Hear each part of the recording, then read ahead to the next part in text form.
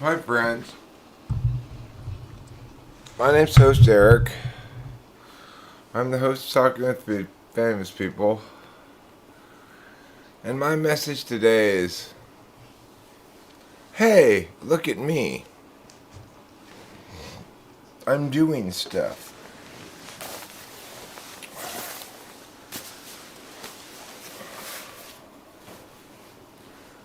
I don't have an agenda here on this live stream. I don't have a plan. I don't have a topic per se. But I kind of have a plan, I guess. Sort of. Well, I think my first plan should probably be to put on some getting started music. Alright, hey. I want to welcome you all to this party tonight. This is getting started music, okay? I want to introduce myself. I'm host Eric. I'm your MC and vocalist tonight. On the bass guitar, we've got Roger Persington Batatat. On the electric guitar, we've got Steve Schnagelba. And we are getting ready to put on a show for you tonight. Alright? You can tell by this music. It's leading us to something. Yeah. It's the beginning. That's how you know this music. It tells you it's the beginning.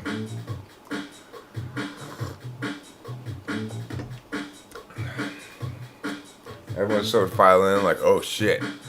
Stuff's gonna go down. I can tell by this music. It's leading me to some sense of finality or some sort of explosive activity.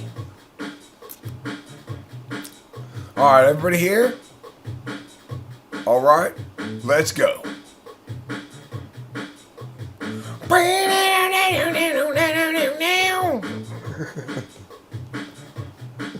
It's like a montage. It could be a montage song. You could do a montage to this song.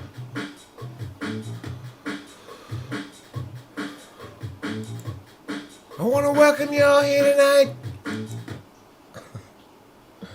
It's like a band that's doing the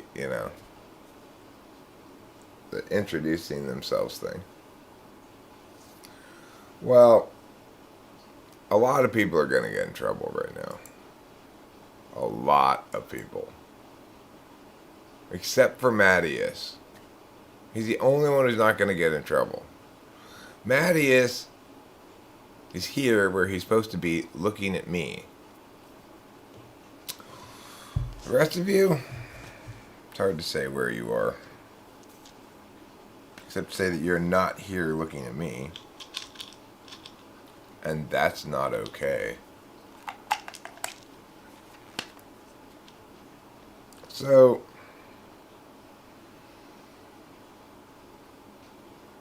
I'm kind of in a weird kind of mushed out, mixed up kind of state right now.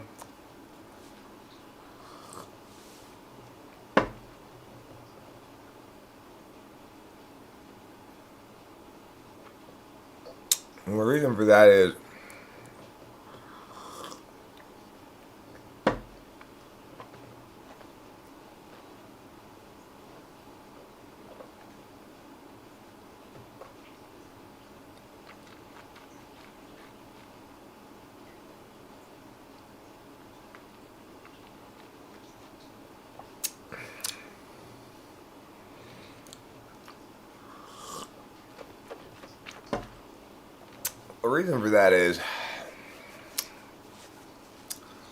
so, I've been trying to, well, yesterday anyway, Yesterday I tried to craft my buzz in a certain way, And about 1:15, 2 in the morning, I wanted to go to bed. But I was still kind of thwacked out, I guess. So I took a half a Klonopin.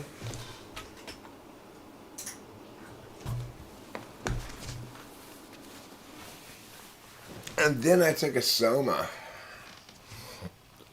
And so I was like, oh, I'm tired. That was about 7 hours ago or something.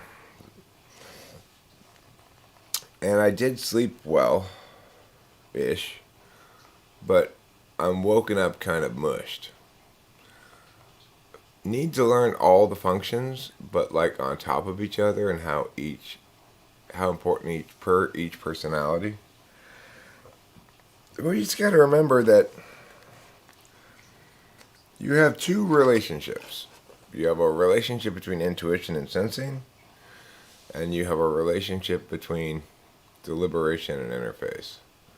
I should say judging and interface. And so, if you think about it like two four-sided die, and the front number is your dominant, and let's say you get SE. Well, then the other four-sided die, it has to turn up at TI or FI. But each of those fronts of the die define the other things on those qualities. So, like, if you have SE front, then it shows you that, NE is here, SI is here, NI is here, And each of those spaces represent a certain active engagement with a way of paying attention. So it's like being an NE Dom means my NI is on the bottom, my SI is on the side, and my SE is on the other side. And the NE is in the front. Being TI tool means I've got TE on the bottom, and I've got, actually, I guess I would say FI on the bottom, maybe. And I've got TE and FE on the sides.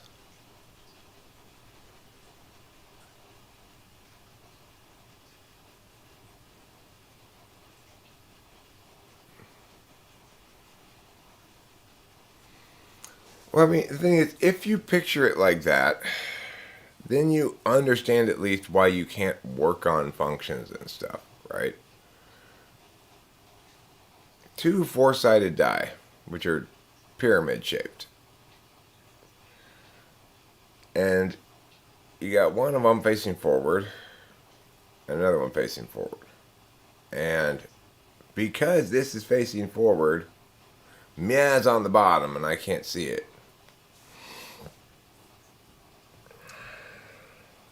But it's still there.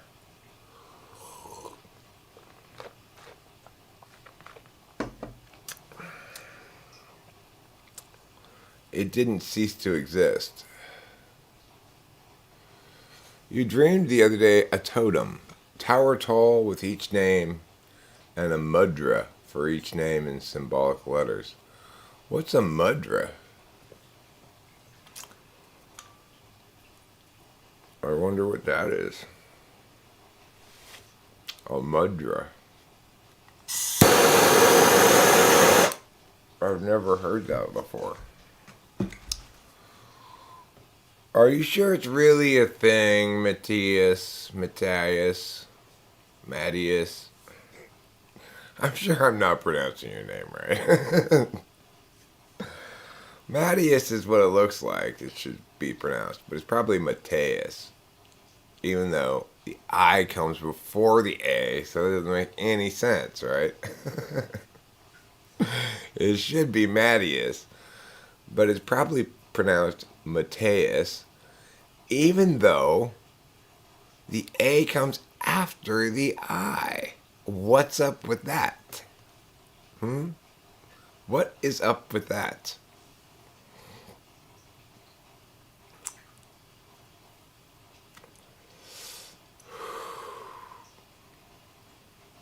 Is there such an idea as intuitives being more intuitive than other intuitives based off whether they're thinkers or feelers? No, because being intuitive isn't a thing, right? People intuit in circumstances in various ways, but the problem with MBTI is people want to own statuses about that. Like, I'm intuitive. Sometimes. Sometimes you intuit things. Sometimes you're just an idiot.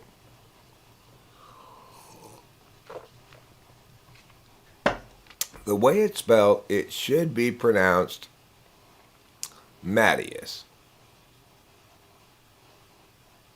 That's what I have to say.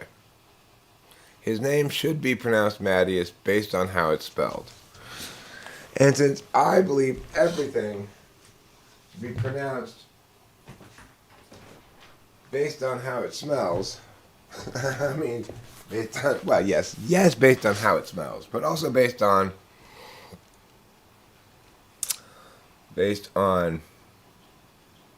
how it's spelled. The thing is, there are plenty of instances of sensors displaying incredible intuition. There's no disputing that. It's not so much that sensors don't get intuition as intuitives don't get sensing. Intuitives have the worst half of the thing. Sensors get both, kind of, you can't go through life without using some intuition. And if you do, you're weirdly successful, like ESFJs and ESTJs. It's like, you could say that my dad is not intuitive at all. And yet, he sure did intuit the right things to do in life to make a successful life. He's got a PhD in philosophy. He's done more interesting and exciting things than I'll ever do. And he's the smartest person I've ever met about politics. He's the only person who ever makes me question whether my political position might not be perfect. And he is an ESTJ with NI polar. So, there's no such thing as being an intuitive, really. There's just people who consistently fail at sensing and people who don't. It's a good way to put it, really.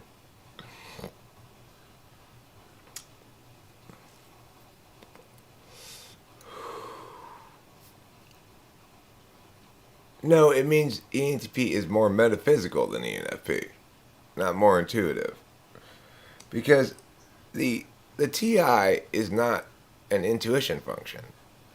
It's a parsing function. So it's like, you and I will think ENFPs are less intuitive because they're more wrong. Okay? But being wrong is not the same thing as not being intuitive.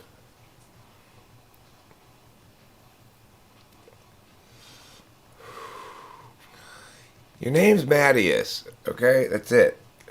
I've named you, that's your name. You can go by Manta Ray if you like sometimes. But other than that, you're Matthias.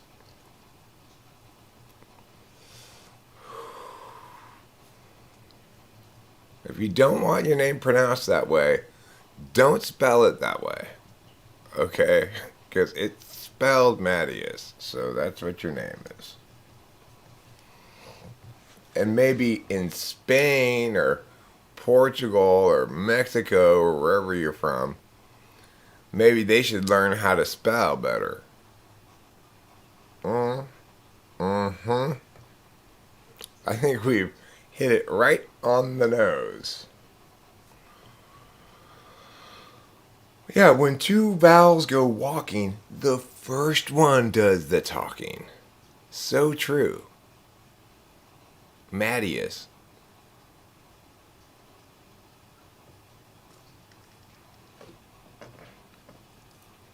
This is going to cause years of therapy for Mattias.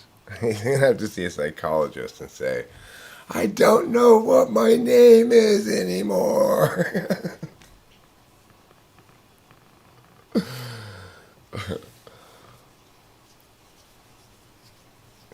Yeah, we don't accent things around here, okay? We talk American around here. American, there's no accents allowed. Everything is pronounced exactly as it's spelled. That's why phlegm is pronounced pahalegum. Pahalegum.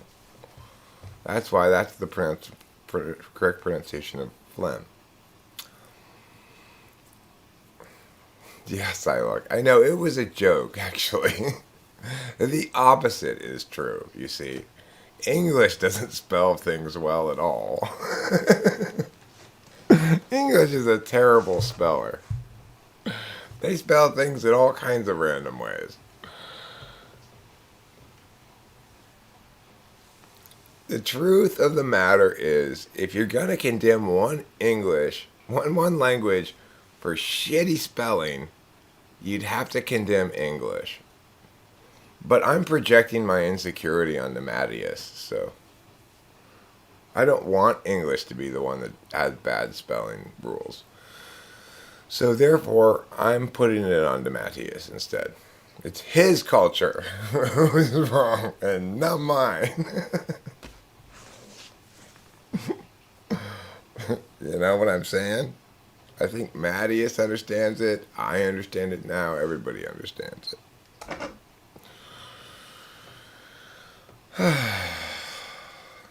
I have decided that, even though I previously decided otherwise, I've changed my mind. I do think that DMT has lasting effects for a day or two that make me silly. I do seem to be extra silly the day after I do DMT. And that's a wonderful thing.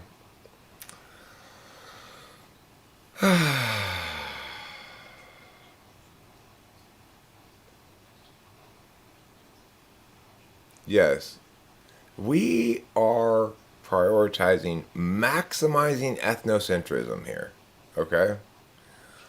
I want every culture to be just as ethnocentric as the Japanese, who are adorably and hatefully ethnocentric.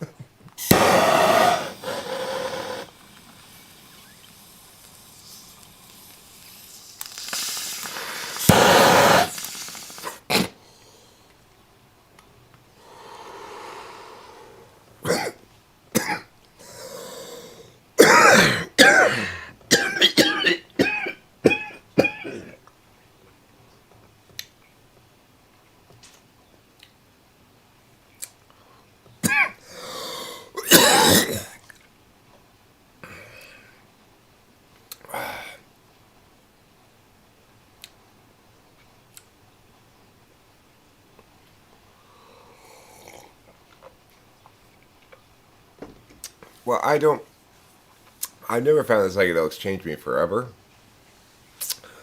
I found that they put me in a certain state of mind for a few days, and then I'm back to normal. But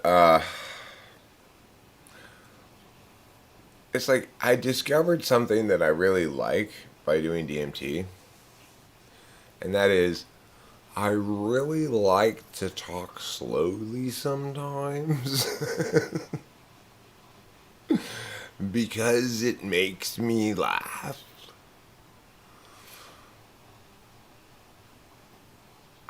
Diamond, the thing is, any older song, any song that you haven't heard me play, you haven't heard me play it because I don't know how to play it.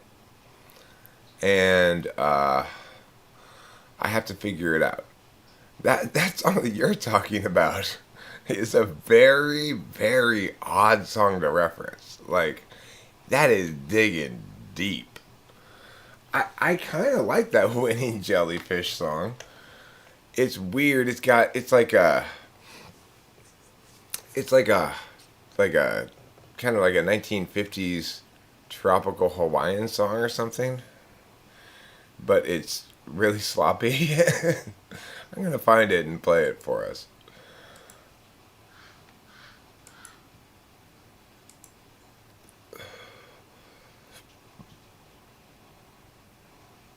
Jellyfish is what I'm gonna search for across my channel. I think it's probably my only jellyfish video. It is.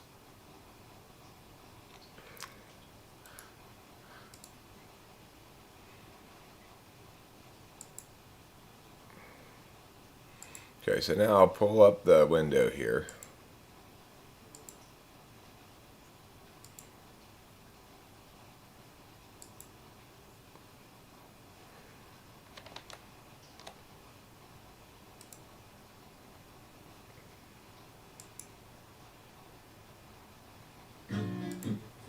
Summertime, summertime,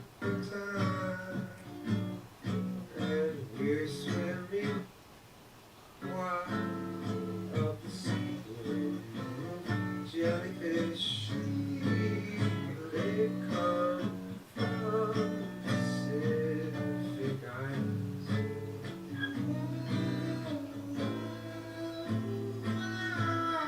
Late August again. Late August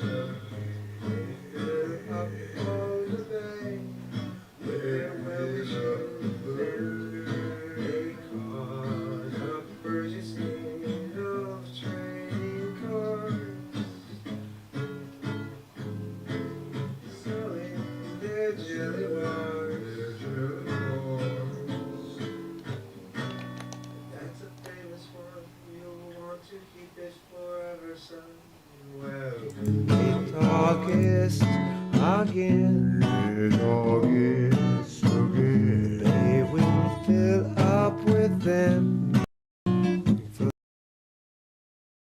late summertime.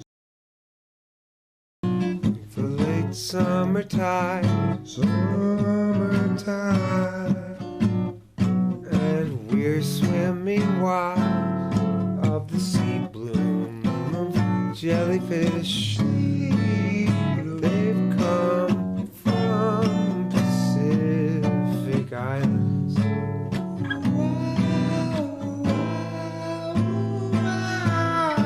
Late August again, come the jellyfish. They fill up all the bay with their well wishes, and they caught up purchasing of trading cards,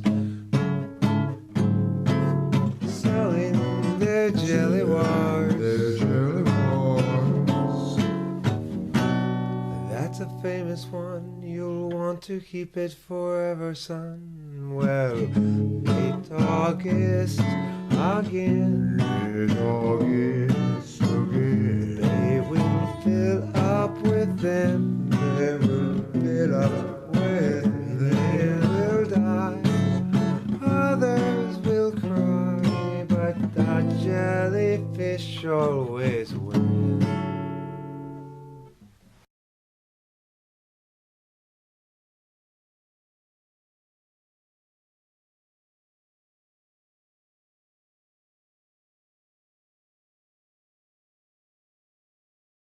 So that I don't know what that is. You know, obviously I made that. I don't remember how or why or when or where or anything, but I do remember the song, and sometimes I find myself humming it occasionally. Wah, wah, wah, wah, wah, wah. Ba, ba, ba, ba, ba, ba. No, I agree with you, Pepsi Eagle. I agree with you.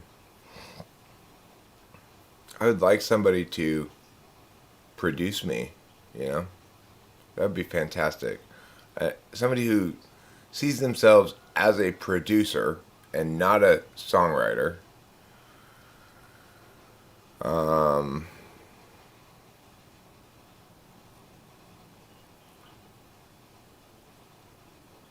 then that would be great. I would love that. That's not, it's like, I don't think there are a lot of people who see themselves like that anymore, though.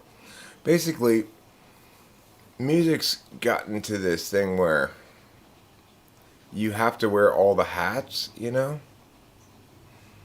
Or else you just fail. I will come to Holland if you have a studio, sure. I just need to get a lot of money and plane tickets and a vacation plan and all that other stuff. I gotta get a real ID. My ID's not real. Why? Because when I went to renew it, I didn't have the original copy of my birth certificate. It's like, come the fuck on. You people, I'm obviously me. I've been me. I have.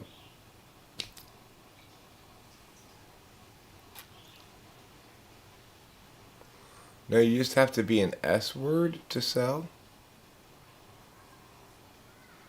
Super? I mean, look, I do believe the following thing. I don't have a birth video. In fact, even when Delilah was born, it was before smartphones and filming everything. She's 22. 22 years ago, um, there wasn't, when Delilah was born, there wasn't, I didn't film anything. Nobody filmed anything, you know? It's like, it's a totally different world, you know? Now there's no way in hell I wouldn't film Delilah's birth. But at the time, it just seemed like not something one did. Now I'd fucking live stream that shit. Honey, shh, shh, shh. I don't want to hear your objections. I'm live streaming this. This is my body and my childbirth. I'm live streaming. You try to be quiet while you're in labor, because I'm going to be commentating. I don't want your cries of anguish to interfere with my commentary.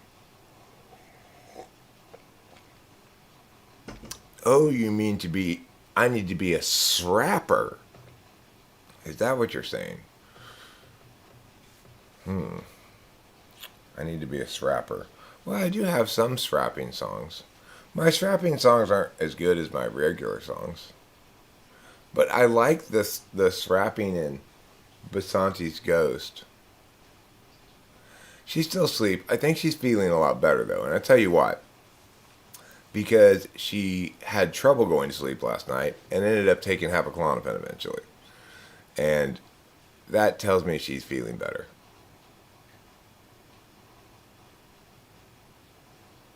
I dated a girl whose mom insisted on showing you photos of her daughter coming out of her vagina.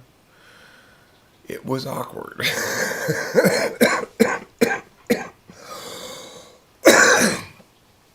Fly guy, I think you have correctly identified or used the term, I'm sorry, you've correctly used the term awkward. That sounds very awkward. I wouldn't want to see that. Yeah, I think she's probably totally good today. She's sleeping now because she didn't go to sleep till like 2 or 3 in the morning, and um,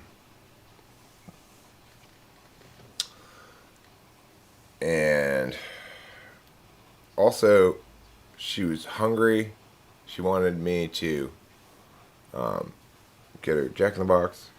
That's another sign that she's getting better because when she's not feeling well, she's not hungry. Anyway, what do I think of Cardi B's WAP? Um, it's very crass, I guess. It's crass in a way that I get it. It's like, okay, I'm gonna really do crass, okay? No, the Jack in the Box near me is always a fucking crapshoot. It's supposed to be open 24 hours a day, but you show up there at random times and they'll have cones in front of their drive-through in the middle of the night. So I had to go to the other Jack in the Box up in Pasadena, and the freeway was like flooded. It was raining last night. It was raining so much, and my backyard was flooded. The streets were all flooded. Um, and then after I got back home, it continued to pour all night long. So it's like when I went out at midnight to get that food, it was flooded. It must have been super flooded at like 4 in the morning because it was really raining last night.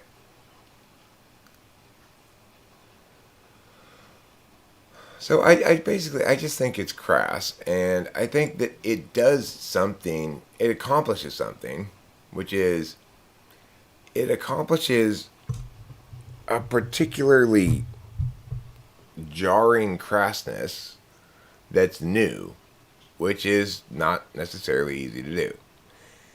If we were going to talk about crass things that I think work better, I would immediately go to Amelia Banks 212.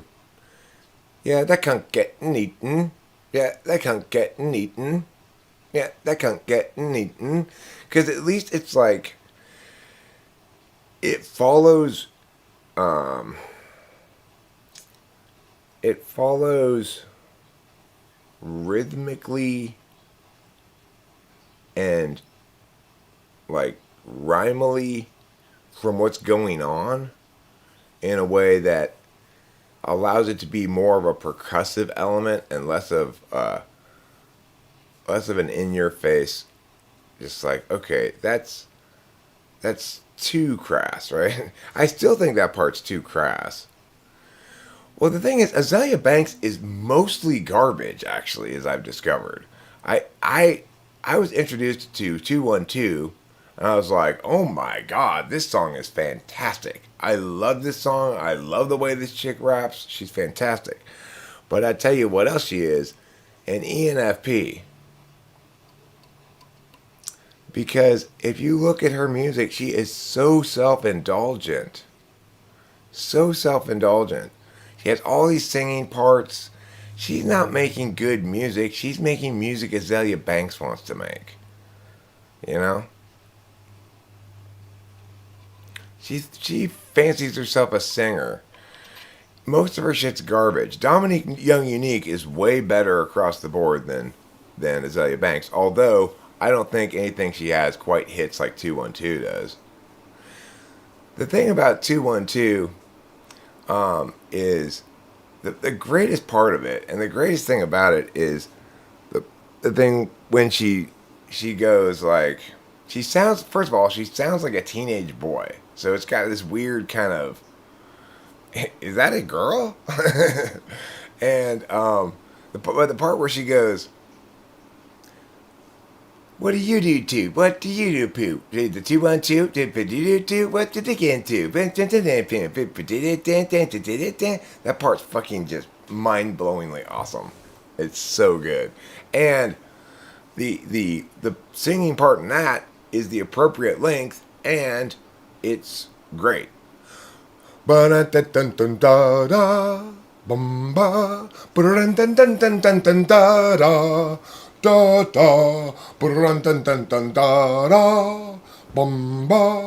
What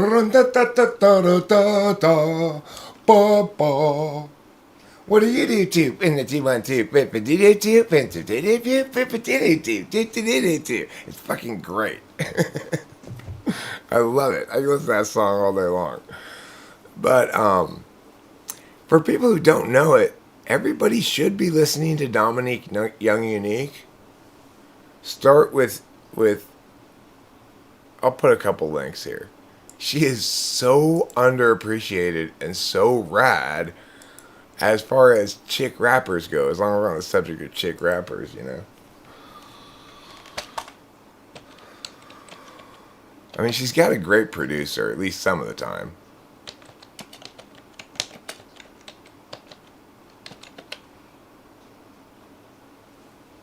But my favorite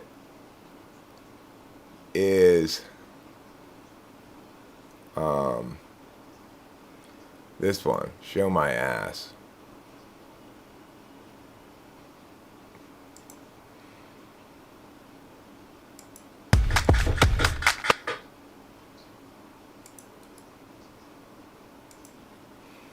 This is my favorite of the Dominique Young Unique songs. And I want to concede that I have not put as much effort into finding out how deep her catalog is than I did with Azalea Blanks, even though everything I've checked out of Dominique Young Unique's has been good. But that song right there, just explosions of awesomeness. That's what it looked. That girl, ESFP rapper, not ENFP, and way better overall than Azalea Banks. But Azalea Banks' moments of genius sort of transcend everything. Her catalog's pretty deep. I couldn't reach the cervix. So that's pretty deep.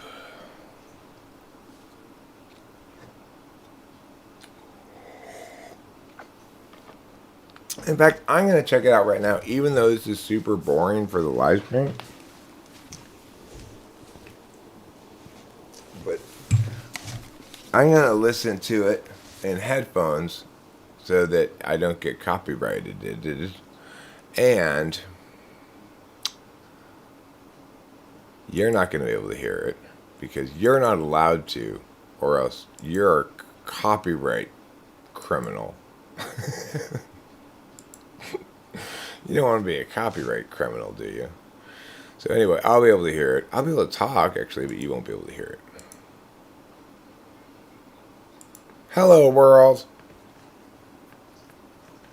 You know, I know, Dominique Young Unique. I do know. It is your world. I agree with you.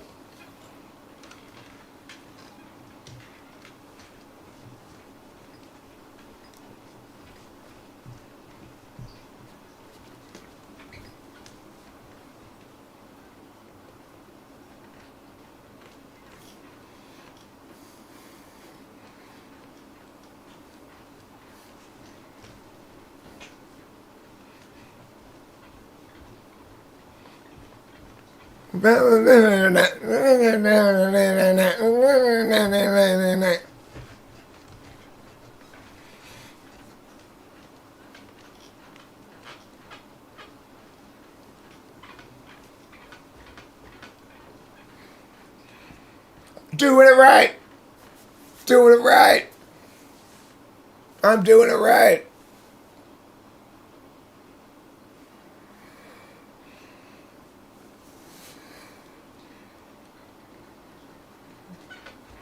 Because I'm fresh.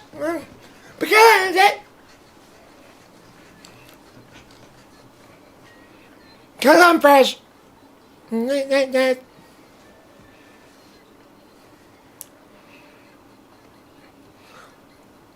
But the producer's fantastic. The way he's constantly like, he has exactly the random of change going on underneath, you know?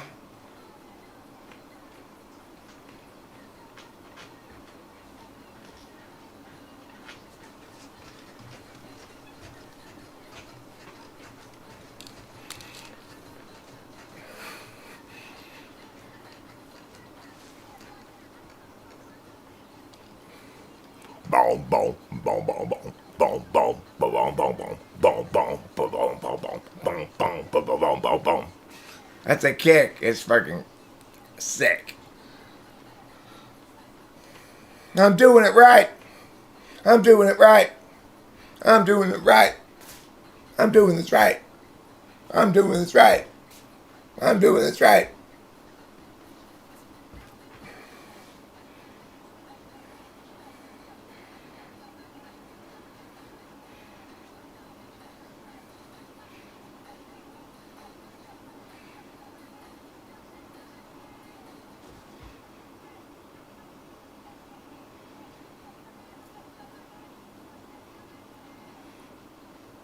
Does anybody here actually wear apple bottom jeans? I don't think I've ever seen a pair of apple bottom jeans. Is that a brand of jeans? I'm sure it is, right?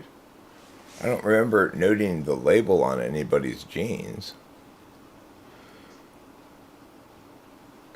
Okay, so I'm going to share another great song right now, too, with everybody. It's called Haiku Hands.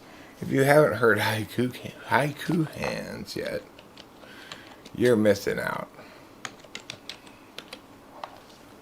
Because I want to make one thing clear. It's not about you. Shut up. It's not about me either. I am my sister's keeper. Chill. It's not about you. Shut up. It's not about me either. It's us versus Grim Reaper. Chill, chill, chill. It's not about you. Shut up. It's not about me either.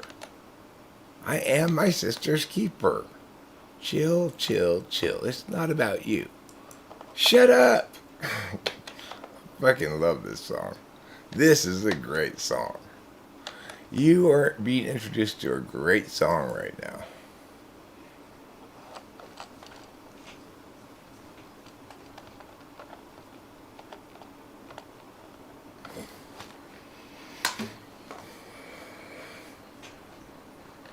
I'm gonna hate my cake.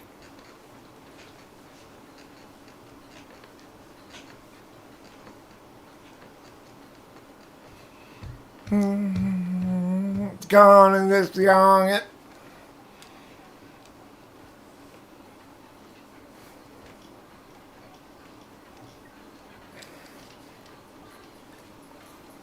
What about you?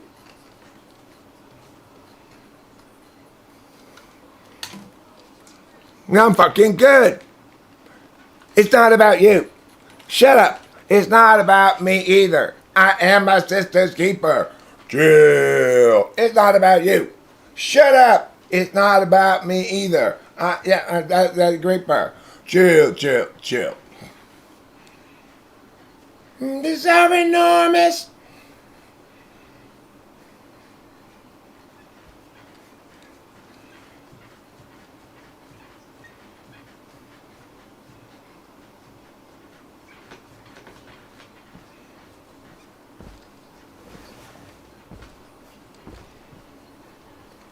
Shut up. I'm gonna kick your ass.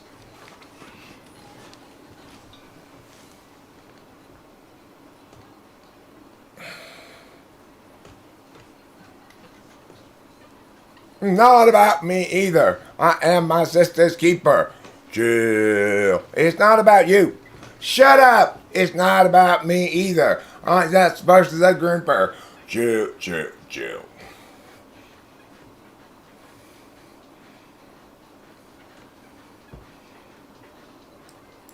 Boom ba dum boom ba dum dum boom ba dum ba dum ba dum dum boom ba dum dum ba dum ba dum dum dum ba dum dum dum ba dum dum. Hey, Elise S., you seem to have missed the core point here. It's not about you. Okay? Shut up. Shut up. It's not about me either. I am my sister's keeper. Chill. It's not about you. Shut up. It's not about me either. It's us versus Grim Reaper. chill, chill, chill. I think the message is appropriate here. Okay? Yeah, I mean, when it comes to knowing what songs are good and worth like sharing with somebody, Rachel and I are like tied. Rachel's got amazing taste in music. Everything she's ever introduced me to or played for me and stuff, I've been, well, not everything, but almost everything, I've been like, wow, that's fantastic.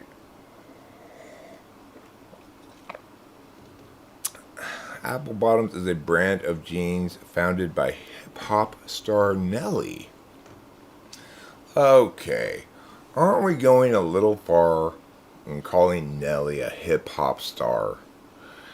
I'm not sure he's hip-hop.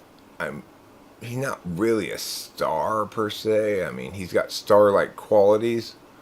He's more like R&B mixed with feces, kind of, with some rapping tossed in.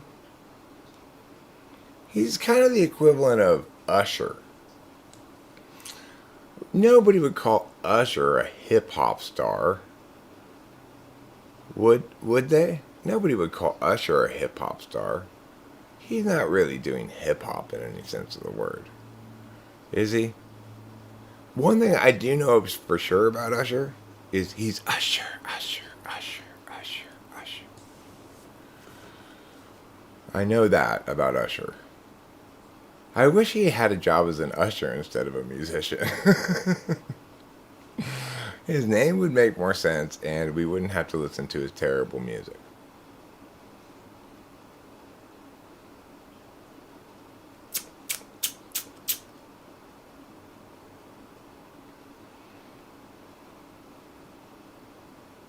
Hey, have a good day, bye. No, you have a good day. You bye. Shh. Don't tell me how to have a day and bye. I don't like Usher, although there's one Usher song I like, I think. You know what song I don't like? Look what I can do with my feet. I hate that song. What is that song? That song deserves a shaming. Nobody listened to that song. Can anybody tell me what that song is called? The part I recall is, look what I can do with my feet. So, what made you say that? Probably the same thing that made you say, hey, look at me, as your title, Eric. No, because he lacks awareness. My awareness makes it different when I do it. Usher's a good kisser? Okay, well, I'm not, so he wins that. I'm a bad kisser, in that I don't like to kiss. I think kissing is gross.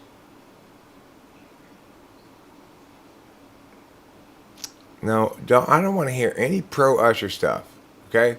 That's it. This is a no pro-Usher zone. I don't want to hear anything pro-Usher. I don't want to hear anything pro-Nelly. Okay? That's it.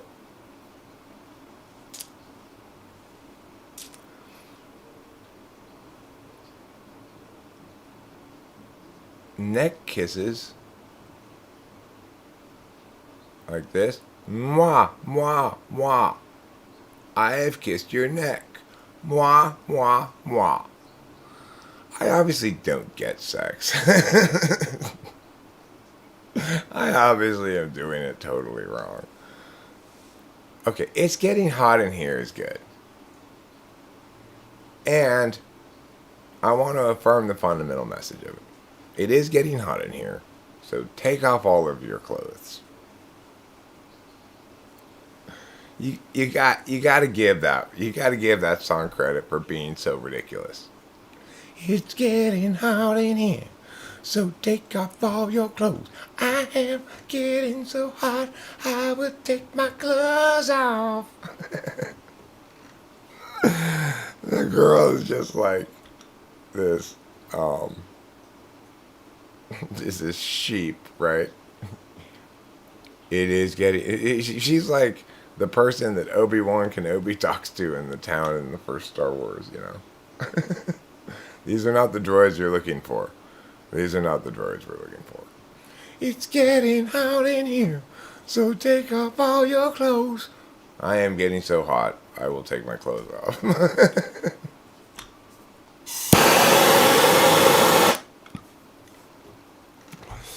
But that's because he's got some sort of Jedi mind trick, you know. Oh, without Chris Brown. Jack Torrance, thank you for getting it right and correcting me. That was not Usher, that was Chris Brown. I hate that song. Look at what I can do with my feet. God, I hate that song. It's a terrible song.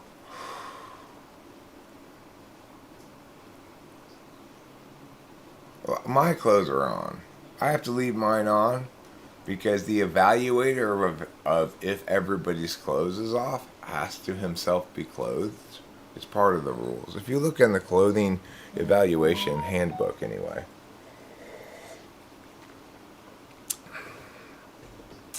Can't you kiss your own neck? Aren't you flexible enough? I can kiss my own neck. Oh, right, I can't kiss my own neck. I was lying. I was lying. I can do it like this. Mwah! There. Alright, I'm going to tell you guys, we're going to do it. I know this is boring as a stream to watch. This is just for people who are here participating. I really want you guys to join me in appreciating this thing. I'm going to put another fantastic song. Now, the thing is, when I put a song on this thing, you'll notice every single one of them is absolutely fantastic, okay? I'm not throwing any iffy shit at you, okay? Everybody will love this song. You probably already know it.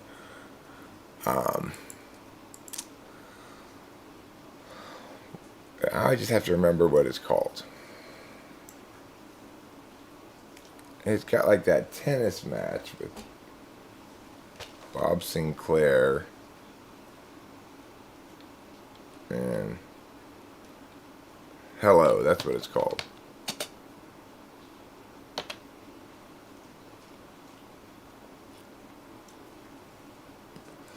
By Martin Solveig. By Martin Solveig. If you haven't seen this video, if you haven't enjoyed this song recently, we're going to enjoy it together. So don't push play until I push play so that we're at the same spot in the song, okay?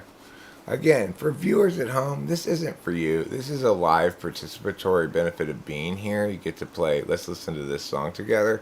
You guys don't get to listen to this song because then I'd get copyrighted. So, now I'll tell you when to push play, okay? Push play now. You should be hearing tennis noises and seeing this little Conator TV thing coming up.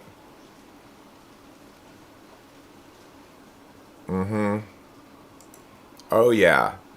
You know this song. You love it too. Everybody loves this song. Why?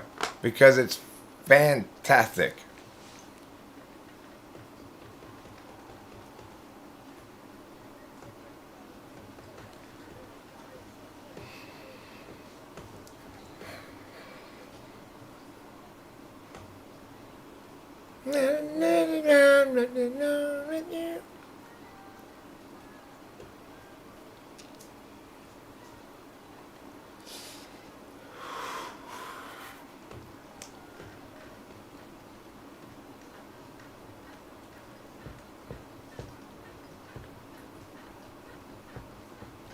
Hey!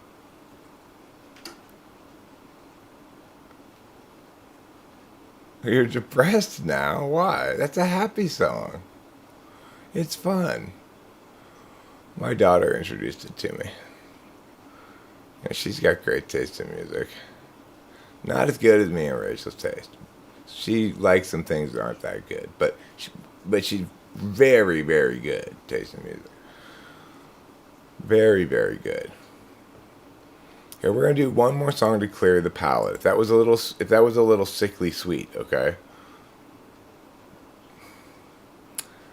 I know it's gonna clear your palate, and nobody can deny, and nobody can deny, and nobody can deny. This is definitely makes the list of the fairly long list of greatest songs ever. Okay. This song here is absolutely slamming. Now, don't push play until I say push play. This will be the last one of these, okay? If you're tired of this, don't worry. It's the last one. But you're going to love this one so much that you're just going to be like, yeah, fuck yeah. Here we go. Push play now.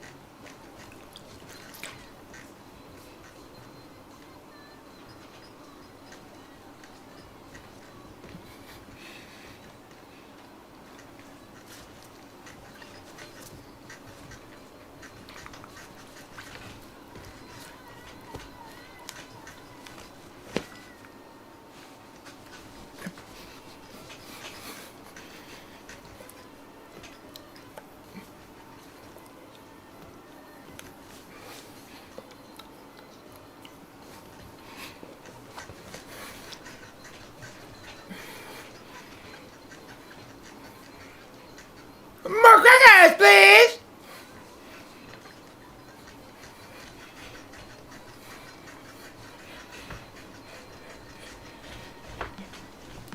You're fucking crazy, Desert INTJ.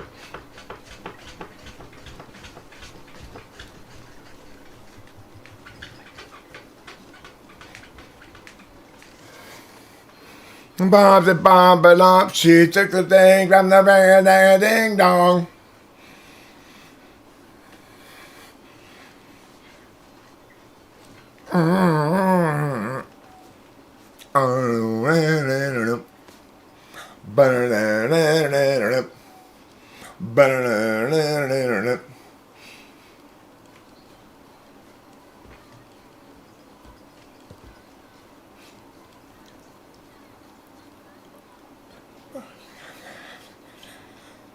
Linoleum floor, linoleum floor. Your lyrics are as boring as a linoleum floor.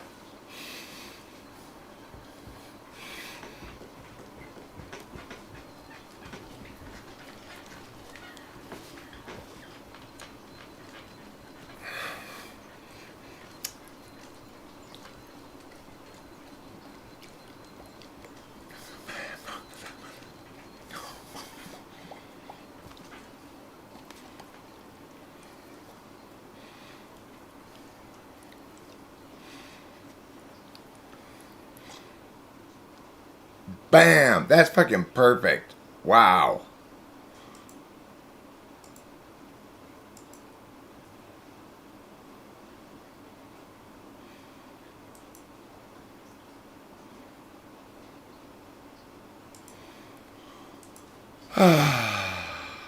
It's just this epic triumph in the history of music right there, that song. I mean, I remember when it came out. I loved it when it came out, and I forgot about it for years and years, and then I rediscovered it, and I was like, oh, so juicy. So very, very juicy. How did you get to be so juicy? That's a juicy ass piece of juice right there, I tell you. It's juicy. Ah.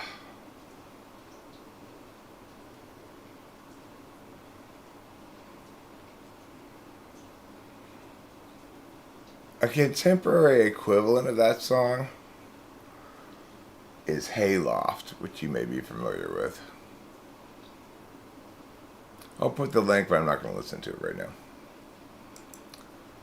This is sort of a contemporary equivalent to that song. Hey, it's drag. I'm required, of course, to query regarding your O. It would be remiss of me not to. So, that right there. Look, the thing is, one of the great things about that song is it archetypally masters punk girl going like this. Which is fantastic.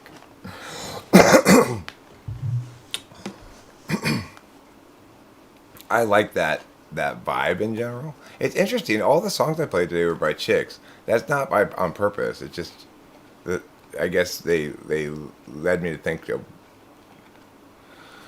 those things. But it's not like I only like music by chicks or something. It just happens to be that those were the songs I picked today. Well, I mean, the Martin Solveig song's not by a chick, but it's got a chick singer, I do tend to like things that have a chick singer in them and a dude singer in them. I think that works well. Like Mother's a band that has a chick singer and a dude singer.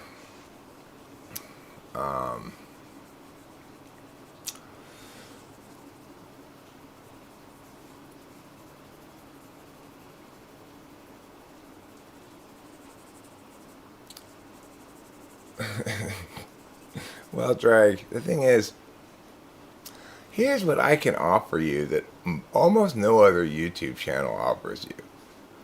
Basically, anybody can hang out with me, just hanging out with me like this. You can pretty much be sure that you're going to be able to do it. If not today, then in the next few days. I'm here a lot, I like being here a lot. And, my own relationship with YouTube is something that I have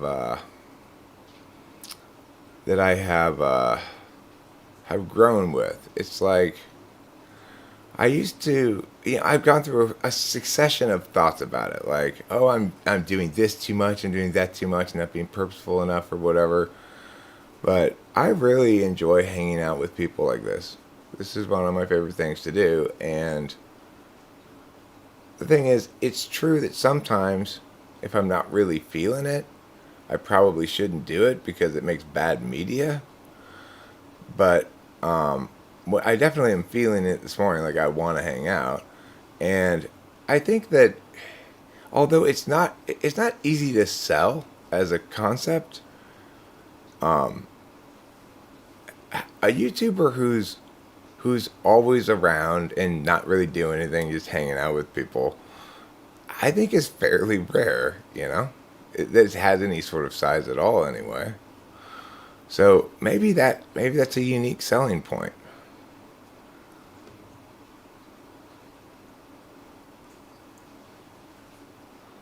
I don't know. Maybe. Of course, obviously, it's less of a good selling point if I'm having a lot of heated arguments with people. One thing I've noted is that FI people in general can be a little sensitive. Like, I remember one time Octavia Silva, door slammed me because I wouldn't get rid of leaf trimmer. And then she changed her mind. But I was just like, no, you're just going to have to tough it out, lady. Sorry. I'm not going to get rid of leaf trimmer because you don't like him. Even if he is a dick. Even if it's objectively true that he's a dick. No. Sorry.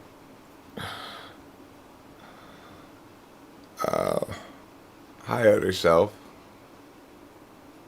How's it going? I'd like to think that, Diamond. I'd like to think that it's fairly unique around here. That what the thing I'm providing is, if nothing else, distinct and reliable. In some sense, I'm very consistent, And people do like consistency. When you go to McDonald's, you always know you're going to get McDonald's. That's one of the reasons why you go to McDonald's. When you go talking with famous people, it's a little more complicated than that. You never know what. It's like going to McDonald's, but you don't get to choose what you order. But it's still always McDonald's. I've been fine. I've been happy lately. Sometimes quite happy. Sometimes less happy. I am secretly very sensitive about two things: people critiquing things I like, and when I make mistakes or things don't go as planned. I do that critiquing things by accident sometimes. As I exemplified the other night with Rachel when she told me that she liked Alice in Wonderland, and without even really thinking about it, I just said my position on the matter, which was, the problem with that thing is it doesn't have any storyline. Now, she was sharing with me something she liked, right? And she didn't want me to just shit on it. And I didn't think I was shitting on it until after I was done. I just thought, well, this is my position on it. You stated your position on it, now I'm stating my position on it. But, that's FI polar. And after I said it, I was like, oh, I'm sorry. I didn't mean to do that to this thing that you like. I don't disrespect your liking of it at all. I understand that you can I like different things. I'm not saying I did say it was bad, but I'm sorry. I did do that, and I'll try not to do that anymore. Because I do that. It's like when people say things about something, I assume they're stating a position, and then I state my position. And a lot of times my position differs from theirs. But a lot of times they're not really stating a position. They're just sharing with me something that they like so that we can bond over it.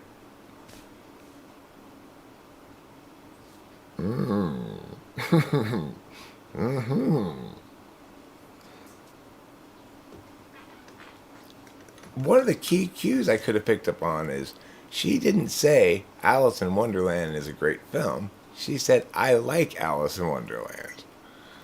That's the difference between stating a position and wanting to bond with somebody over something. Thinking helps me sometimes.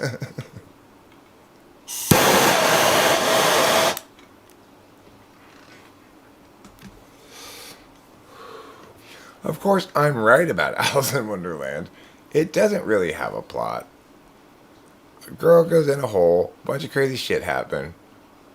Girl comes out of a hole, it was all a dream. That's Alice in Wonderland in a nutshell. That's not really a plot, I don't think it qualifies as a real plot. A real plot would have things like supporting characters, relationships between those characters, things like that,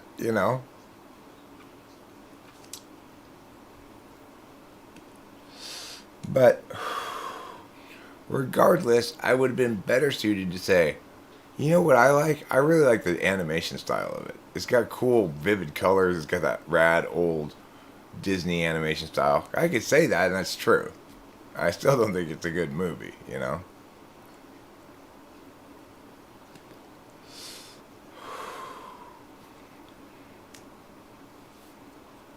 The thing is, at least as a special ed teacher in my former incarnation, I was in a lot of classrooms, especially when I was a substitute, where I'd put in Disney movies for the kids to watch for some portion of the day, because it's as much childcare as it is anything else if it's special ed,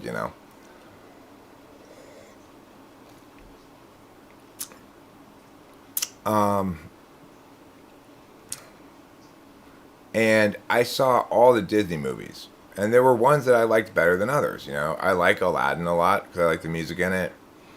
Not and Alice in Wonderland has some good songs in it too, but Aladdin has a plot as well, and it's got some funny spots and stuff like that. We had a copy of the tape, the videotape, where you could hear that shit on the balcony in the background. You could hear it clear as day. Somebody saying, "Take off your clothes." You Google it and you'll see what I'm talking about. Anyway, we had one of those old school videotapes, and from but that's a good idea, Jack. Maybe I will make that video, but for right now, I will give you a quick overview of it. My favorite ones are Aladdin, Little Mermaid. Lion King's good, but it's sad.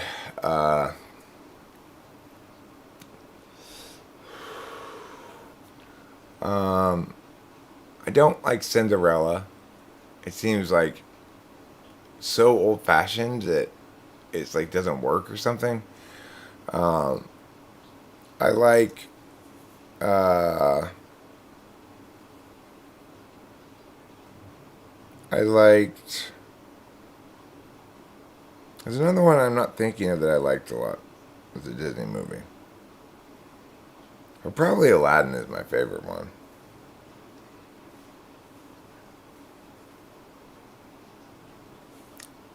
You know, because what Aladdin reminded me was that no matter what, don't you dare shut your eyes.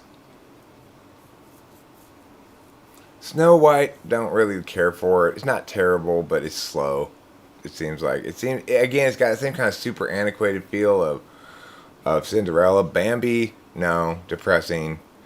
Like,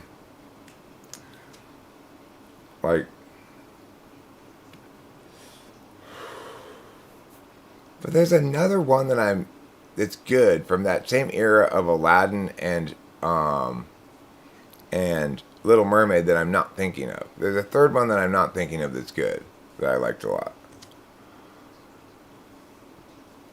It wasn't Pocahontas. It wasn't Mulan. It wasn't Hunchback of Notre Dame. Of those three, I think I liked Pocahontas best, but I didn't really like any of those three movies. It wasn't Hercules. It wasn't Hercules.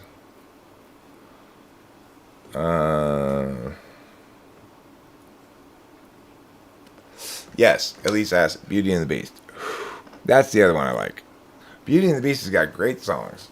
It's got great songs. And if you've never seen the Saturday Night Live thing on Beauty and the Beast, it's pretty funny with Kirsten Wiig when they're singing to each other, and the basic joke of it is, he thinks she's the Beast and she thinks he's the Beast, even though he's obviously the Beast. It's a pretty funny skit. And the reason, of course, that he thinks she's a beast is because she doesn't have a big ass. He's hoping that when the curse is broken, she'll get a big ass. Hercules has got some awesome songs. You know, to be honest, I haven't given Hercules much of a chance, so I shouldn't really say I have a strong opinion about it. I think I watched like half of it one time. But yeah, my three favorites are Aladdin, Little Mermaid, and Beauty and the Beast.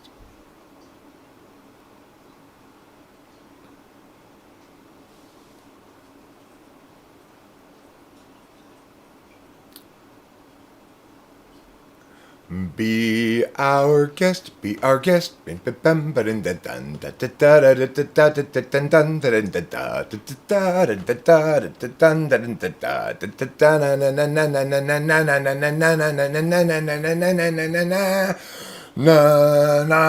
guest, be our guest.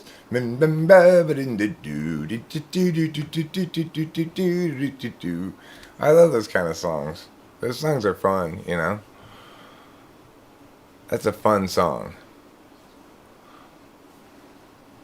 Gaston is ESFP. All I know, Jack, for sure is that Gaston is a bad guy. Okay? He's a villain. He's a villainous villain who doesn't respect a woman's autonomy. And we learn a valuable lesson that day, don't we? We do. We learn a valuable lesson. Shockingly, women are people too. I know. It seems ridiculous, but it's true. Sometimes love is almost consuming a person's phallus. I think you need to replace the word love with sex.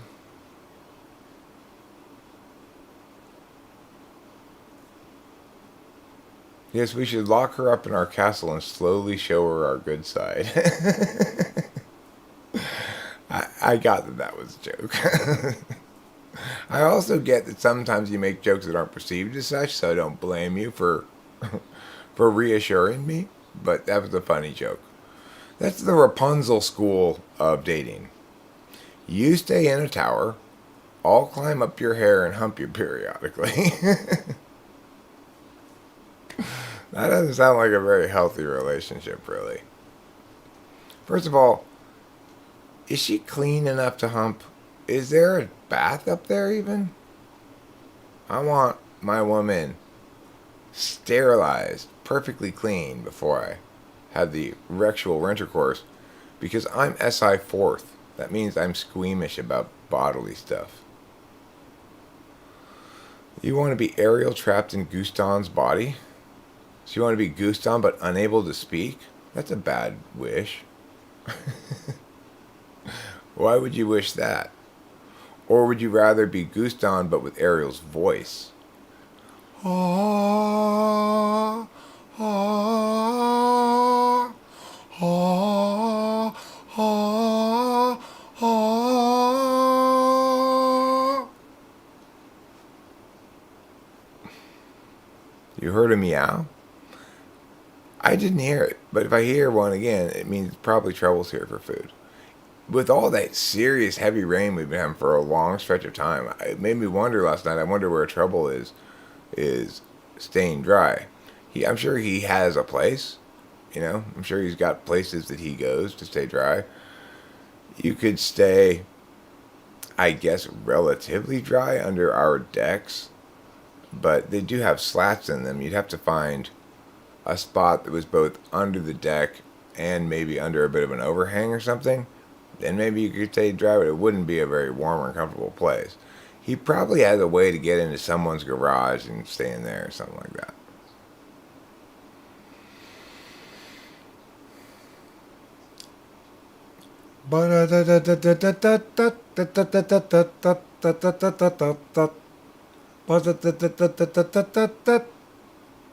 You've got to kiss the girl.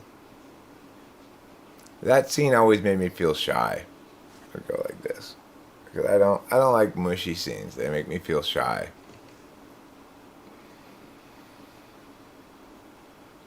And Delilah though was not a huge Disney fan. She really loved Totoro, Kiki's Delivery Service, Spirited Away, those kind of movies.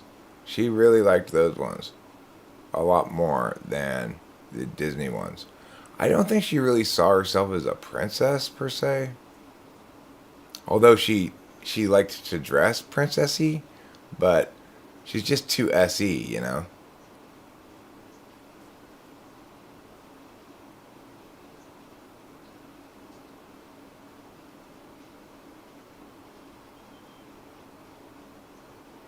Okay, well, yeah, utter self. There is one advantage to what you're saying. The self-grandiose bar songs would play better in Ariel's voice. That's true. There's no disputing that. Self-grandiose song makes me want to write a song like the lyrics of which are like, oh my God, this song is so genius. I guess I'm just so way ahead of the curve that Regular folk can't quite recognize how brilliant I am.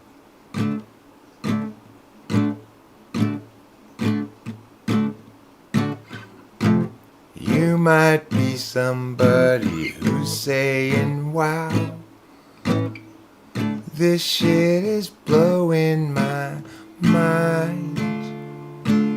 And in that case, then you are along with me in understanding how genius I am. I am.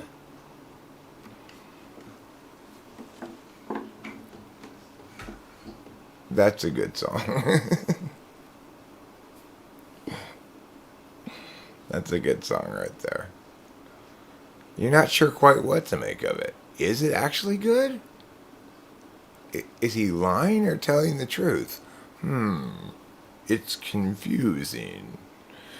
Do you remember how I was explaining the other day, you might have been here, that the problem with the olden days, before I knew about cognitive functions, do you remember me talking about that?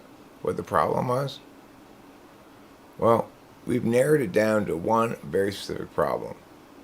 Eric was confused, but with the addition of cognitive functions to his repertoire of things he thinks through and about, Eric is no longer confused. And this dispelling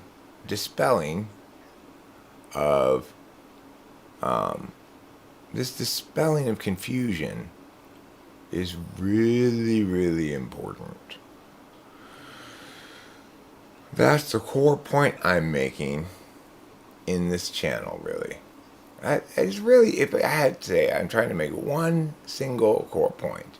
It's that we don't have to be so confused about things in general, about ethics, about music, about people, about psychology, about my dick, about everything.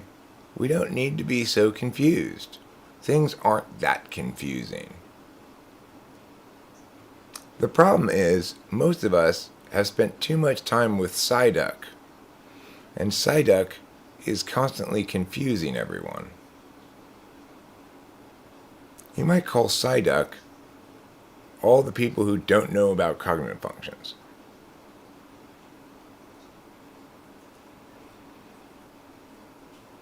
Don't beat up your brothers. That's mean. Unless they were your bigger brothers, in which case, you go girl. Since ISFP is common and ENTP is rare, is it easy for ENTPs to find their opposite? ISFJ, you mean? ISFJs are common, and yeah, it's easy to find ISFJs. But I will tell you, in my relationships, my first girlfriend, I'm not sure what she was, actually. It's such a long time ago that it's hard for me to determine exactly what she was. She may have been an INFJ, actually, now that I think about it. Because we were, that's the other, when I say this is my first good relationship, I do have a little asterisk there, except for my first girlfriend, which I fucked up that relationship. So, anyway, she was an INFJ, I think. But she might have been something like an ISFJ. I'm not sure. But then I got with an ISFP who, it was a nightmare. She cheated on me. Then I got with an ESFJ, and that worked fine because it was very operational for both of us. It was like, we're having a deal. She got to raise my child as a mother from 3 years old through 17 or whatever. She was not able to get pregnant, so this allowed her to be a mother, basically. and she was an excellent mother, and I would, we both worked, and it was a normal like two income, one child family that was very busy, and we were constantly doing the things like taking her to softball practice. It was like normal people shit, right? Except I was a drunk, but I was hiding it well. But it didn't work.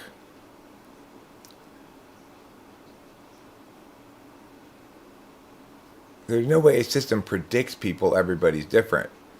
Well, the thing is, the correct system can make varying degrees of accurate prediction depending on what thing is being tested and what type the person is.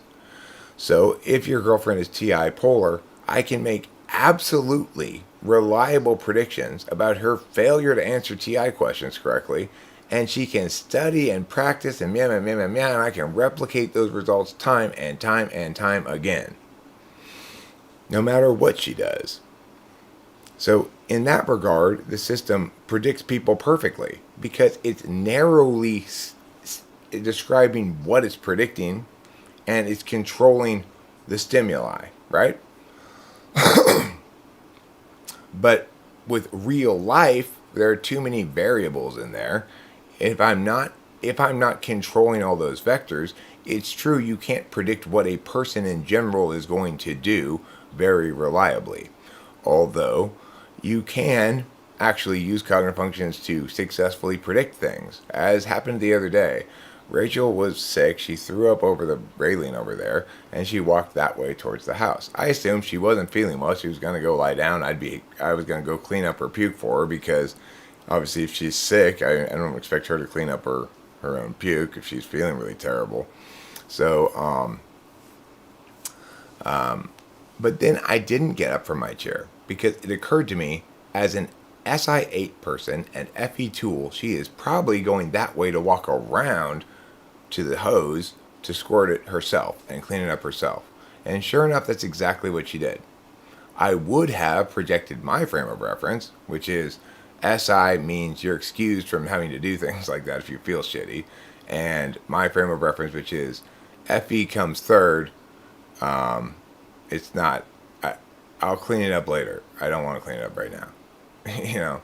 I don't feel good. So I predicted instead of just predicting my frame of reference, I remembered who she was and what her cognitive function stack indicated, and I correctly predicted that she was going to go clean it up herself, and I didn't even get up. So in that instance, yeah, she's a lot better. I can tell she's a lot better because she had trouble falling asleep last night again. So, and she took her, she ended up taking her half a Klonopin.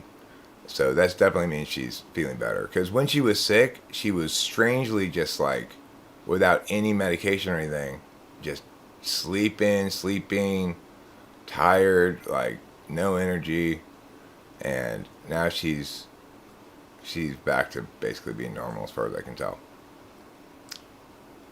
So the thing is, yeah, I can absolutely make incredibly correct predictions about certain things from certain people if I have their type down, But it's also the case that I can't make those kind of precise predictions for everybody because it depends on what their polar is. Only some polars will work as subject functions that reveal incompetence very clearly, and most functions won't.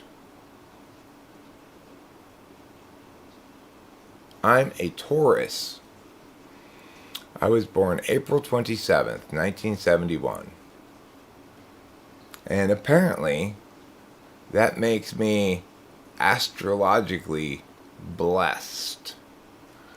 From everything I've read with all the magical shit, my numerology thing is I'm a special type. Okay?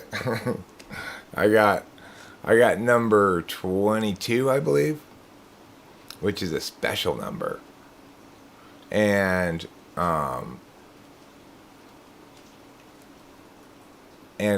in astrology, instead of having a bunch of yods and squares, I've got the opposite. Yods and squares are bad in astrology. So whatever the opposite of that is, I've got those. I've got good astrology and good numerology. And one of the craziest things I have ever encountered as far as magical thinking coincidence stuff is this. There's this biorhythm compatibility calculator where you put in your birth date and your significant other's birth date, and it tells you your biorhythm compatibility. Rachel and I's biorhythm compatibility is 98%, and the only way I have ever been able to find any two dates that are higher than that is if they're the same exact date. How crazy is that? And I mean, it's like you can type any two dates into this biorhythm compatibility calculator. All statistical likelihood is that you're not going to be that close to better than almost every other two people that don't have the same date. Like better than, as far as I can tell, every other two dates that don't have the same date. Rachel and I score higher than any other two people I can put in there. It's crazy. And it's not like there's any way to game it or anything. It has its little math that it does, and it pops out its answer.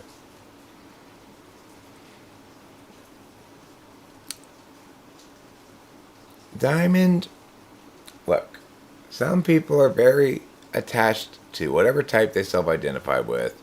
Let's try not to judge people or type them from the chat. I've learned myself that it's not really possible to type people from the chat, that sometimes they're very different in real life than they are in the chat. So let's not try to insist people bear the identity we see them as having until we've got good cause, until we've got a full typing under our belts. Then we can shit on their self-identity. Eric, I've been meaning to ask, does significantly improving on your 8th have a negative, any impact on your Dom? You can't improve on your 8th. It doesn't work like that. You'll have bursts of 8th slot function, whatever it is, depending on the context. It's one of those things that, like 4th slot function, you kind of leave out for a while, and then you scurry to catch up to put a bunch of it at once, and then you leave out for a while. 4th and 8th both kind of work like that. Now, that may be me projecting my 4th and 8th being both sensing functions to describe it that way. Like, SI works like that. I put it off, and then I do a bunch of it all at once. SE works like that. I put it off, do a bunch of it all at once. I'm not sure if the other functions really work like that, but that's how it works with me for my 4th and 8th. You think you're an INFP, but INTP when younger? That's not possible. You can't change types.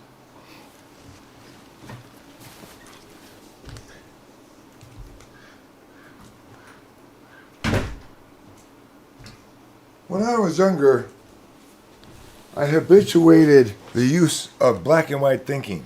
And now, I have the exact opposites. Not possible.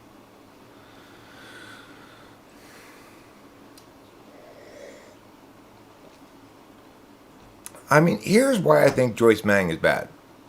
It's not from watching any of her shit or anything like that. I haven't watched any of it. It's because everybody who comes to me having been typed by her has been typed by her wrong, and sometimes incredibly wrong. So that's why I don't think she knows what she's doing. It's not my judging her process. It's me encountering her failures one right after another.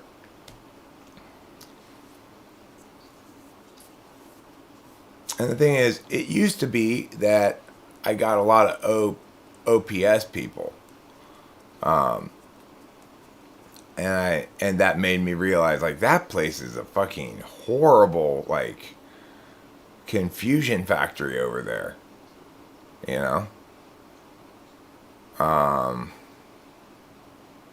But right now, the one I'm hearing the most wrong typings about is Joyce Mang, so that's what I made the video. I have my recency and locality bias, you know, because I'm an SI type.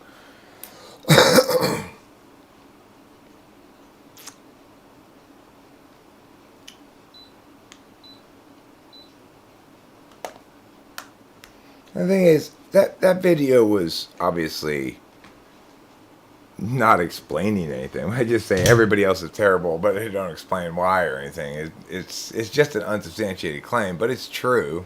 And I'm sure it's not true that everybody else is terrible. Like I said, Amy's not bad. When people come to me having been typed by Amy, Amy and I also are often in agreement at the end of my typing.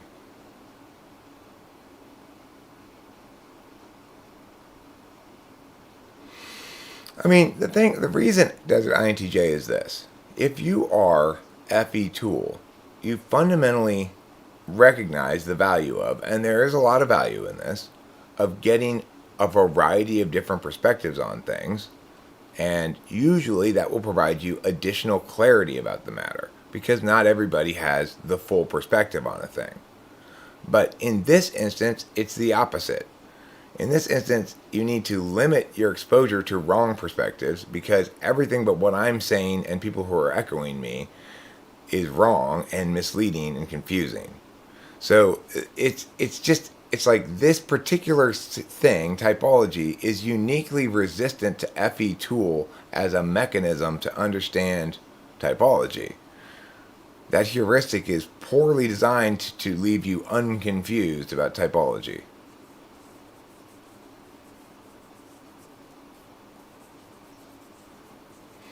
Okay, Ian says, the reason I'm inclined to your method of typing is due to the TI reasoning. I rarely get people who are both good at intuitively typing and explaining it, aside from one INTJ on Twitter.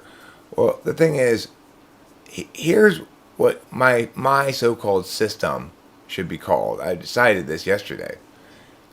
What's happening here at TWFP is called open source typology. So we should call ourselves OST. Open source typology. Now, that's objective, right? So-called objective personality system is not open source at all, and there's nothing objective about it. It's secret acolytes in the ivory tower where the peons can't access.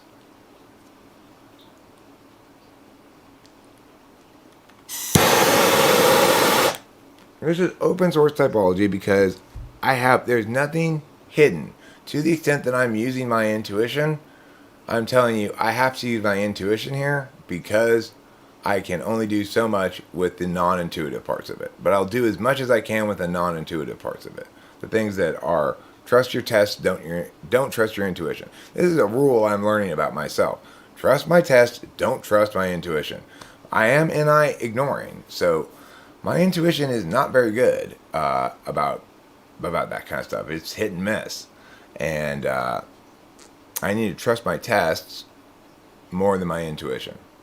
Sometimes my tests, I do them all as well as I can. And because they're not one of those three polars and other things, maybe I can't be super definitive. There are certain tests certain types that I can't prove, for example, definitively that you are an INFJ and not an ISFP. And the reason is I don't have definitive FE tests.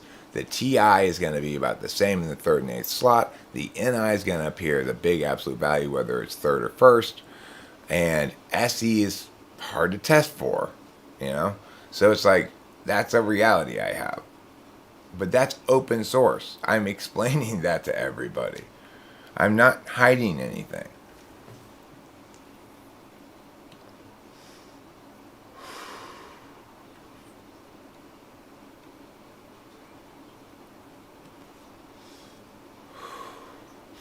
Generally speaking, SI polar people are the easiest to type.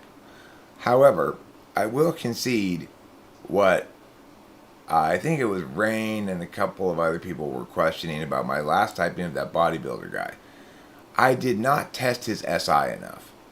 And his actual initial SI test results were not polar, but I dismissed it because it was his grandfather's funeral the day before. I should have done more SI testing. I cannot eliminate that guy might be an ESTP. I did a kind of a half-assed job with him. Not on purpose. I just wasn't very energetic. I didn't have any speed in me, and I was tired. And I did the best I could, you know. It's like I always give you my best effort and take my job seriously and try to do a good job of typing you. I never fuck around. I'm never playing around at all. I mean, I'm making jokes sometimes, but I'm always remembering what my core job is there. And I do my best to take it very seriously. But the thing is, I'm also a human being, and I'm not always as good at it as I am other times.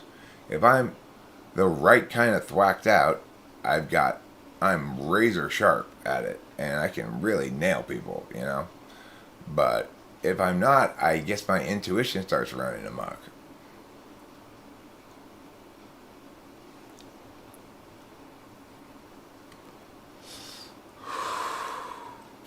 So I may have mistyped that guy. And see, that's the thing. That's what makes this open source. How can you get Dave Superpowers to agree that he mistyped you? What arguments would work?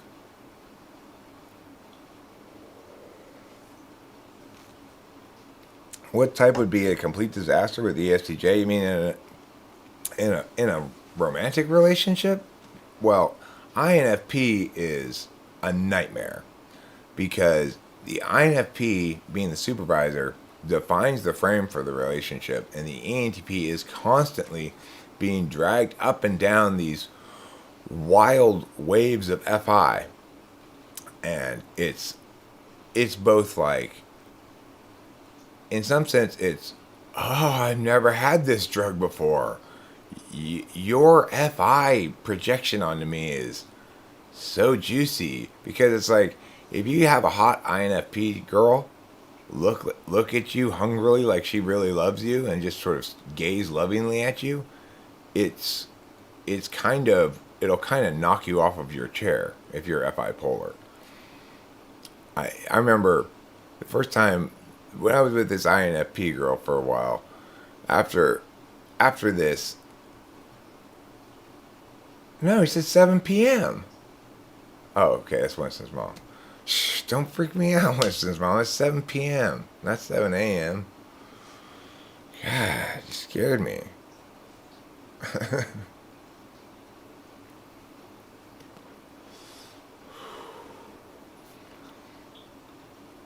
So it's like, I guess the core question every typologist should be able to answer is, if I the typologist am wrong, how will you correct me?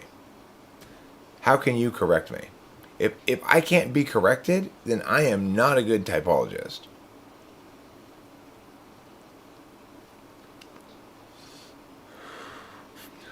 I'll also tell you that a terrible relationship would be ESTJ, ENTP, because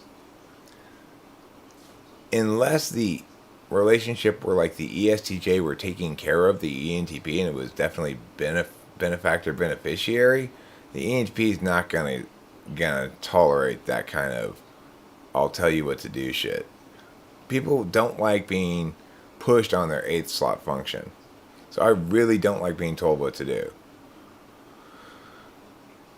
Goodbye, utter self. It was nice seeing you and your utters again.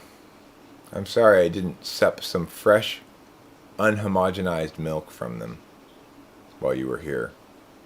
Oh well, maybe next time.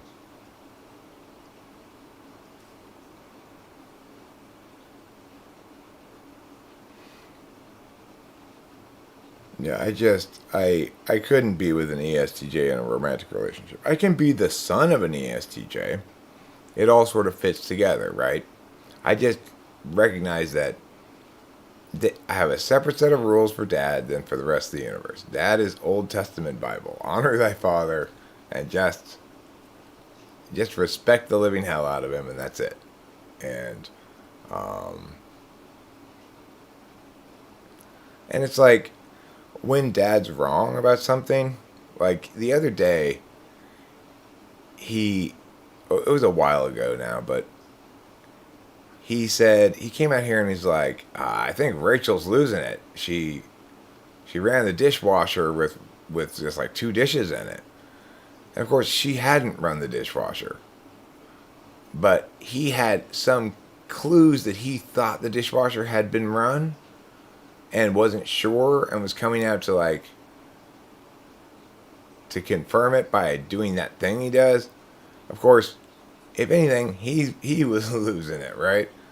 And so, but I didn't ever go back and correct him about it. I didn't go back and say, no, Dad, actually, Rachel did not run the dishwasher. You're wrong, you know? Rachel's very calm. Rachel's a very chill, introverted INFJ. She's neurotic as hell, but you don't really see it. I think that's true of all INFJs. They're neurotic as hell, but you don't really see it.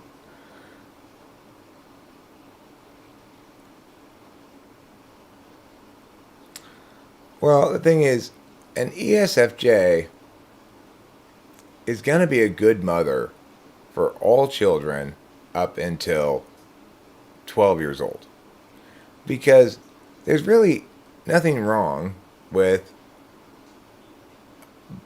a mother being very mother henny about little children. They need that, you know. Little children need structure, and they need a reliable mother hen to cluck over them, and that's fine. The problem is ESFJs in bipolar doesn't recognize that once they hit adolescence, they become a different person, and they need to be treated differently.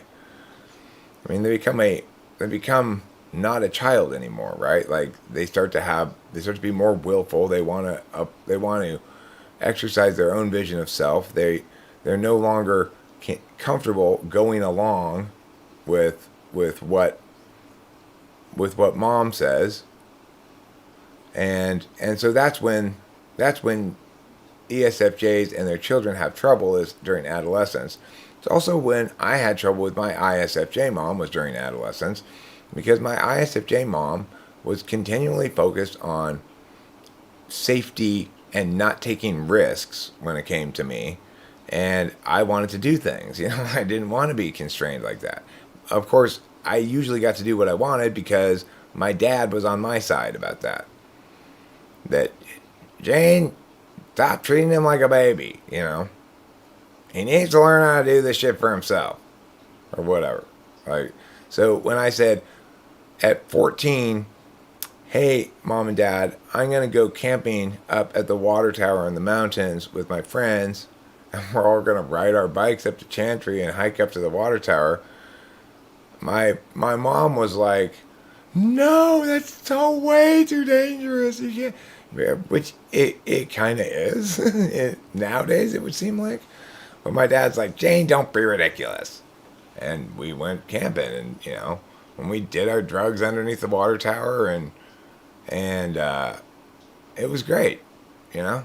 We were doing some kind of psychedelics, I think. Maybe we were just smoking weed, though. At 14, it was just smoking weed. But it felt like psychedelics at the time, you know. And so that's just how it went. Was when my mom wanted to keep me in the nest too much, my dad just overruled her, and that was it. My mom was a 9, I think, 6'9".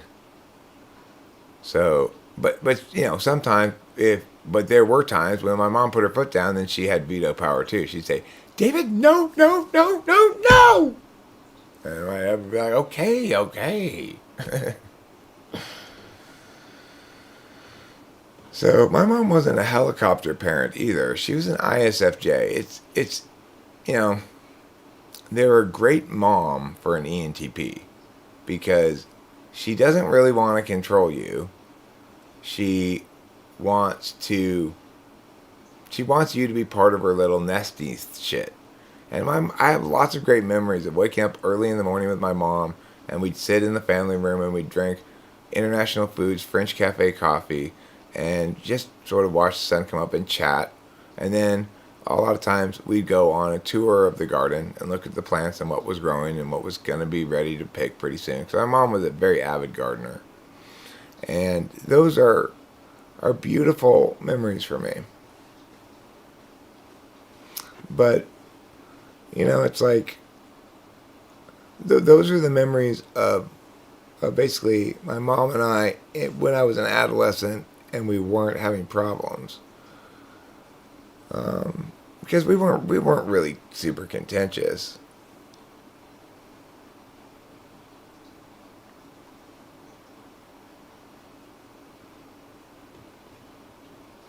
I don't know what that means, Mattias.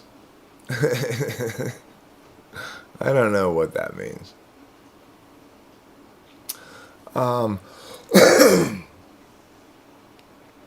So it's like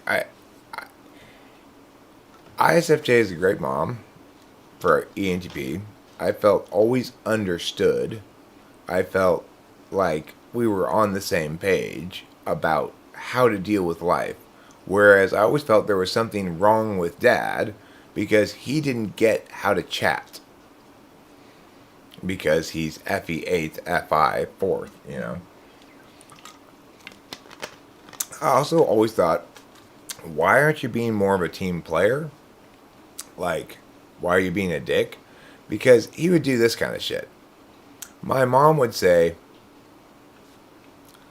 okay, David, listen, how about this? We'll see the movie you want to see this time, and then next time we'll see my movie. And he says, no, I don't want to see your movie. Why don't I go see my movie and you go see your movie? But my mom wanted to spend time with him, right? So it's like, and for me as a kid, I was like, why is he being such a dick, you know? But for him, from his perspective, that's just stupid. Since I don't want to see that movie, why would you seeing the movie I want to see with me make me want to see your movie? You know, that's from his perspective. So, like, I always thought as a kid that there's something wrong with my dad. But I couldn't put my finger on it, except that he didn't seem to know how to socialize properly. He wasn't FE like my mom and me. He didn't have that kind of FE awareness. He would be awkward sometimes at dinner parties, telling rambling stories, drunk, that nobody wanted to hear. And my mom would say, David, you're telling everybody more about penguins than they want to know. Regardless, it wasn't actually about penguins, but, you know, that was the... You know, ISFJs, they have their sayings and they repeat them.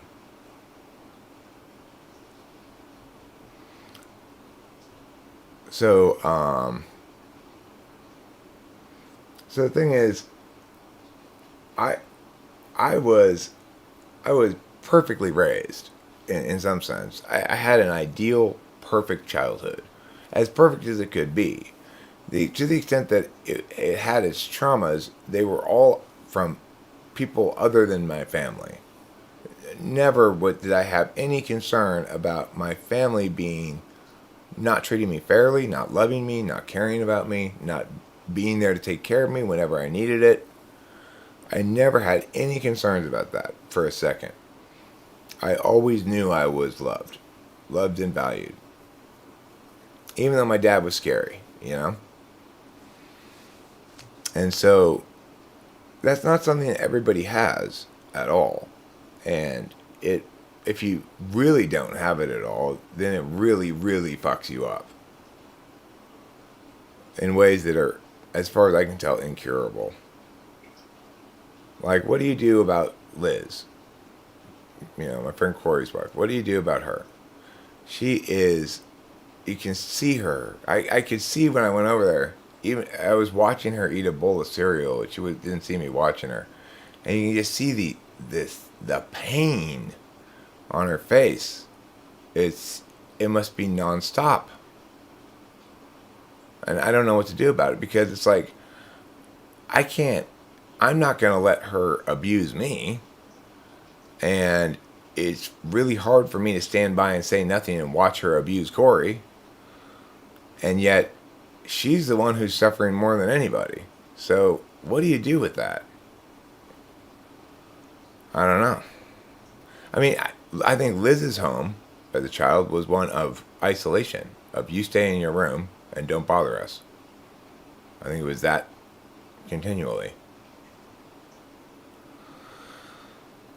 Which is horrible, horrible abuse. Like, I was fully integrated into my family in just about everything. There's nothing my parents did that I wasn't included in.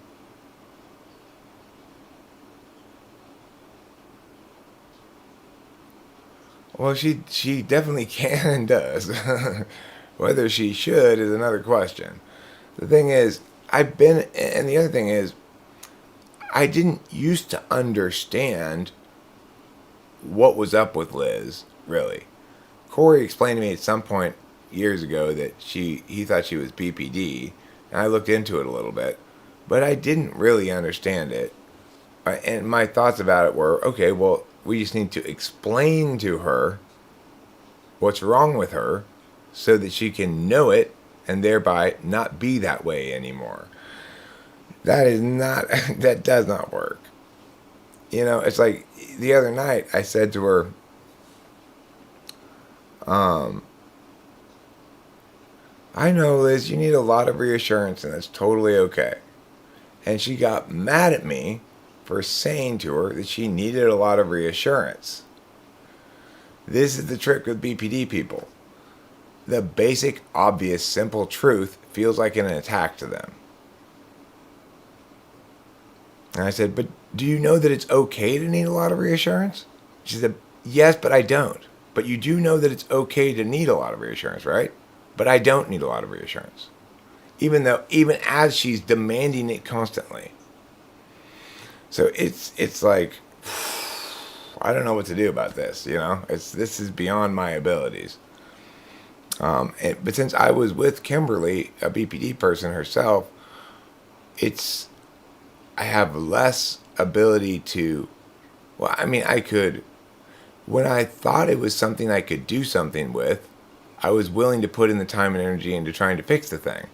And it was sort of an interesting problem, although annoying and sad and abusive and stuff. But I was operating under the basic principle that, as always, Eric, you can solve everything by explaining things correctly. That you cannot solve BPD by explaining things correctly, because every correct explanation to them is an attack and a betrayal. Anything other than absolute unconditional love in the face of their abuse comprises betrayal from their perspective. Which is insane, but that's just how it is. So anyway, I got out of my BPD relationship because because my absolute values ultimately are F. My own feelings ultimately matter to me more than FE stuff, And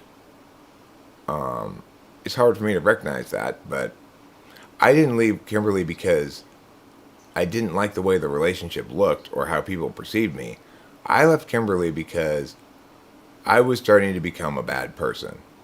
She was making me have plans to get revenge on her in different ways and stuff like that.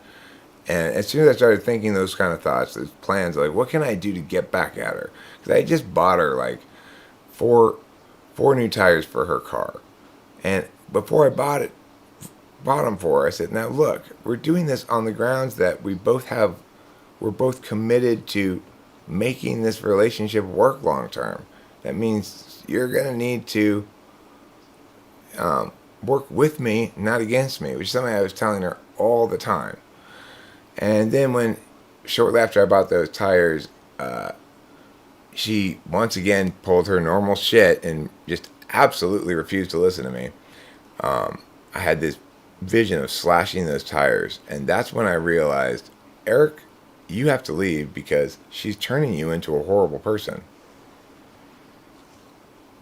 And that's when I broke up with her. And even then I said, look, I'm breaking up with you, but you're welcome to come to me and say, Eric, please don't. I'm willing to listen and try and blah, blah, blah. She said, keep me out of it.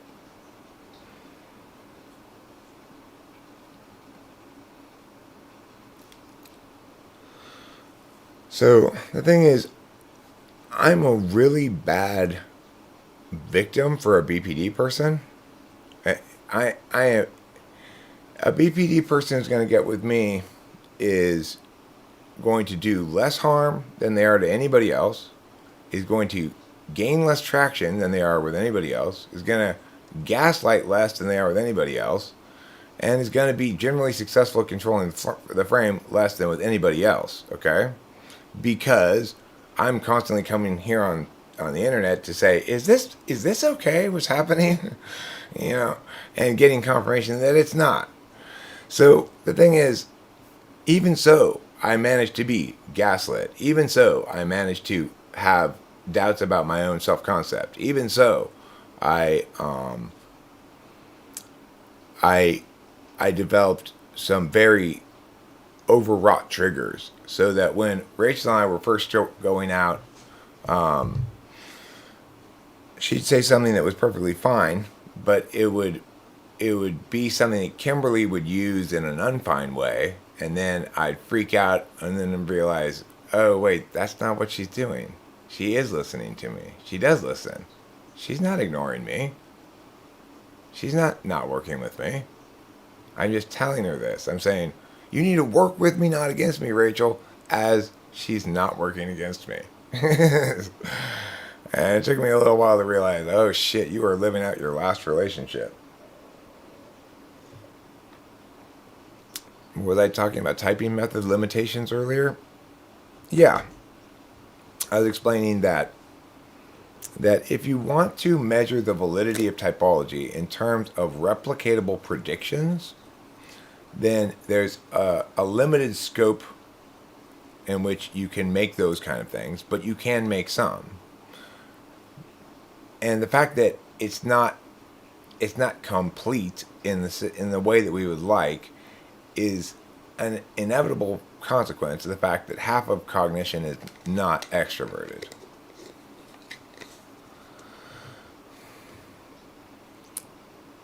I mean, the thing is, Lee, man, I would have agreed with you in some sense prior to this relationship. When you're with the right person and it's a perfect match and everything's perfect, like, you know, if I wanted to describe to you the girlfriend that I wanted prior to getting Rachel, you would have said, that thing you want is impossible. What I wanted was somebody who's got basically nothing going on, so they can come fly to Los Angeles and become part of my life, but doesn't have any baggage. So in other words, no kids, no exes, no tattoos, no STDs. Now Rachel did come with one particular baggage, which is she had bipolar mania. But I didn't know what that was because I'd never experienced it before. So naturally I assumed it was just bullshit. Until I got to see it in action, and I realized, oh, this isn't bullshit at all. This is totally real. This is like, wow, you're really, really fucking crazy. That's insanity right there. That is sheer, pure madness. And the thing is, so basically, the reason I was able to get Rachel, who's the right person, I mean, it's an ideal. It's not a requirement, but it's an ideal. I prefer that. Okay. I also needed somebody who, once they got here, basically was fine with just partying and playing all the time, and wasn't going to scold me about not, was going to be cool when we were broke and not be mad at me about it. Instead, she gets mad at herself about it because she's not contributing that much, or whatever. But I keep telling her, hey, this is my job. Don't worry about it. It's my job to pay for both of us, and that's it. That's because I want your job to be being my girlfriend. And, I mean, like, how can you find a woman who's not just a complete train wreck, who meets all these weird criteria? And what I realized when I went to Corey's house is that she is the missing puzzle piece that brings the whole thing together. There's only one person on the planet who I could have taken to Corey's house the other night and have it go perfectly. Now, granted, it didn't go perfectly because I fucked up, but not because Rachel fucked up. Rachel was perfect. Absolutely perfect. And when I was very high on DMT and I looked across the room and I saw her, I was just like, oh my God, I can't believe how much I love this woman. I didn't even realize it. I'm absolutely joined at the hip with her. So, like, yesterday when she wasn't feeling well, I didn't want to even go get my speed. I want to just lie down in the room because I was worried about her. This is not like me. This is not how I am, okay? Your problems are best suited by not getting in the way of me having fun. So, it wasn't until I was convinced she was feeling better on the mend that I went and got my speed. And even then, I only did a little bit of it at first and wouldn't lay down with her until I was more convinced she was on the mend. So, if you really think about how hard it is to be Eric's girlfriend, like, you basically have to give up your entire life, whatever it is, come live with Eric, and do what Eric wants all the time, and you have to really genuinely find that fantastic. Who's gonna find that fantastic? Only Rachel. And I believe she does find it fantastic. I think she loves every minute of it. Except when she's feeling neurotic or inadequate or something. Which I just say, you're nuts, dude. There's nothing inadequate about you.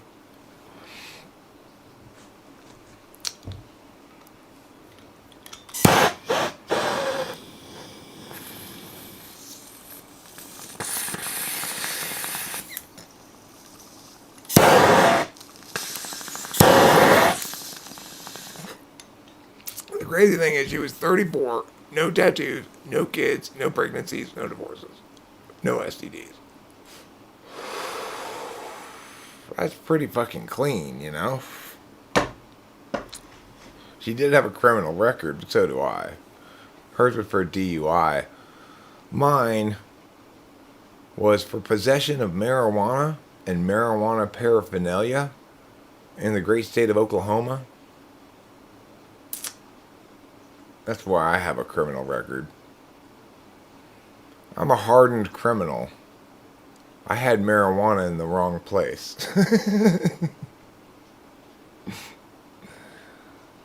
Look, I mean, these are things that I wanted as, you know, it's like you're never going to get everything that you think you want when you're looking for somebody. If you're hiring, for example, you go for 80% or whatever.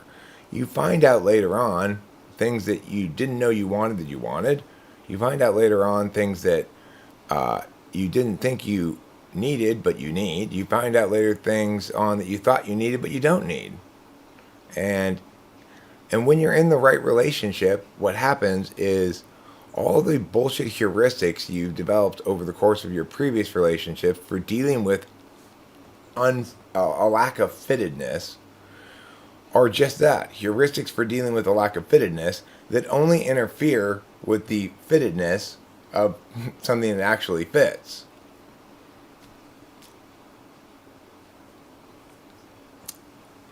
Okay, I agree. Since those 15 minutes I spent in the police station in Oklahoma, I call that my time behind bars, even though I never actually made it behind bars, but I call that my time behind bars, okay? Since those 15 minutes I spent behind bars in Oklahoma, at the end of that 15 minutes, that was my hardenedness. Okay? Since then, I've gotten gradually softer. The hardness of your criminality only sticks around for so long. Well, I paid the fine. I paid $1,400 and they let me go. If you got $1,400, it's fine to have weed in Oklahoma. Then you can leave. If you don't have $1,400, well, that's another story.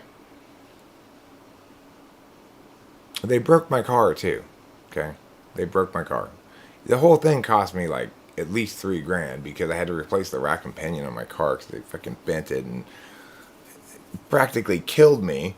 It's like I was driving at highway speed like this, and all of a sudden only one of my front tires is connected to the steering wheel.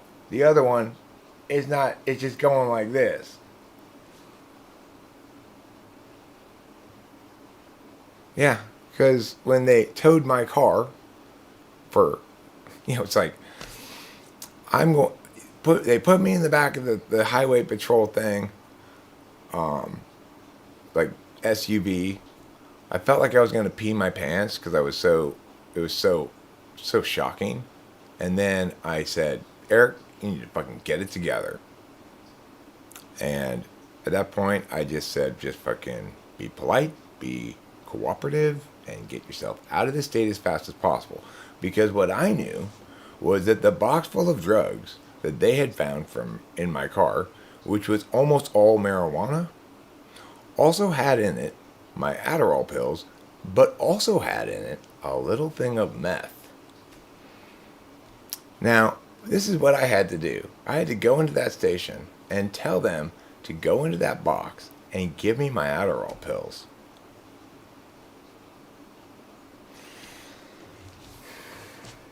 They had not yet determined that I had meth with me. They thought this was just a pot bust, right? So, I did, though. I said, hey, after I paid the fine, hey, I really need my medication, though. My medication's also in the box. It's legal. I had my name on it. It's a prescription for me. And they went in there and got that and handed it to me and closed that box back up. Didn't look in the other orange tube that was over there. And I got the fuck out of Dodge. I got the fuck out of Dodge. I was near the border anyway. So I think it was Arkansas or Alabama or no, Arkansas. I think it might have been Arkansas that I went into after that. I stayed at this really cheap Days Inn because as soon as I got driving again, I had started having problems with my tire because they fucked up my car when they towed it, and it blew out shortly into Arkansas. I had to go into this little town, buttfuck nowhere, Arkansas. I don't know. I think it was Arkansas, and I stayed at a Days Inn, which had still had smoking rooms. They asked you when you got a motel room there, do you want a smoking room or a non-smoking room? And I was like, you have smoking rooms? I totally want a smoking room. It was great.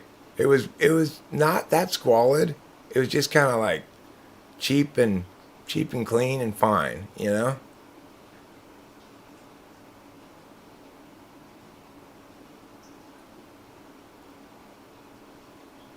Anyhow, whew, right? A meth bust is a lot worse than a weed bust. So you don't want to get busted for meth. The funny thing is, of course, Adderall is basically the same thing, but because it comes in a bottle with your name on it, it's fine. But if it comes in a little orange vial that your friend gave you, then it's not fine. That was a close call. The thing is, I was live streaming as I was getting arrested. I was in the raw room, but I think that footage is gone. I think that's part of the channel that got deleted. But yeah, I was in the raw room, which was in auto upload mode at the time, on my phone. When I got pulled over, I left it going. When you watch the video afterwards, Kit Kat put up in the room like an image that said "Free Host Eric," which I greatly appreciated.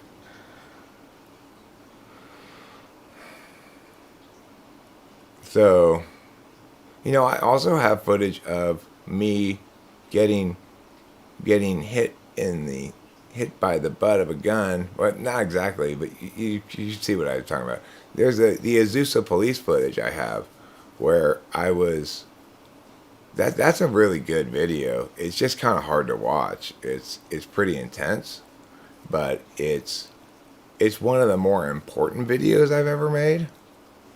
I think I'll play it, even though it's going to be kind of a mood killer. But I think I'm going to play it, okay? I'm going to put this on. I'm going to put this on. Oh, it is on that. Never mind. Oh, I know what I need to change. I need to change this. Actually, yeah, I need to change that. Right. Okay. This goes to this to this. Now, okay. Now I'm going to go find that video.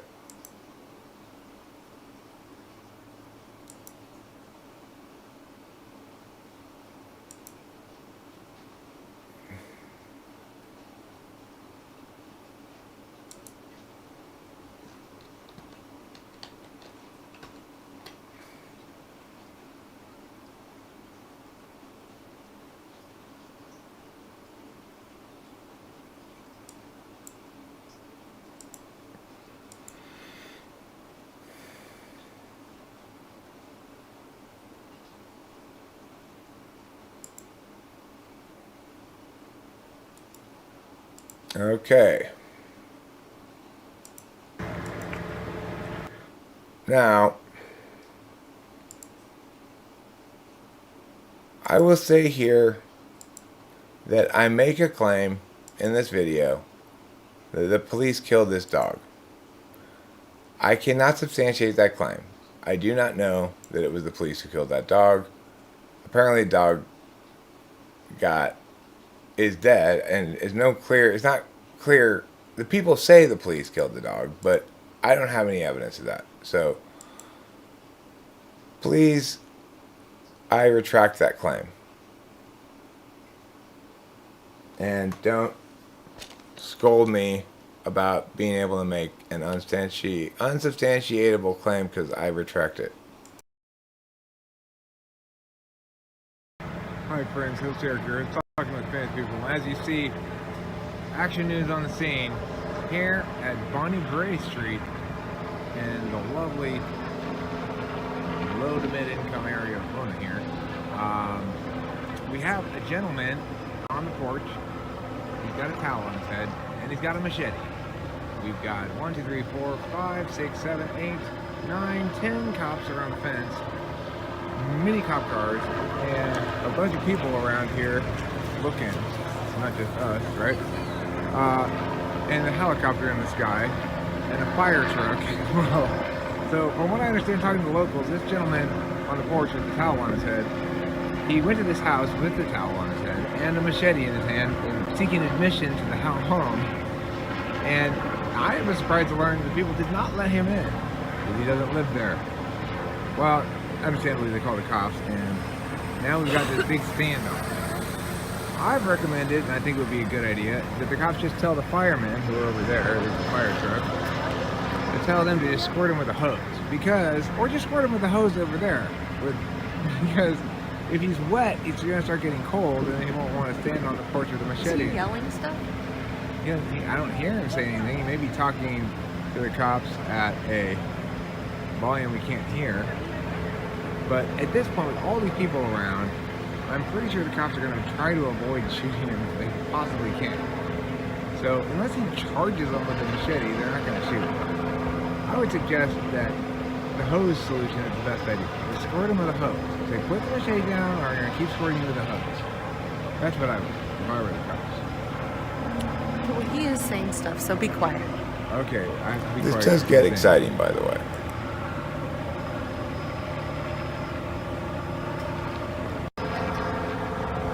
Well, he started moving towards the cops. He is moving towards the cops, and at least one of them has a gun,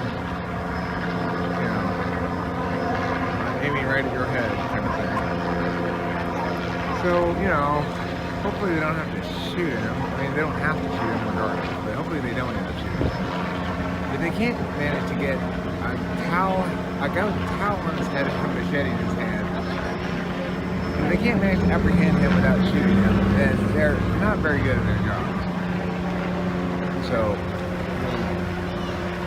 Obviously, most people aren't going to be shocked to discover that See who's coming over there.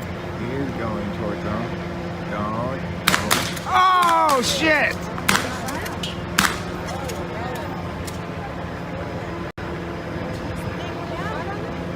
I mean, they shot something.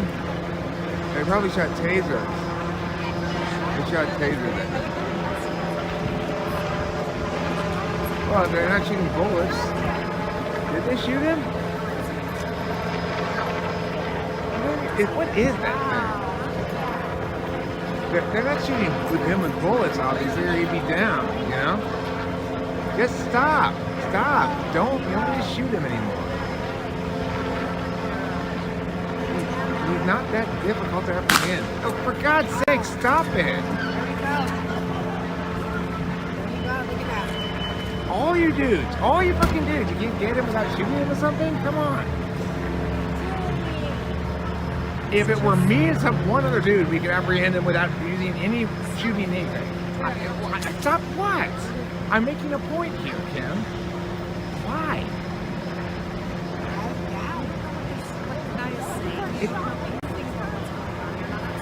Okay, well, I agree they're not shooting with bullets, and I think that's good. I'm not saying that they're not. Alright, well, it looks like they're gonna go dead. I know, Kim. I'm not saying the police are horrible or doing a terrible job right now. I'm just saying, oh, come on. They're not shooting them with bullets, are they? They can't possibly. They're not shooting with bullets, I don't think. It's like pellets or something. Jesus. But you don't need to shoot him at all. Just. He still have his gun. Look at that. What the heck? Hey, look at that. Stop it. You cannot possibly tell me all you fucking dudes can't just grab his ass.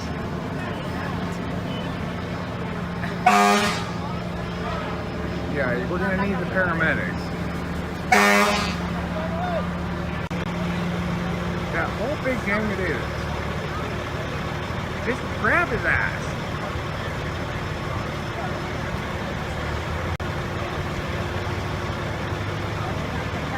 Here comes the paramedics.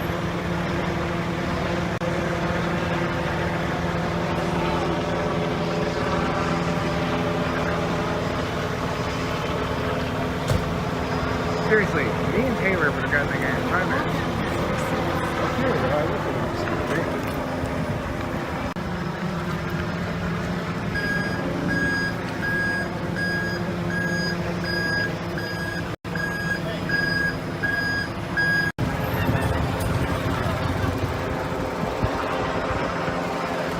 They're tasing the living fuck out of these guys. That whole gang of cops, and they gotta take him that much. I mean, just fucking grab him.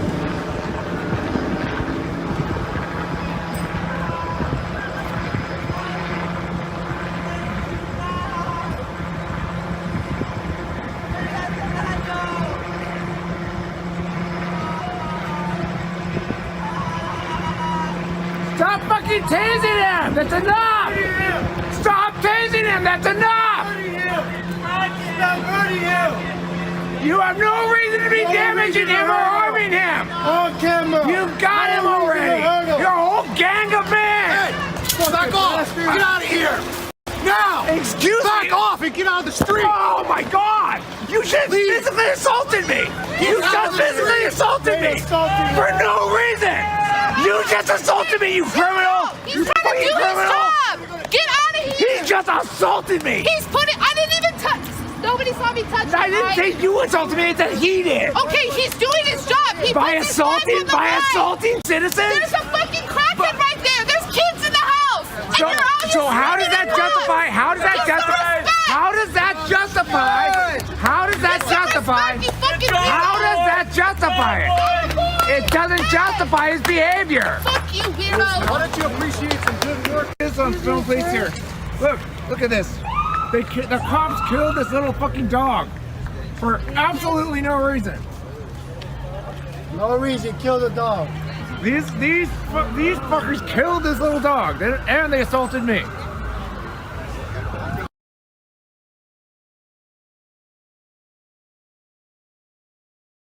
Oh my god, that's intense. That's why I never watched that video. Oh, that's so intense, isn't it? Wow. That's some fucking intense video.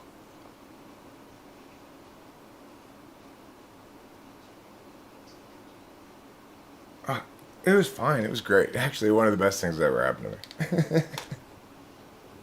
To be perfectly honest, it was one of the best things that ever happened to me. Because I got to have my very favorite memory of all time. Because, you see, I couldn't believe it. I was shocked.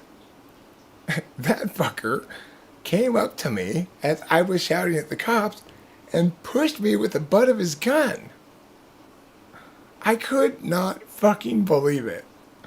I was like, oh, what?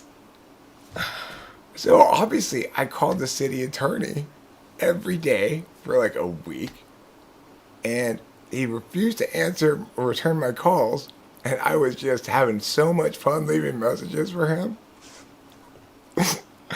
And finally he called me back because I said, listen, I got the Pomona schedule here.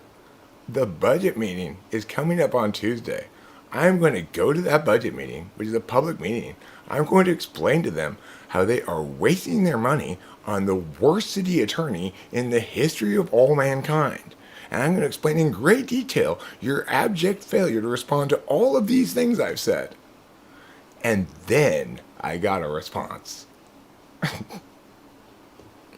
And then I got invited in to give my whole story to all these people in this room in Pomona. And I was being interviewed by, I figured out later, I didn't realize it at the time. I was being interviewed by the guy who was the investigator working for the attorney for the guy who had been being tased. And the reason it is my favorite memory of all time is I can remember so clearly watching this investigator realize he had struck absolute fucking gold. Because I am the best witness in the history of the world. I make no claims I can't substantiate. When I make a claim about what I concluded, I specify, now note, I can't substantiate this conclusion. This is my perspective based on what I saw. I do things like that, right? And so when he finally asked me, do you think the appropriate amount of use of force occurred in that thing?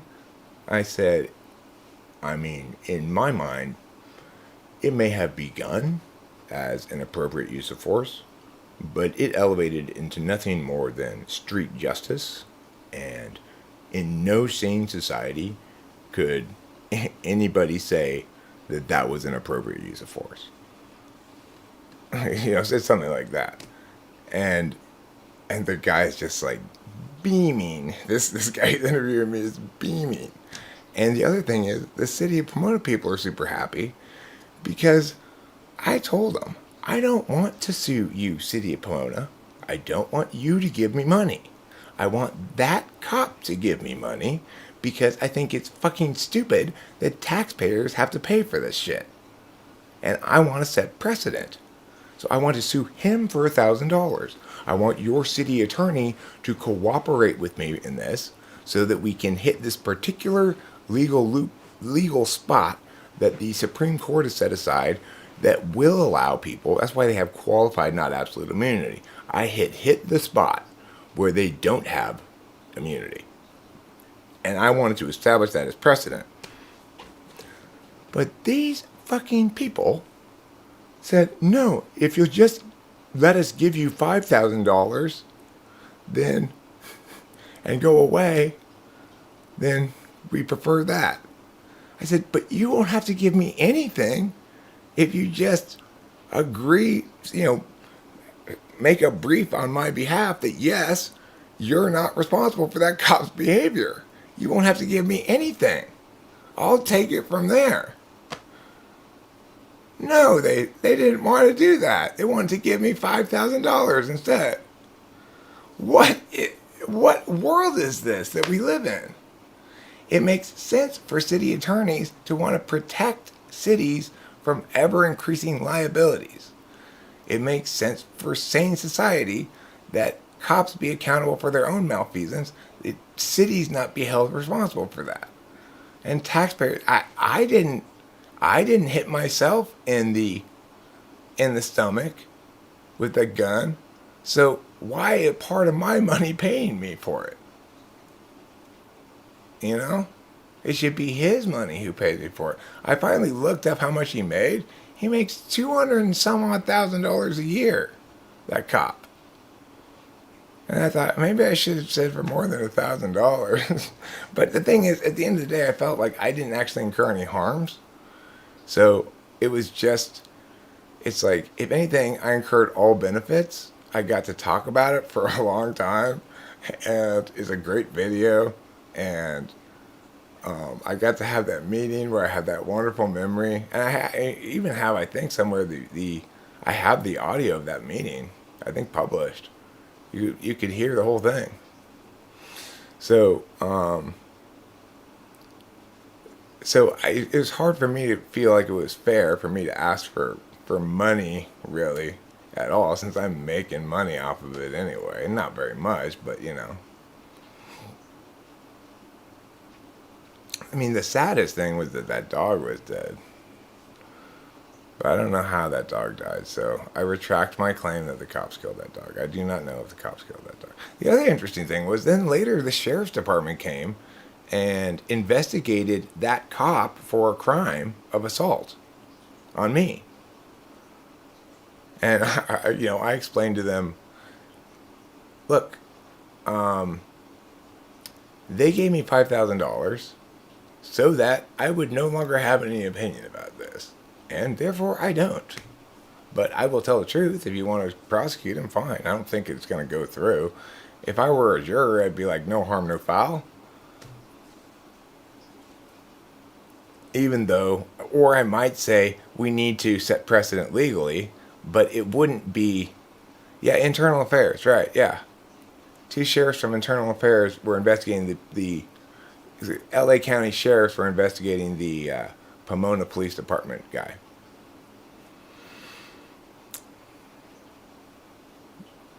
The funny thing is that Pomona Police Department guy has anger management issues, because there's another video of that same cop like freaking out during a town hall meeting or something.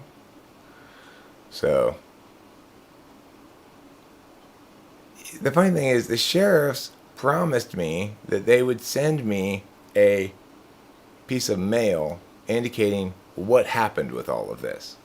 But the problem is I broke up with Kimberly and moved away from there before the time frame they said. They said within a year. So I don't know if I ever got that or not.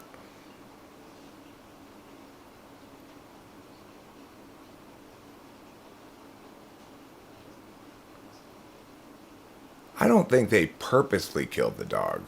I suspect maybe like an ambulance ran it over or something, or a cop car ran it over, or something like that. I don't think they purposely killed the dog. But I think that all that hubbub resulted in the dog's death, one way or another. And it was way more hubbub than they needed for this thing, right? So look, there's a homeless guy, a crazy homeless guy, with some kind of a stick that's being called a machete. I don't know if it is or not. And he's got like a towel on his head, like a beach towel, you know? He's wearing it like a mane of sorts. And this crazy homeless guy goes up to someone's door and says, "Hey, let me in." And they look through the hole and they go, "Fuck no." And they call the cops, naturally. And so, well, I mean, the dude's rolling. The dude has lots of money now. The dog's still dead. So, the thing is, how many cops does that actually require? How many cops does this event require? It shouldn't require more than 4, in my opinion. The guy's not armed with any kind of projectile weapon. And surely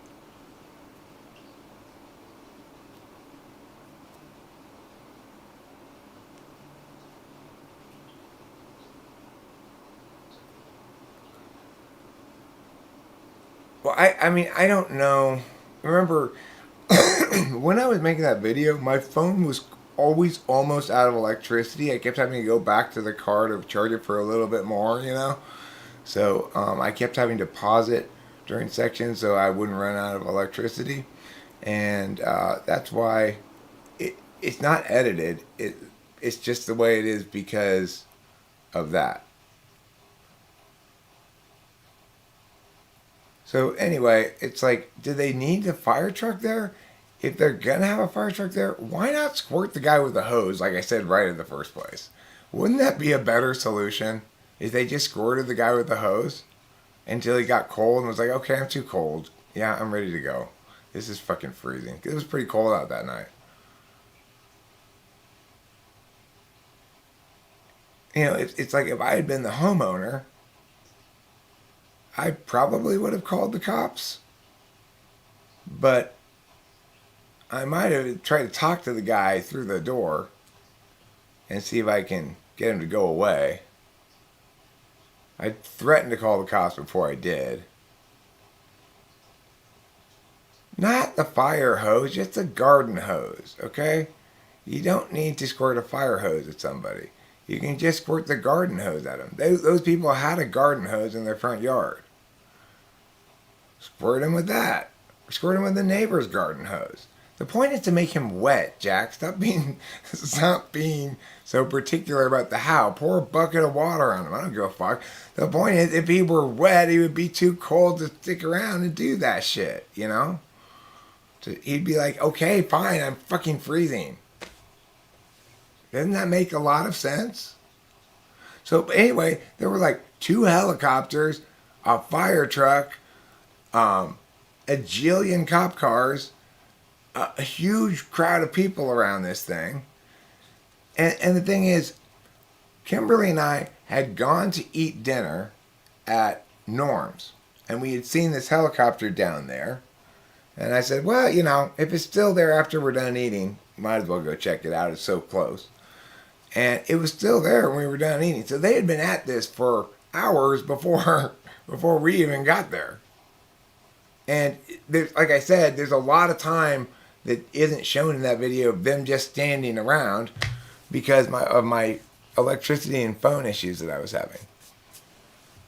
I kept having to go back to the FJ to recharge it more.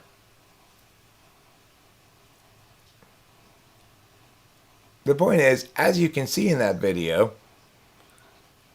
I'm getting increasingly bothered by the fact that they are, at this point, torturing this guy. And so, even though nobody else says anything, I finally yell, stop fucking tasing him. And then, the guy right next to me starts yelling it too. And a lot of other people do too. The crazy thing is, that lady who comes and yells at me is the guy who is next to me's girlfriend, as I discover later. As I see him and her arguing with each other. And they're on exact opposite sides of this thing. The lady said, fuck you, weirdo. And then I said, oh, I guess that's my cue to go. I guess that's her way of saying goodbye.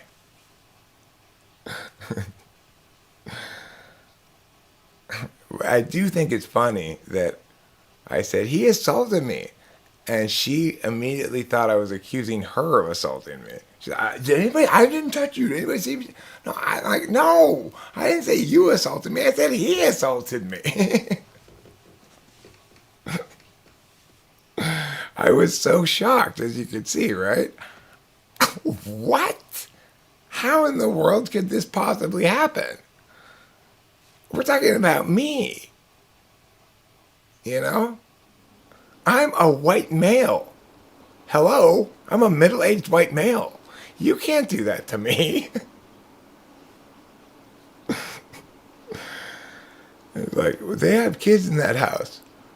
How does the cop hitting me with the butt of his gun relevant at all that they're having kids in their house.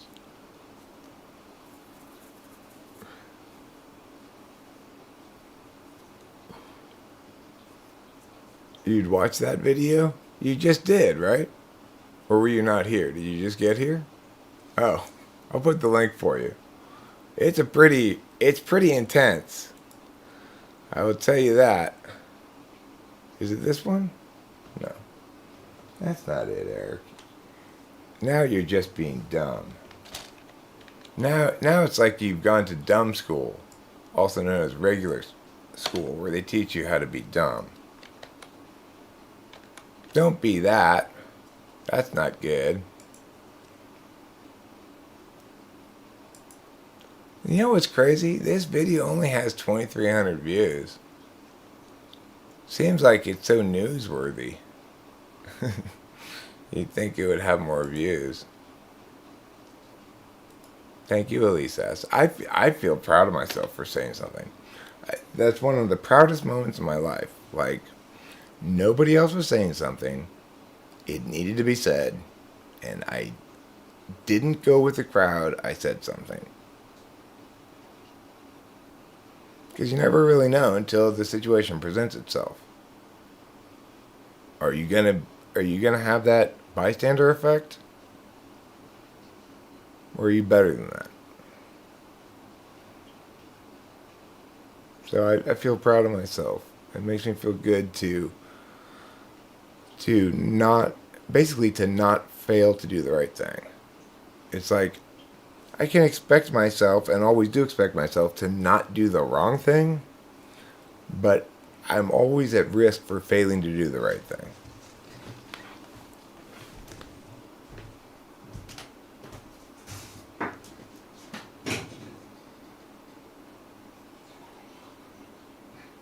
Well, I can tell you this much. When that guy decided to hit me with the butt of his gun and push me off the curb, it didn't hurt at all. He just pushed me off the curb with it, you know. He didn't really hit me with it. He just pushed me off the curb with the butt of his gun, you know.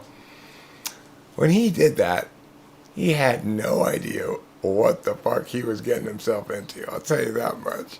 He pushed the wrong guy. He definitely pushed the wrong guy. Because you know what plays really well?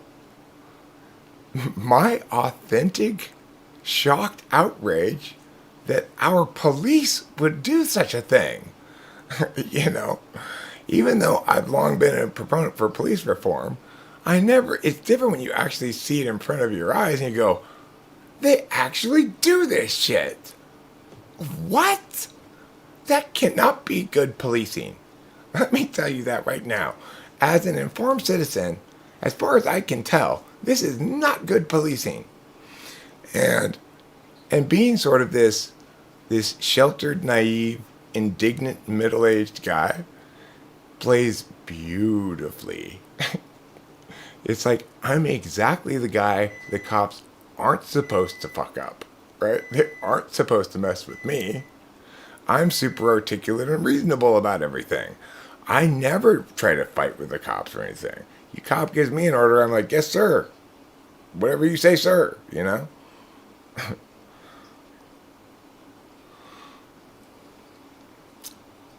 So, but the difference is this. In Oklahoma, they had me because in that regard, they got the right guy. They got the guy who was so stupid, he drove through Oklahoma with no tags on his car and ounces of weed in a box and was driving with his knees while speeding and cleaning his pot pipe with a blowtorch. That's called spitting in the face of God, and you will get arrested if you insist on being that stupid. In this instance, I wasn't being stupid at all. Kimberly was being stupid, shushing me for complaining about them shooting the guy with the beanbags. I determined eventually they were shooting him with beanbags, by the way. I can't say, as you saw in the video, I don't know what they're shooting him with at first. I'm assuming it's not bullets, because I know it doesn't sound like a firearm, really. You know, it doesn't have that pow report that a firearm does. And Kimberly's trying to shush me because I'm saying, like, hey, you don't need to, you got a whole gang of guys there. Just fucking grab him. That's the other thing, right? It's the total illogic of the thing. You've got one guy with a stick. I don't care if it's sharpened or not, all right? And you've got this huge gang of guys and all these things at their disposal and every advantage in the world. And you can't manage to get that one guy without shooting him with a bunch of beanbags and tasing the living fuck out of him after he's down. I mean, come on. Boo, failure, boo, is what I have to say to that. But, of course, my biggest problem was none of that. It's that I was in the middle of saying something when that guy pushed me off the curb, interrupting what I was saying. That was my biggest problem. You know, it's like, hey, it's bad that you're torturing that guy and killing that dog, but you better not interrupt me by pushing me off the curb. Okay? Because that's really gonna grind my gears. I don't like being interrupted. I expect you to listen to me, hear what I'm saying, and respond on point. And my point is, stop tasing that guy. You're just torturing him, so you need to respond to what I just said, not push me off the curb, okay? That's not okay. That's violating my free speech rights. And I don't like that. And that's way more important than that guy or that dog. Free speech rights are way more important.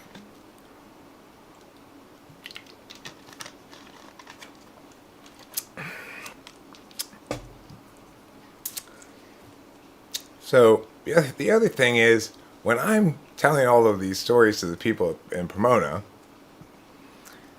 it's also impossible to say that I'm trying to get money or whatever, because I'm only asking for $1,000. And normally people sue for a lot more than that. I want to take him to small claims court specifically because then he has to represent himself and he can't bring a lawyer in. So I've got this whole thing thought out, right? That's why I'm only suing him for $1,000. Also because I decided it wasn't fair to sue for more than that because I didn't actually experience any harms. But, so it's like, what are you going to do with this guy's story? He's not out for money. He's not out for whatever. He's a weird nerd about constitutional law who was understandably outraged at witnessing our public law enforcement officials torturing somebody. And stupid face here pushed him off the curb when he was in the middle of saying something. Oh dear Lord, what did we get ourselves into? The whole thing just makes me absolutely delighted with the universe. The other thing is, I actually needed the $5,000 right then. So when they offered it to me, I was like, fine, yeah, fine. After all my big speech making, they assumed I was going to turn it down. And then at the end of the thing, they're like, well, just as a formality, do you want the $5,000? We'll give it to you. And I'm, yeah, I'll take it. Whatever, I'll sign your non-disclosure. I mean, I'll sign your I'll never sue you again thing. But I'm not going to not talk about this. And they said, yeah, there's no non-disclosure thing. So I said, fine, I signed it. And took the $5,000 and never complained about it again. It's like, you successfully bought my not complaining about this anymore. Congratulations. Thank you. Thank you for your business. I needed the $5,000. I took it to the bank and they're like, oh yeah, we can make this appear in your account instantly because it's from the city of Pomona. I told them, you guys aren't going to try to bamboozle me and not give me a check, right? At the end. Of course they wouldn't do that, but I guess that's just old man suspicion or something. They did give me a check eventually. They gave it in the time when they said they were going to, which was like a few days later.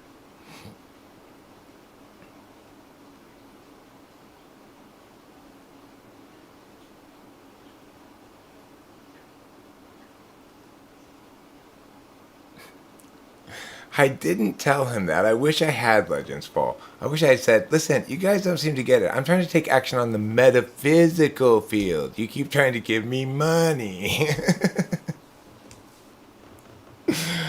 You aren't getting it. What's more important is case law and setting precedent here.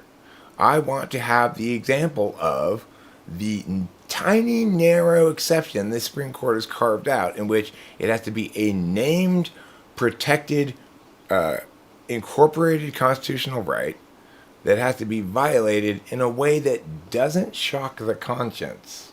Now, how weird is that? That's super weird. Because if it shocks the conscience, then it's a separate exemption.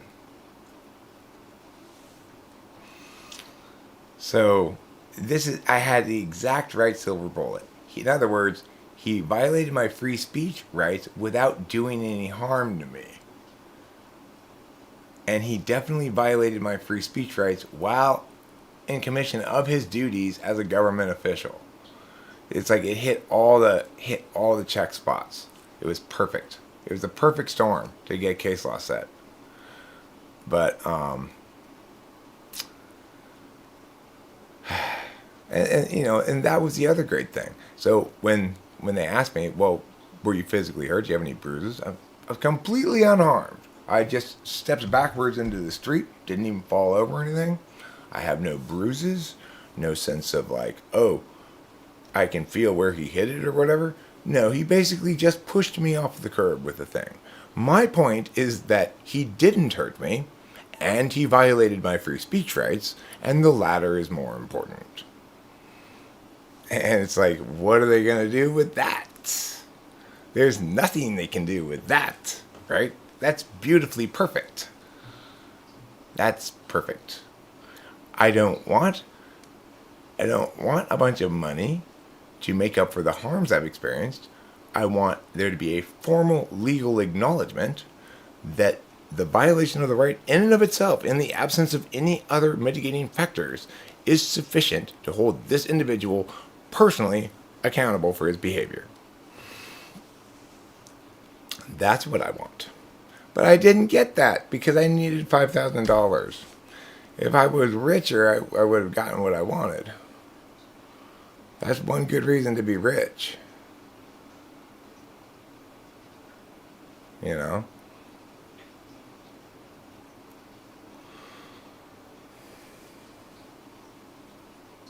The funny thing is, my friend Taylor, ESTP at the time, was full of warnings that the cops were going to secretly try to kill me or something.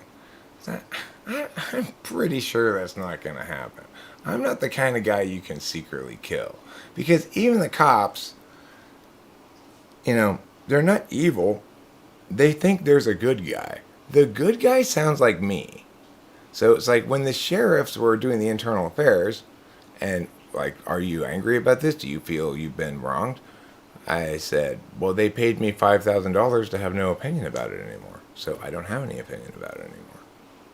Has justice been served? Yeah. 5,000 times.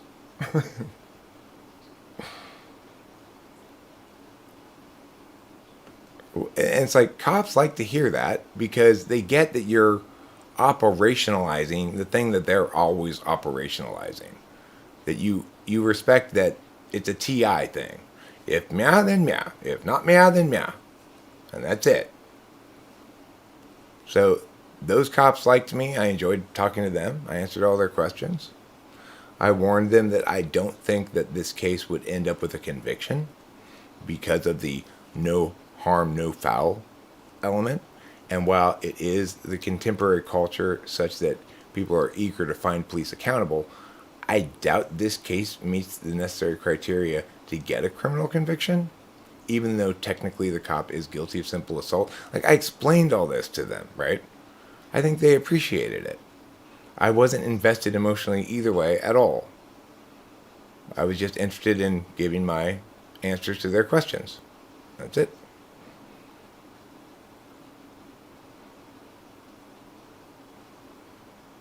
And I warned them, now look, I am going to talk about this on YouTube.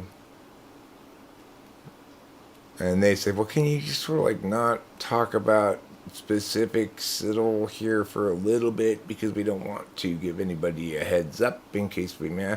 I said, fine, I'll shut up about it for a while. And then, of course, by the time it was that while had passed, I'd forgotten about the thing and no longer wanted to talk about it. So the cops won that battle. But see, that's all you got to do. By asking me nicely, you get all kinds of shit. When you tell me to do things, you get Eric's middle fingers. That's just how it is. I don't like being told to do things. Ask me nicely, and I'll probably be fine with it. Just like with Catherine Favre.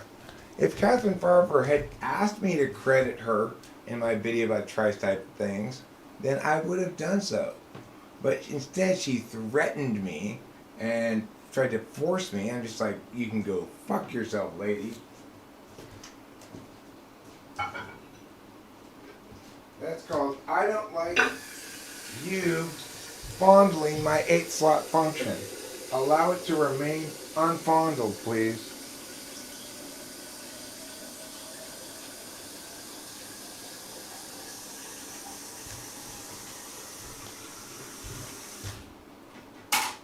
I think you're mistaking TE for SE, Alan Brian. Or vice versa. Whichever you prefer.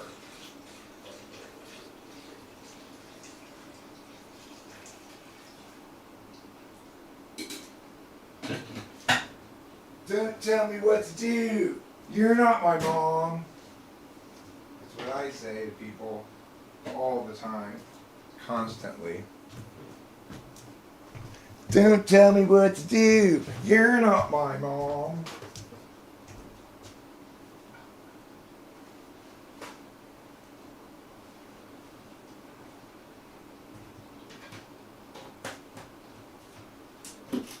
But I am your mom. Oh, sorry, Mom. Okay, go ahead. You can tell me what to do. Go clean your room. All right, I will. Later, okay? Not right this second. I'm busy. What are you doing? I'm making coffee. I'm live streaming. That's not real stuff. That's just pretend stuff. You're just playing around. God, Mom, I don't want to do it right now.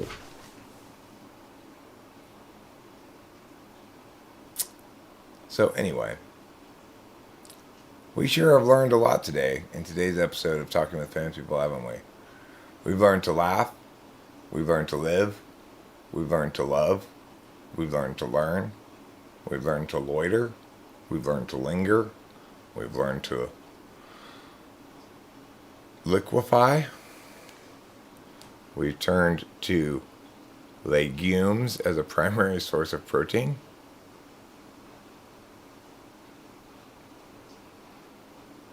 INFJs don't care if you tell them what to do or not. They still won't do it. Oh, you just loaded a bowl? I'll load a bowl too.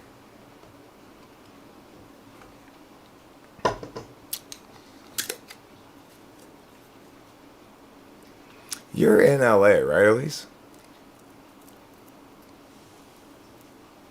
Yeah?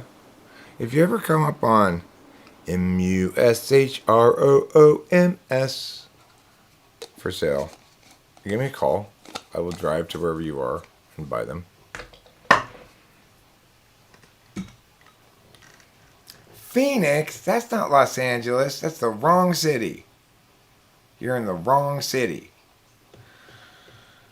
Who's in Los Angeles? Anybody? Alan Bryan is. Alan, same thing. Listen, if you ever encounter yourself some MUSHROMS that are for sale, let me know. I will drive to you and purchase them.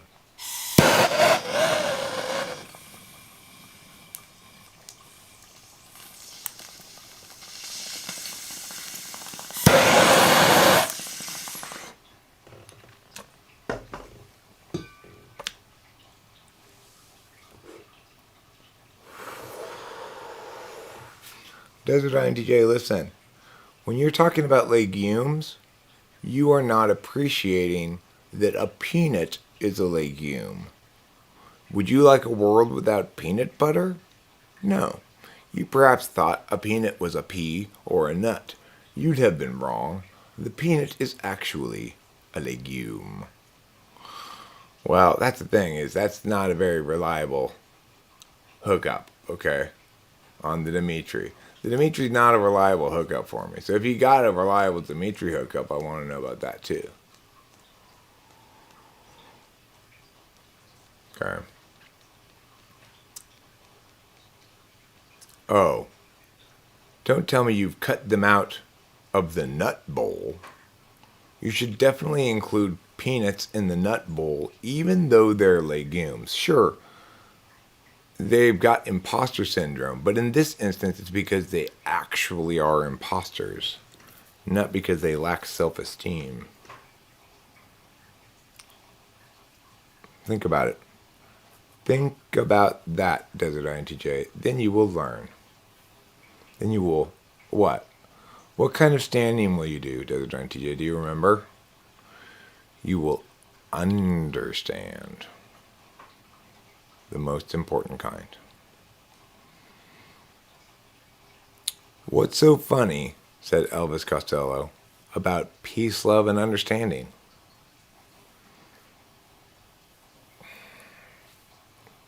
They're kind of hilariously gay. Lots of rich, submissive men in Scottsdale.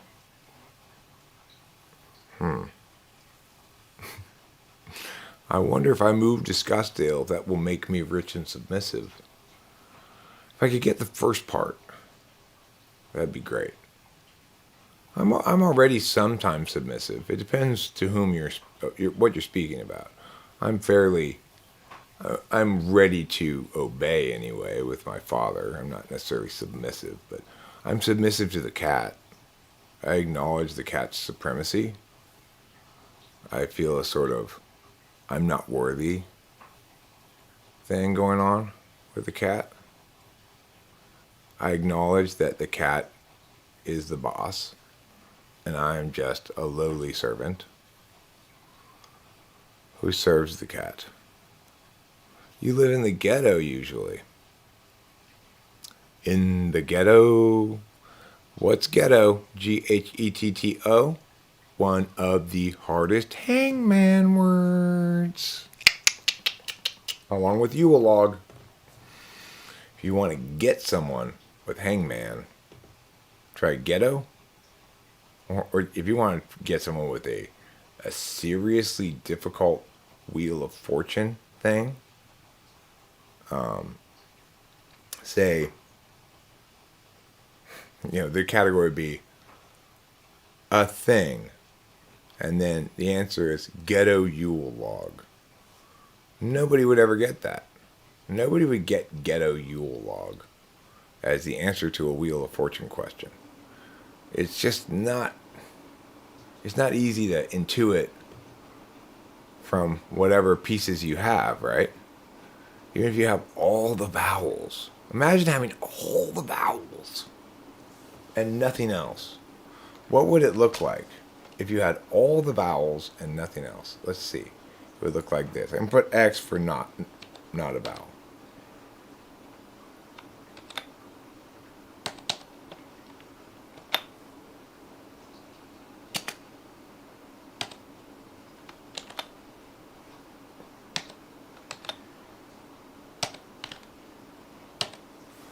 How are you going to figure out that that's a ghetto Yule log? How are you going to figure out that that's ghetto Yule log? Look at that. XXEXXO. XUXEXO. That should have been a big O. I'm sorry about that. Let me try it again. I'll make it a little bit clearer this time by making it a big O.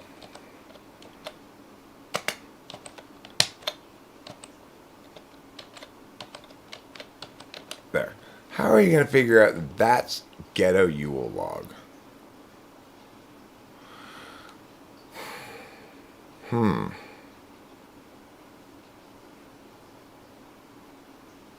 That'd be tough. Even if you had the G. Let's say you had the G. Even with the G. Look at it, look at this, right? X, E, X, X, O, X, U, X, E,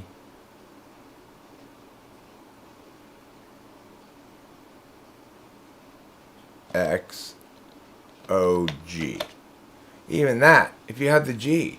G, E, G, X, E, X, X. Oh, I made this small O. Let me make it big. Even that, right? Ghetto Yule log? Ooh. I don't know what I would think about that. It's like, maybe just put, instead of X's like this.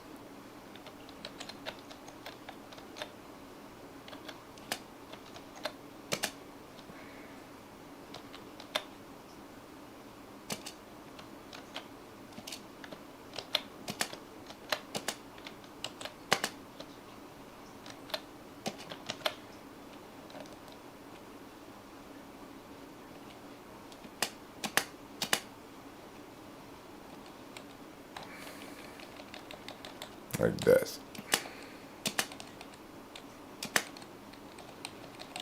Yeah. That's a tough one. Ghetto Yule log. It's hangman or wheel of fortune. So the category would be thing in a city. Or even like thing found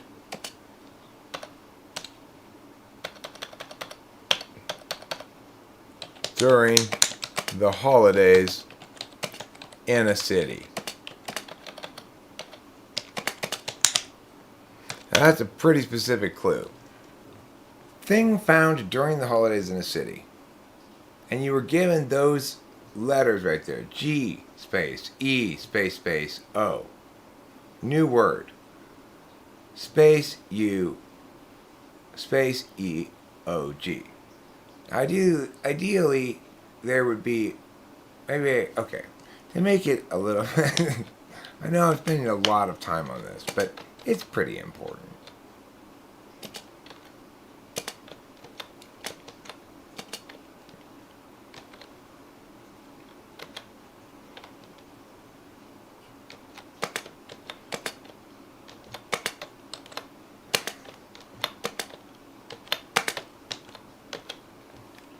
There are the two words of it, okay?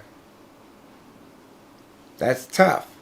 That is a tough problem to solve with the clue thing found during the holidays in a city.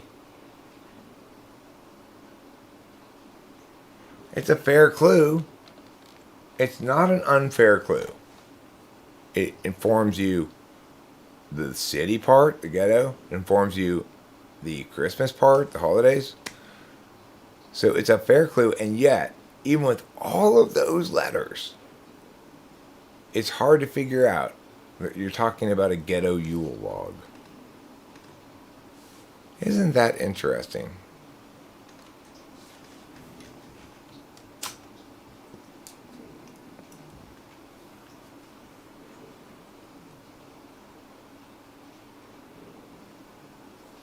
Another challenging, okay, I'm going to give you another challenging question, okay? This is a,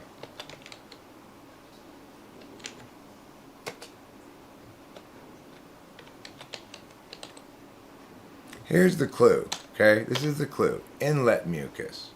And here's the hangman thing.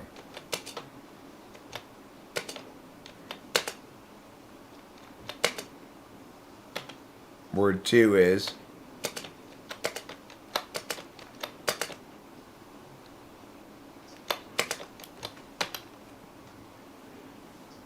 okay, what is the answer? We're playing Wheel of Fortune. Your clue is a form of inlet mucus. What is the answer? You can guess a letter if you'd like. None of you have any money. Who wants to spin the wheel first? Somebody spin the wheel and I'll tell you what dollar figure you get. Okay? I'll tell you what dollar figure do you get. Let's see if there's a Wheel of Fortune wheel spinner online. Wheel of Fortune online spinner.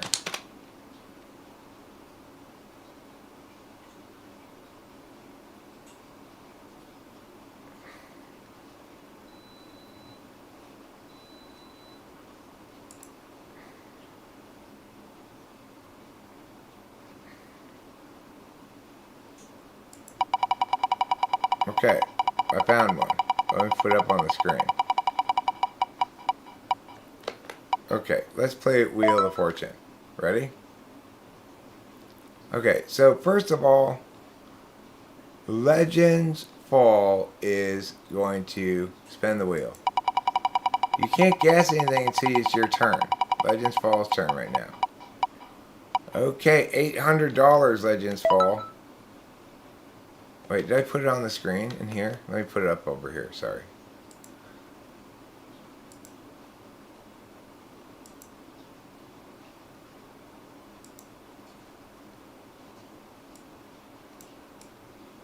Ooh, I'm sorry, there is no S in this puzzle. Okay, so Legends Fall, you're still at $0. I'll keep track of the score. Not this. This is the wrong window. No, Eric. Don't be a silly dum-dum. Be a smarty smart. Here we go. Legends Fall rolled or wheeled, spun $800.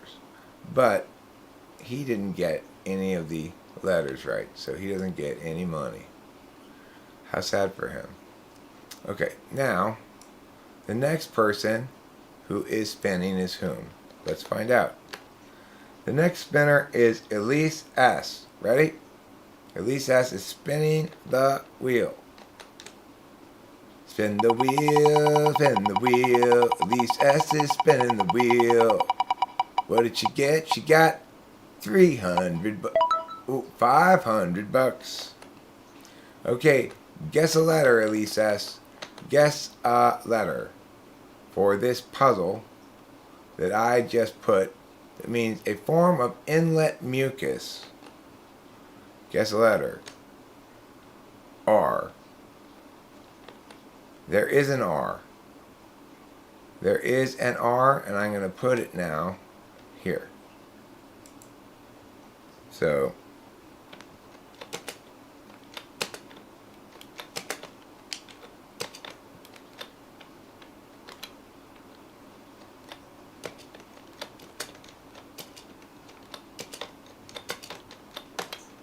there are the two words of the puzzle. Now you get to spin again, at least, because you got one. You got it right, you get to spin again. This is fun. Let's play Wheel of Fortune.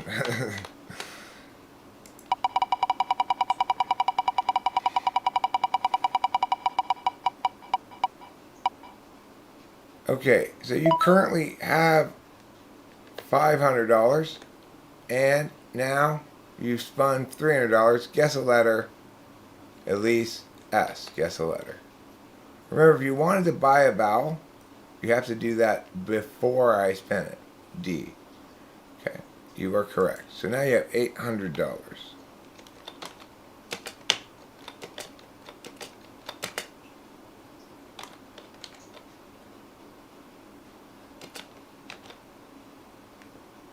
And then the second word is unchanged.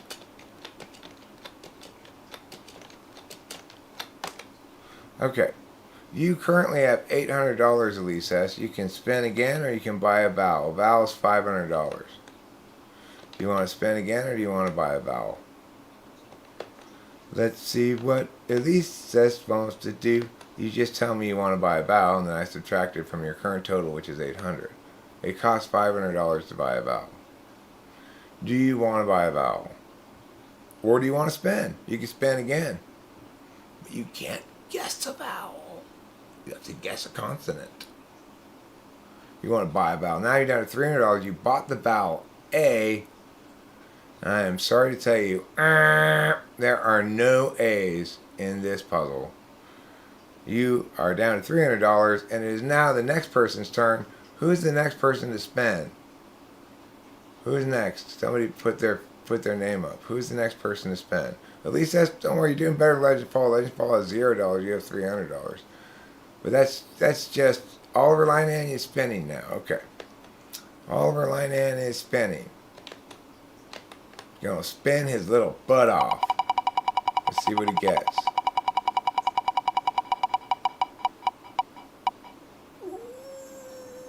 Ooh, 600. I thought that might go on bankrupt. You got lucky there, mister. You were really close. Okay, now there's only 3 people who play Wheel of Fortune at a time. It's Oliver, Legends Fall, and Elise. This game. Next game we'll play different people. Alright, Oliver, guess again. You get to guess a letter now. F. Oliver Linehan, there is one F.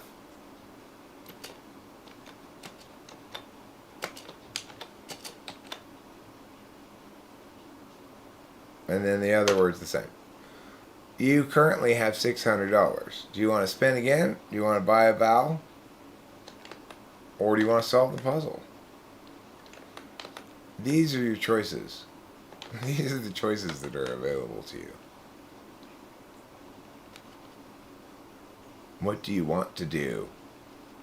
What is Oliver Linehan going to do? These are the questions that keep us up at night, wondering, is he going to buy a vowel? Oh, you want to spin again, you mean? Okay, you're going to spin again. Because remember, you might not get a chance to guess a letter. You might get bankrupt or something.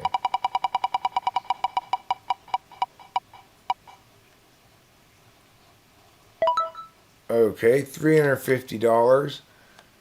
Oliver Linehan has correctly identified yet another letter in this first word.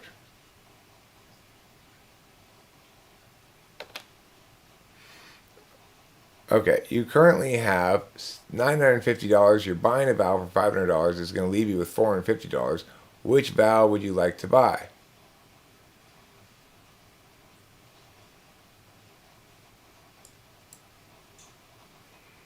Which vowel is Oliver gonna buy? There is one O in the puzzle. And the first word we've identified as fjord. Okay, but there is no O in the second part of it. So now, don't have enough to buy a vowel, so would you like to spend? You have $450. You have no choice but to spend. You're spending.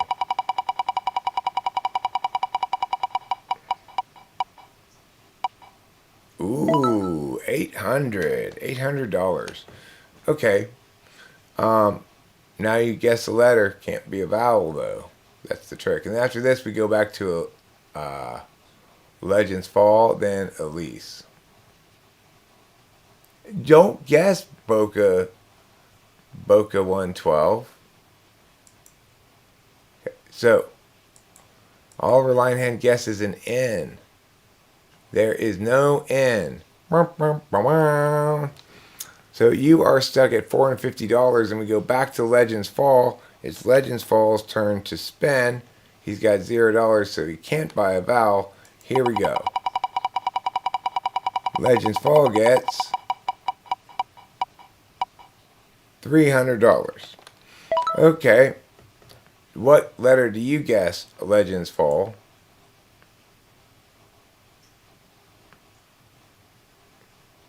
What letter does Legends Fall guess? Yeah. You have to guess a consonant, more specifically. Don't be trying to guess no vowels, mofo. You guess P. Well, that's a good guess because there is a P. Congratulations. So we have the first word down. I'm not going to type that again. Here's the second word.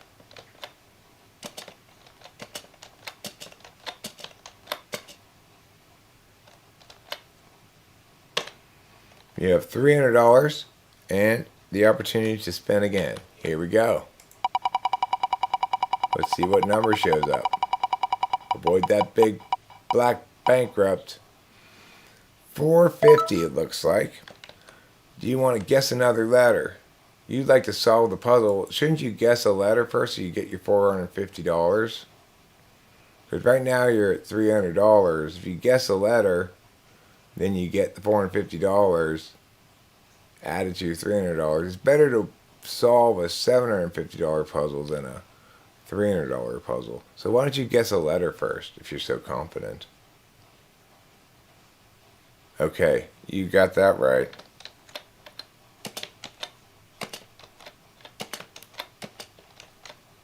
Okay, so here's the thing. Now you've got $750 and you've got a conundrum on your hands. Do you want to spend again and try to increase that amount of money, but run the risk of going bankrupt? Or do you want to just solve the puzzle? And does it affect things if I tell you the winner of this game continues to play on into the next game? Tough call, huh? That does affect things. Because that's kind of like a real thing, whereas the money is not.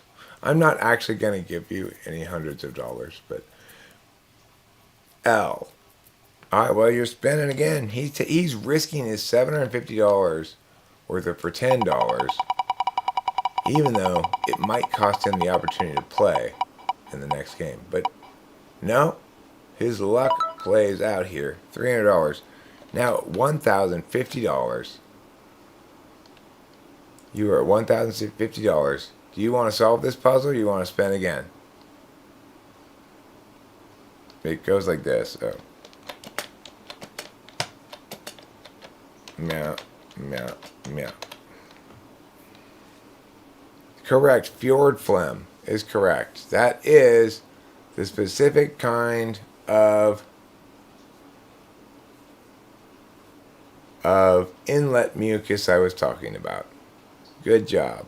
Okay, so Legends Fall continues to play in the next game, and he's carrying forward with him his winnings from that game, which total $1,050.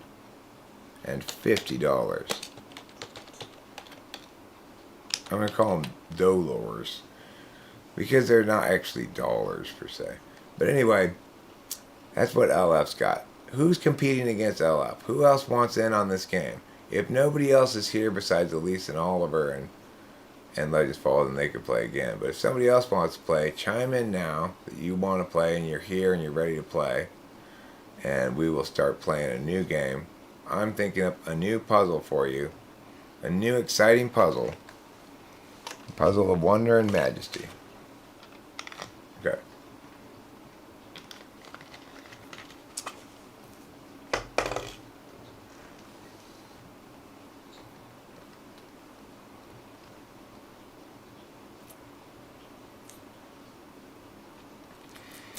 Okay, I've got the clue for the next puzzle. It's a kind of talking.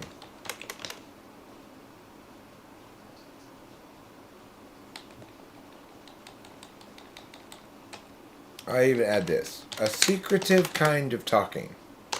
That's the clue, okay? That's the clue. Here's your spaces.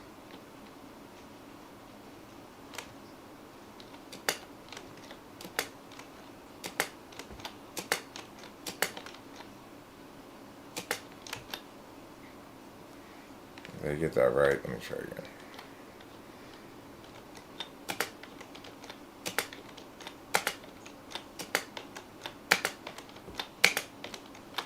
There, that's word 1.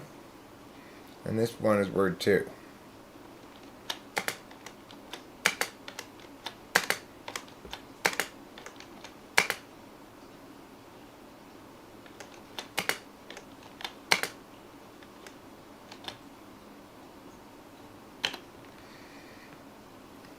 Okay, so we've got Legends Fall.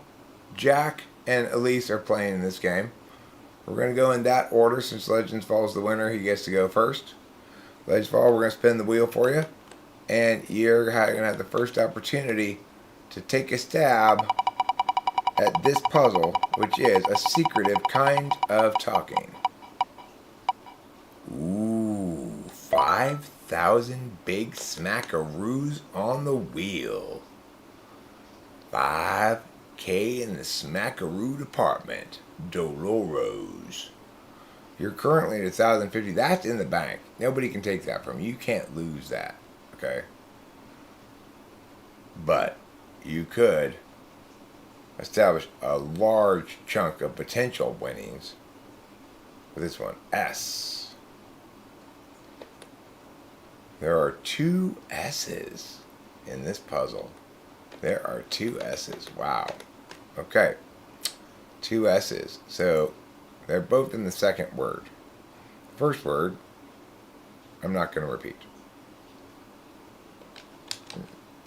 I should put word 1. This is the second word. Okay.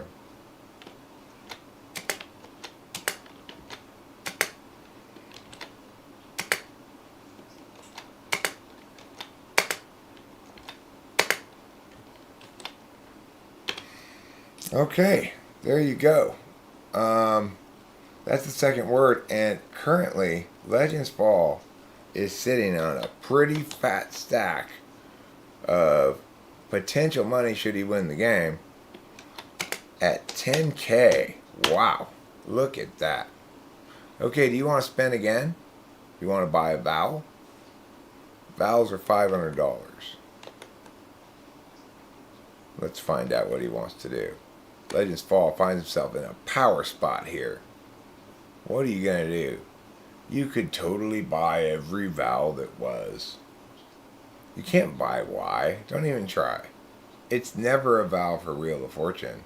They say sometimes it is. Not in Wheel of Fortune town. Is there an E? Yo, yeah.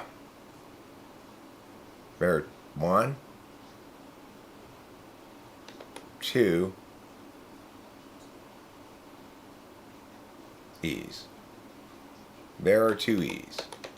Okay.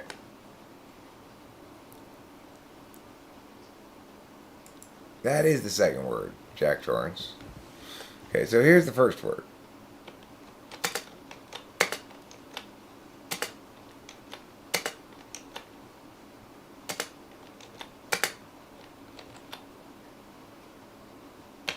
And here's the second word.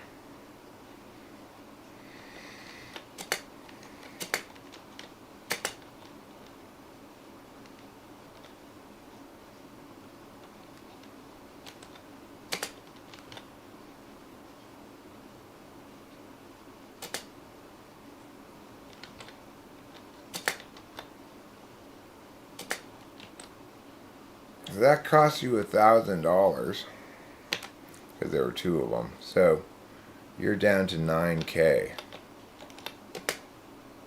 Would you like to buy another vowel, or would you like to spin?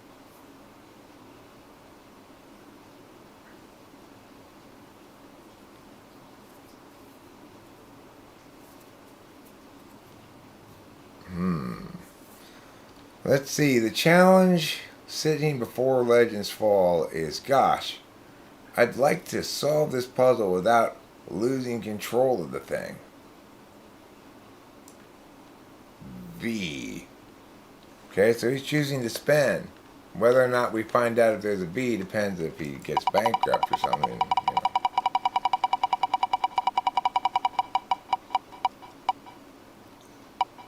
Ooh. Wow, look at that. Very close. Very, very close. But yes, there is a V. It's in the first word.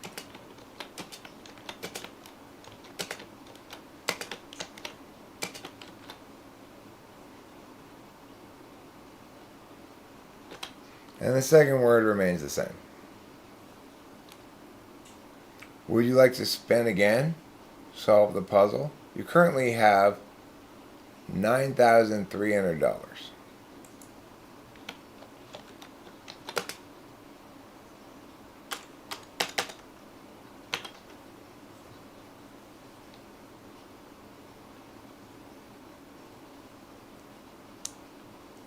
Spin again. Okay, here we go.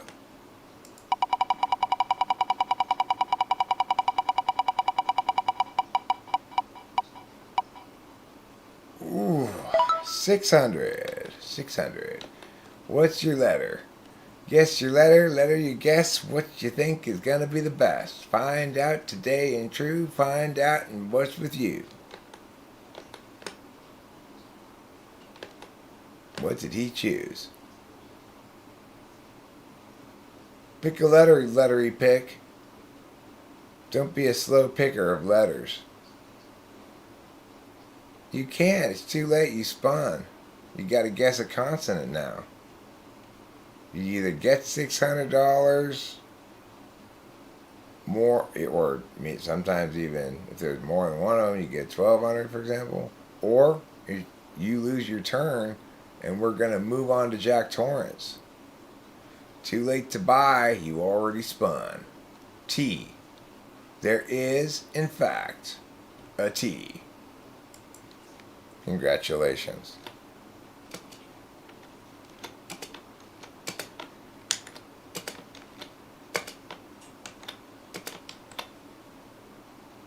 Then the first word. You are now at 9,900.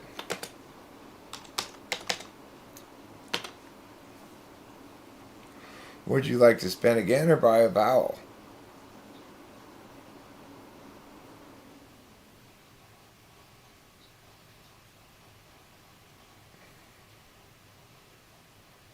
Would you like to spin again or buy a vowel? You are an action type. He wants to spin again, folks. He's not afraid of that bankrupt. He's not afraid of that lose a turn. Oh no, he's itching there towards another 5,000, but no, it's 600 instead. Pick your letter, mister. Pick your letter. Be a letter picking guy. Those no good letter picking what's. Pick your letter picker. Oh, P, you said. There is a P. There is a P. Okay. Mia, mia, mia. T, mia, V, E.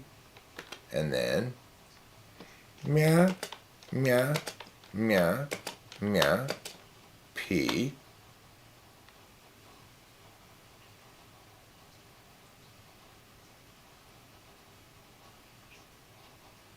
Oh, I messed that up.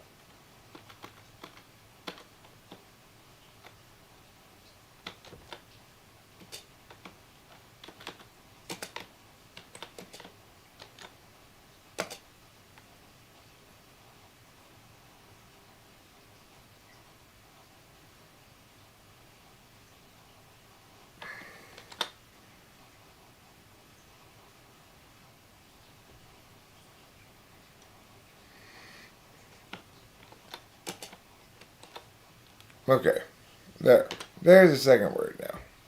So with your P now and your $600, you are currently at $10,500. Do you want to solve the puzzle, spin again, or buy a vowel? What will he choose? This is exciting. I'm curious to see what's going to happen. Legends Fall turns out to be kind of kick-ass at this. For other players, listen, if he clears the board, you're going to solve. If he clears the board, we'll just run it back, but we'll just switch and give somebody else the first turn. Make the next one harder, maybe.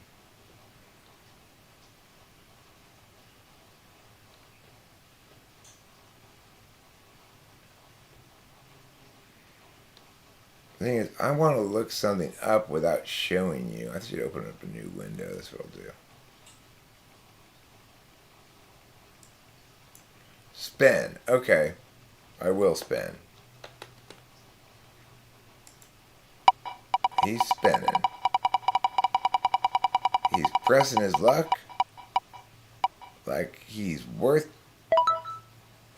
$350. What do you choose? What's your word?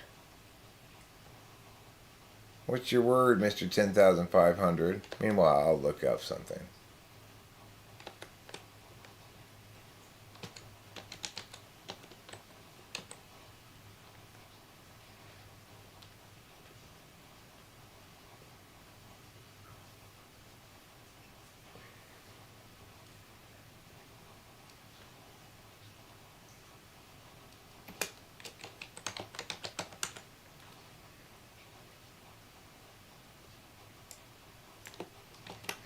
I'll put it on this so I can look at it more easily and play around with it more easily.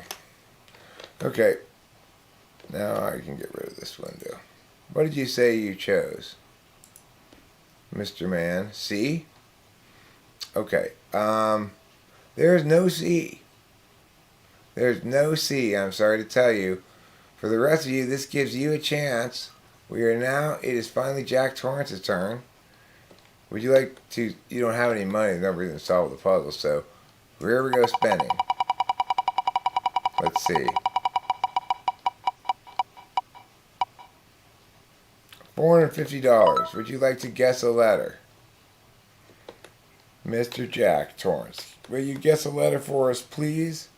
Will you guess a letter with your knees? Will you guess a letter in the trees? Will you guess a letter? Please, please, please.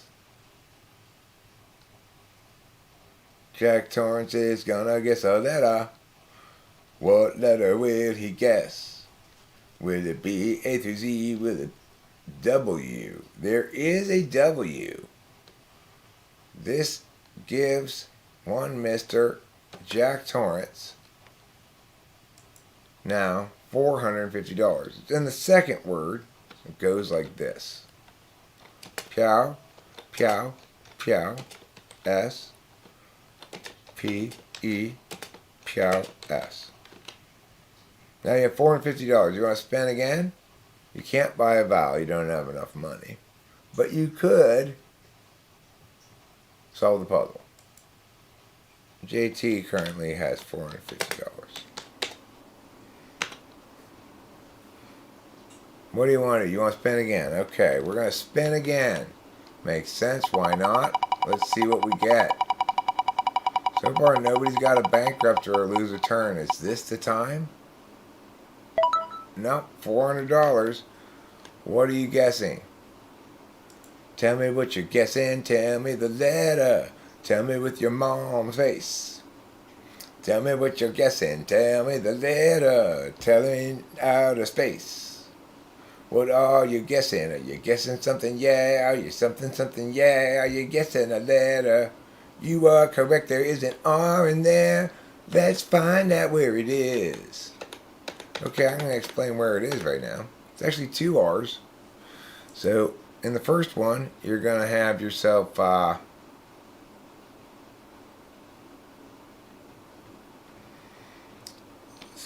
space R T space V E. And in the second word, it's going to be what it still is, the same thing except with an R now. W space S P E R S. Okay, now you got two 400s to add to your 450. That puts you at 1,250. Okay, 1,250. Do you want to spin again? You want to solve the puzzle? Or you can now afford a vowel if you'd like one. If you'd like to sup upon the tasty, juicy tastiness of a vowel, you can afford one now. Spin again, pushing his luck. Will he run afoul of the loser-turned bankrupt ghost? Big bucks, no whammies. $400. What are you gonna guess? Too late, you already spun. Now you gotta pick a letter. You gotta pick a consonant. Not a continent. Asia's not a continent. North America's not a continent. Those are continents. Those are different. Which letter do you pick? I'm getting more coffee. Like any good game show host, I have to get coffee periodically.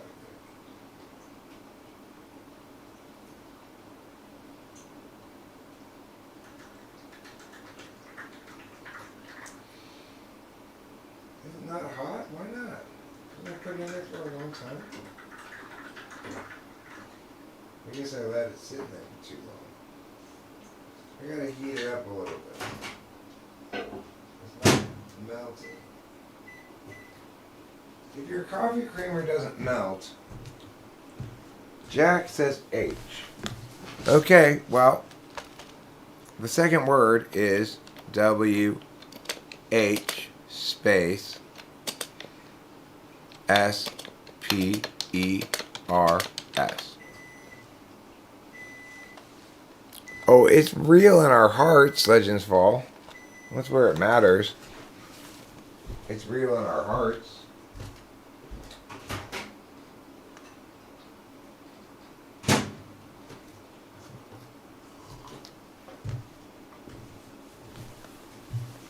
Okay, so now, from that H, you had now $1,650.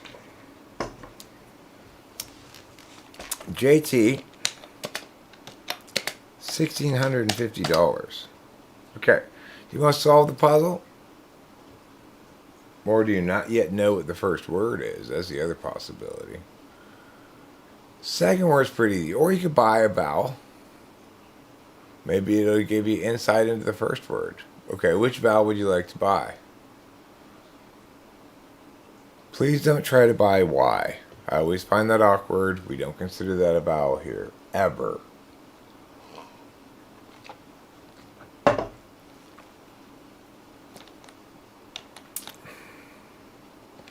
Okay, I. Well, good news, mister. Good news, there are in fact two I's in this puzzle. In the first I, it goes like this. Look and see what we're looking at here. Space, space. Okay. Space, space, R, T, I, V, E. And in the second one, we're looking at whispers. Whispers. Isn't that fun? Would you guys like me to put on some game show music? I'll put on a little game show music, okay?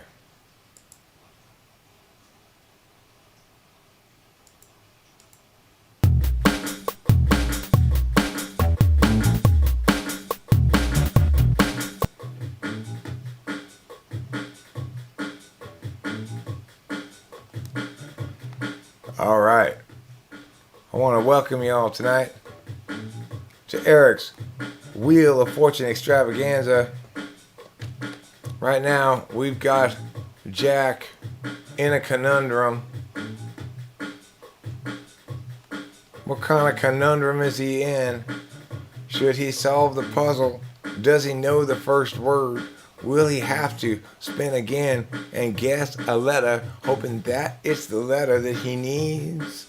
Let's find out. He's just stalling, wasting time, hoping something will come to him. Too late. You better go, Jack. You gotta tell me you're gonna spin, you're gonna solve, you're gonna buy. You got three choices. Spin, solve, and buy. Buy, solve, or spin. It sounds like Jack Torrance is forced now to spin again. Let's see what he gets. He gets some money. 800. Oh yeah, what letter you guessing? Will it turn into honey? I'm not sure Jack Torrance knows the first word, Legends Fall. He might not be sure. It could be a lot of different things. Maybe it didn't go into his head yet. Don't judge. Don't condemn. Don't stand there and make fun of him. That's not nice. That's not good. Be a decent friend, like you should. Be loving and just. tender and true. Fondle his moistures, feel their dew. What are you doing, Jack? Hurry up. Hurry up.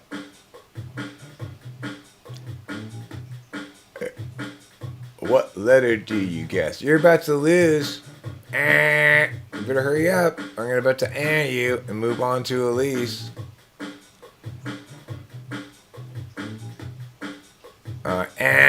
You're done. Okay, Elise, you have a choice. You get to spin. That's your choice. You only have one choice.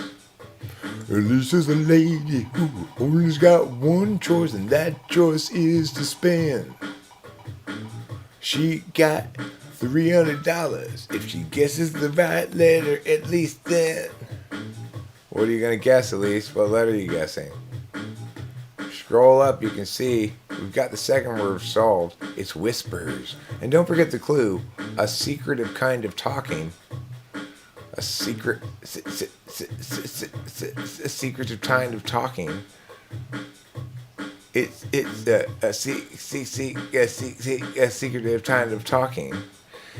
Diamond, everybody's always recommending this and recommending that. Maybe this is a better fit for you, Eric, or that. Maybe instead I just don't really fit in anywhere, and that's okay. At least I'm talking to you about it here.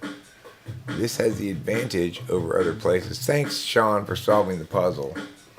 It is furtive whispers, indeed. Best kind of whispers. It's like banter. If you're going to have banter, it should be playful banter. Similarly, if you're going to have whispers, it should really be furtive whispers. But don't ruin the game, Sean. Alright, who wants to play in the next game? Sean, would you like to play in the next game? Let's get 3 new people. Sean, Rachel, would you like to play in the next game? And Diamond, would you like to play in the next game? I've got the thing already. Okay. Well, I know, but we don't need to shit on his face just because he was kind of a spoiler boiler. Okay. Okay. Diamond, Sean, Rachel, would you like to play? Here's the clue. Horrible bad deeds. Okay, this is the clue. Rachel's gonna get to go first. Here are the spaces. Let me tell you how many spaces there are. Okay, it goes like this: 1, 2, 3, 4, 5, 6, 7, 8, 9. The first word has 9 letters. 1, 2, 3, 4, 5, 6, 7, 8, 9. And the second word has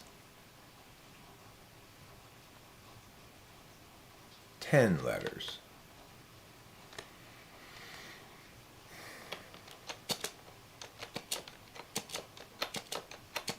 Six, 7, 8, 9, 10. Okay, so remember, Sean, wait until it's your turn.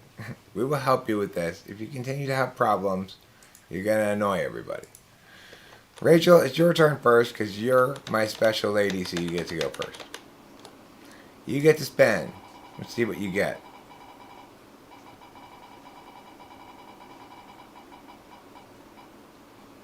Aye. Well, Rachel, maybe going first wasn't such an advantage after all. Okay. Since you've already annoyed a couple people, I'm going to have Diamond go second. Okay, Diamond. Ready? You get to roll now. You get to spin your wheel of fortune.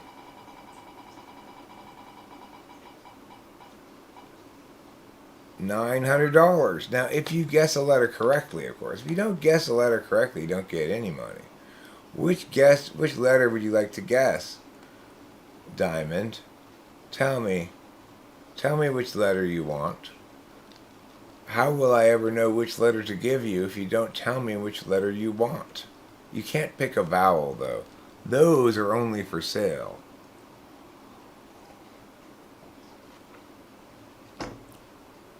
There is an M. There's one M. Vanna, can you show her where the M is? It's in the second word. One with 10 spaces. Space 1 is M. 2, 3, 4, 5, 6, 7, 8, 9, 10. That's in the second word, okay? Alright, so you now have $900, Diamond. Rachel had the first spin, but she landed on bankrupt. No, you can keep... Your point is this. What you want to do is gather as much money by guessing letters correctly until you have a large amount of it, and then guess the puzzle. Then you get that amount of money. So right now you have... Diamond has 900 potential dollars. If you were to solve the puzzle correctly right now, you get $900. They're dolors, which is to say they're metaphysical dolors, which only spend in our hearts, but that makes them somehow more precious than real dollars. So the category, the clue is this: horrible bad deeds. Horrible bad deeds is the thing. Diamond, do you want to spend again? Or do you want to buy a vowel? They cost $500.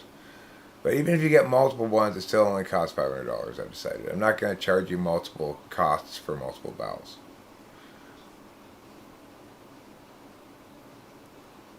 Oh, silly Capillo. Did I mention the hilarity to everybody about the fact that Capillo had my phone?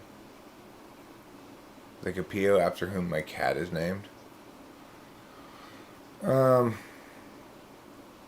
Anyway, regardless, it's your turn to guess or do something. You have to either spin again and guess a letter, you have to buy a vowel, or you have to solve the puzzle. Diamond, you got 3 choices. Don't make me put that music on again, because I will if you don't start hurrying up. Too late.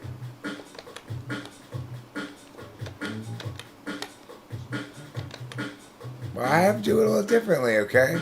This Eric Wheel of Fortune. That's the kind of spirit of energy I like from you, Diamond. She says, spin again.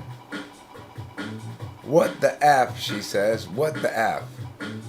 Ooh, $5,000. Every instance of the consonant you choose that is within the answer is worth $5,000. Okay, so tell me, what do you choose? What's your letter? Which letter do you choose? That's what I want to know. We all want to know that. We're all excited to find out what's going down around here. Which letter will you choose now? Which letter do you choose?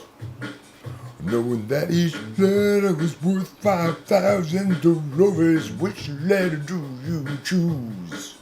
Go ahead and choose, Diamond. Choose carefully. Choose wisely. You can't choose a vowel.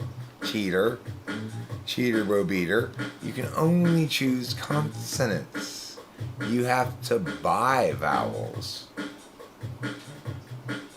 If you want to buy a vowel-like thing, I mean, if you want to pick a vowel-like thing that you don't have to buy, you could pick Y, I guess. That's vowel-like, but not a vowel for the purposes of this game.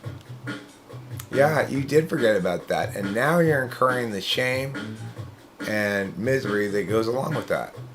So choose better, okay? Choose better. That's only at the end part, dude. That's only at the end part.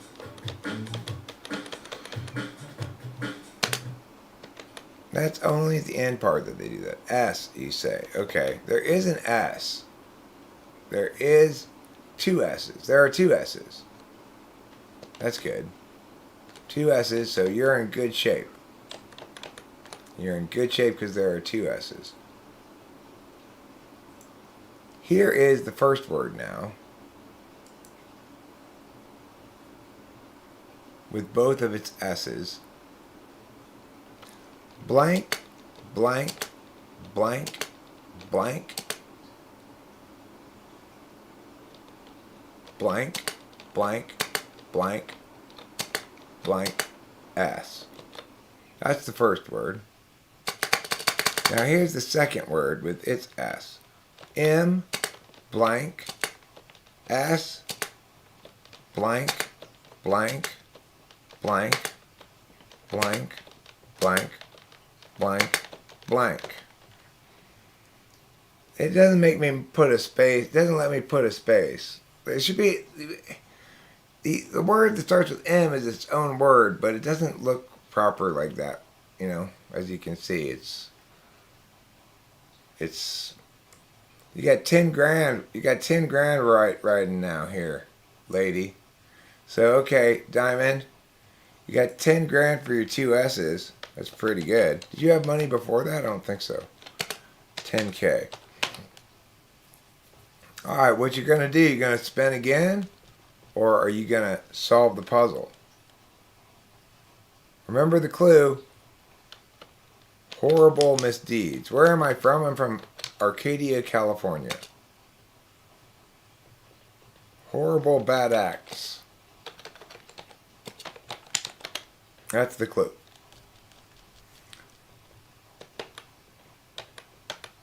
All right, she's gonna spin again.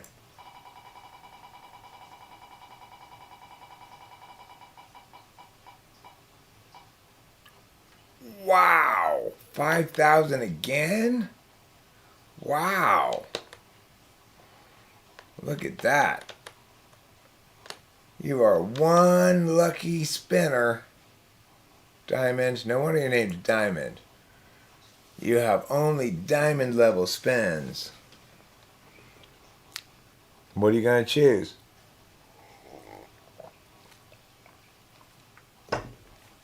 What are you going to choose? I need to put some music on in the background because this is just too slow waiting for you guys to answer. Super slow. This is better. Now we can all wait more patiently. Everybody likes to wait patiently when this is playing.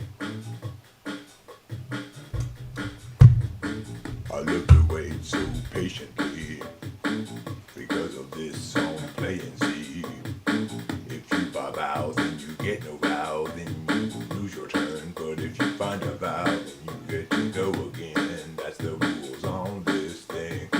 Let's say you buy an A and there's no A, well your turn is over and you're total negate. But let's say instead you buy a U and there's a U, then you get to go again. But you spend $500 on the U. That's how it works. Don't you know how to play Wheel of Fortune, you jerk? Don't you know how to play Wheel of Fortune, you jerk? It would be a funny thing to ask somebody. Except I'm saying that if you get, like, let's say there's 3 eyes in something, you're going to buy some vowels. Okay, I'm only going to charge you $500 for all of the eyes rather than $1,500. Just hypothetically. What vowel would you like to buy, Diamond?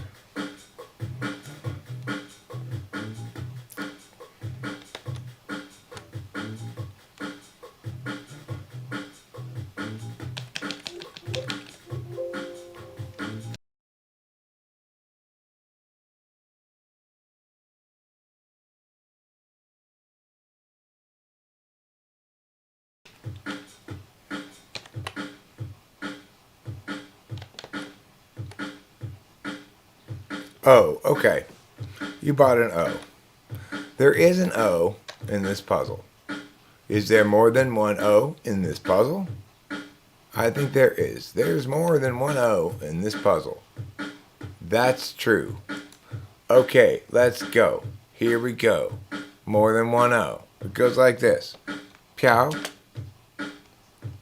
Pew. Where's the previous version of it? Okay, so. Alright, so it's pew pew. Pew. Pew. Pew. Pew. O. Pew. S. There's an O there in the first word. There's also an O in the second word.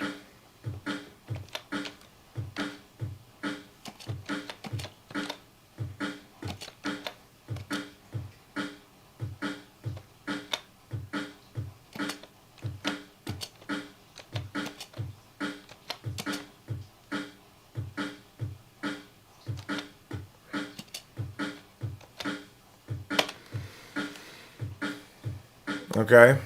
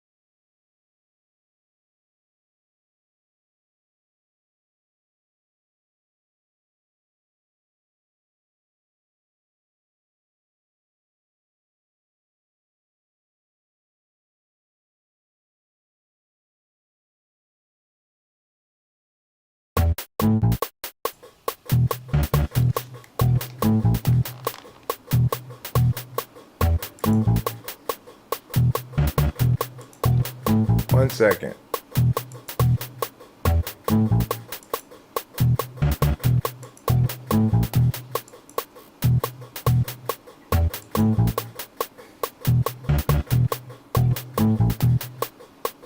No, that was wrong. That was very wrong. I was super wrong. What was wrong with me? I'm gonna try to do it better this time, you see. Just not be so wrong. Sorry, I'm struggling. I'm having trouble. I'm what you'd call a struggling struggerson. Which is to say one who struggles because of their struggerson ways.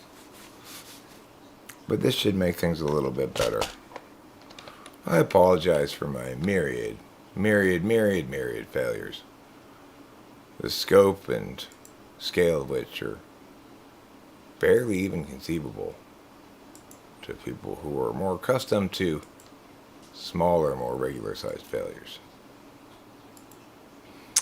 Okay, well, now we're doing something. Now we got something going on. What's the problem here? Now it's not working here? Because it wants to be dumb? Or what? Why do you want to be dumb?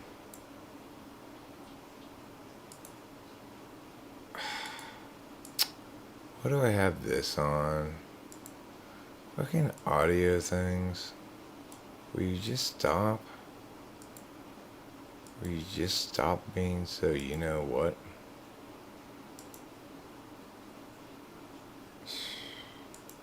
And now what's that? It's like it's not even anything. There. Alright.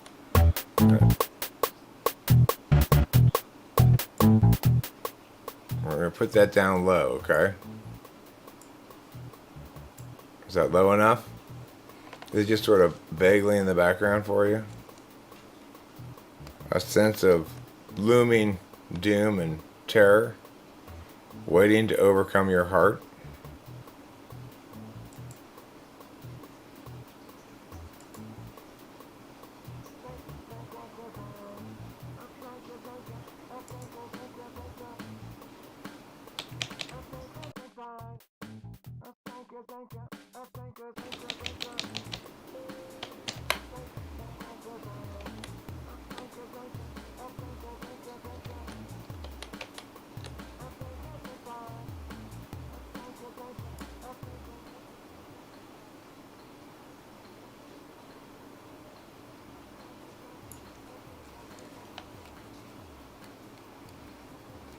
How are the levels? Is that too annoying? You want me to get the Sankas out, huh? Okay, fair enough. That's totally fair.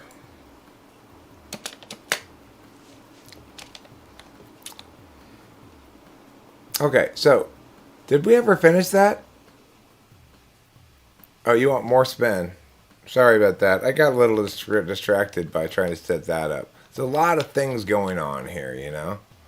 Should probably close things that I'm not using. All right. $500 on the board. 4 diamonds spun a gun. She spun a gun. What will be done? Will she have some fun? She spun a gun. What letter does she guess now, hon? Go ahead and guess your letter, Diamond, so I can see if you're right or if you're wrong. And then we'll go on to the next person in the place. Sean O'Neill then. Go ahead, guess your letter, Diamond. When you're done, then we can move forward from this moment here. Until then, I'll continue rapping about it here. And that would be dull and not so Christmas cheery. Instead, it will be too dreary. Hurry up and guess your letter, Diamond, now, please. Which letter do you guess? Is it M or G or P? Which letter you guess? L. Okay, that's fine. There are no L's. Boo. You lose. Let's see. No, there are no L's. Now we're on to Sean. You get to guess. So you get to spin, and then guess a letter, man. Here we go.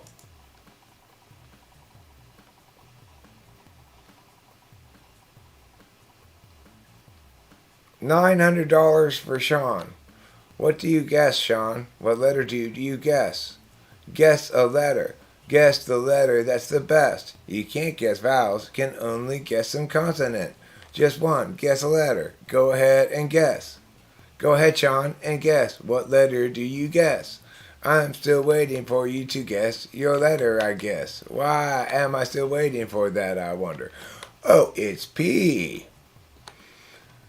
There's no P in this puzzle, sorry. There's no P at all. Okay, now Rachel, it's your turn again.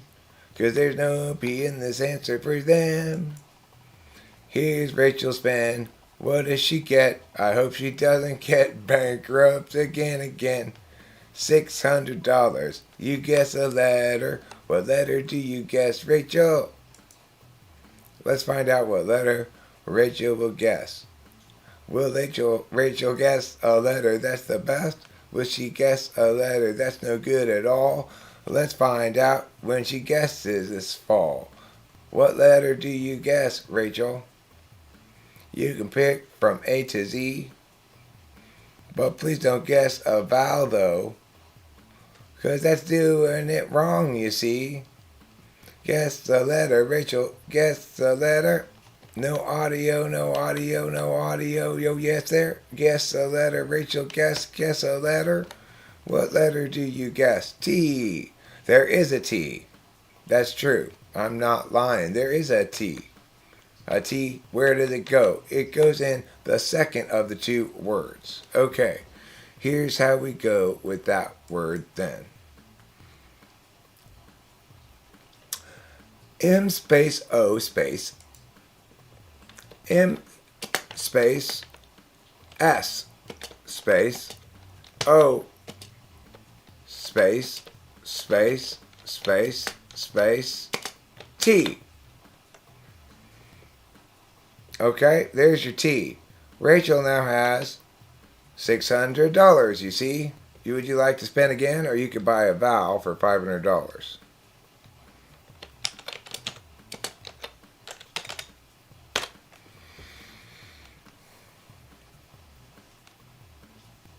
Yeah, they have this sort of like delay to make sure nobody says something that they want to delete first. They got their Great Wall of China thing going on, you know. There's Censorship Brigade. Happy Censorship Brigade time, everybody.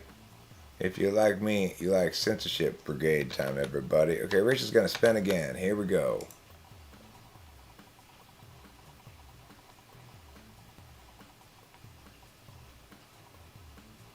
$400. What letter do you guess for that? If you get it right, you get 400 in the hat. If you get it wrong, you get nothing, and then it will be Diamond's turn again before Sean O'Neill finishes win. What you gonna guess? What that lady gonna guess, everybody? Everybody wants to know. Everybody's thinking. Everybody's wondering. Oh my God, what's she gonna guess? It could be any of those letters from A to Z. Except for the vowels, of course, as we discussed. What are you going to guess? There's definitely a big lag here. Like, I notice when I rewatch it that your comments are faster in the rewatching of the chat than they are in actually happening in real time. You know?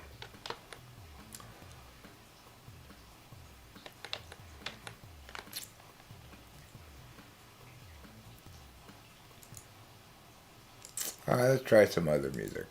Let's see what else we got here to listen to.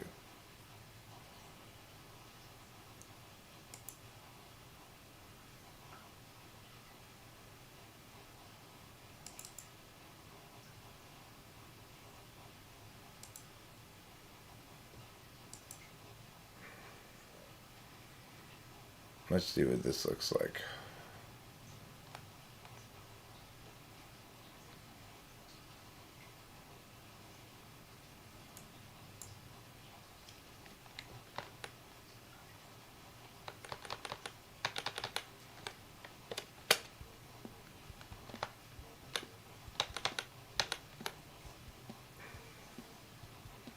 C, okay.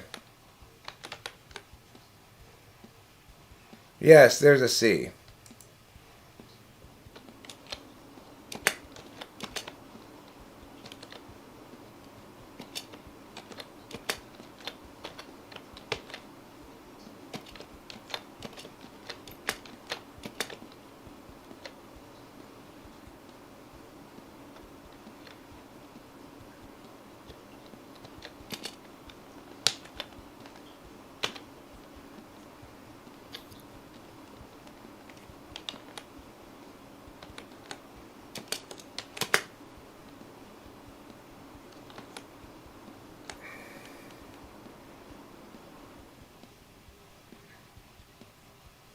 You want to spin again?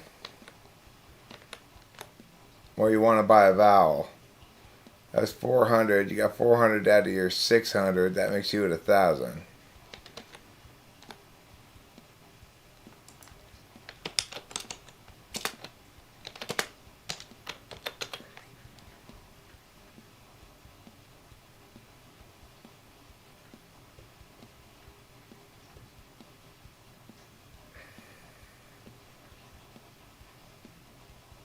What vowel do you want to buy, Rachel? Or what vowel would you like to purchase? You could purchase any of the vowels except for Y, which is not counted as a vowel around here. Which vowel do you want to purchase? Which vowel do you want to buy? You can buy any vowel, but you can buy Y. Why? Because Y is not a vowel around here. I declare it not a vowel. A. There are no A's. So it cost you $500 and you got nothing. Sorry about that. Rachel's down to $500 and now it's back to Diamond, I believe. No, is it Sean? No, to Diamond? Whose turn is it? It's hard for me to remember.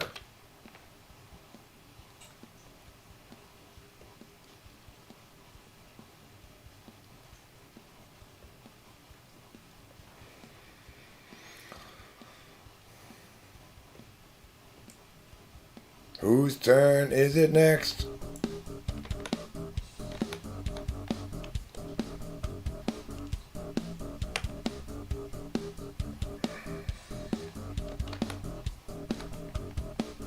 Diamond.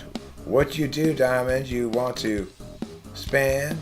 Do you want to span? Do you want to span again? What you want to do, Diamond? Do you want to span? There are no A's. I have it written out here in front of me. And there are not one single A. Not one. A free. 0 A's. There are no A's in this. I assure you, there are no A's in this. If I were going to be wrong, I'd be wrong on Rachel's behalf. Alright, spin it. Spin it. Here we go. You're feeling inspired by the music, that's why.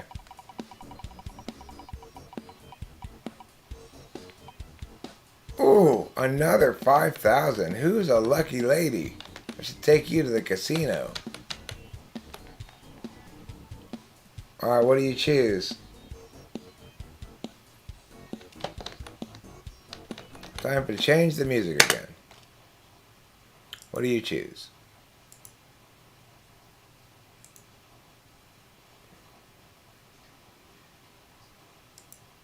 How about Quasi Beat? Let's see what that is.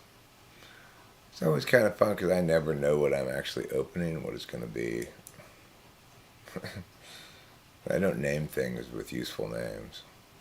That thing I was making that time is a common name that for me to use. That thing I was making that time. You know, that thing.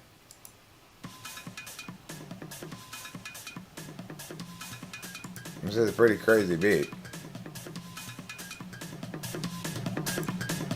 Q? There's no Q. There's no Q. What a terrible guess.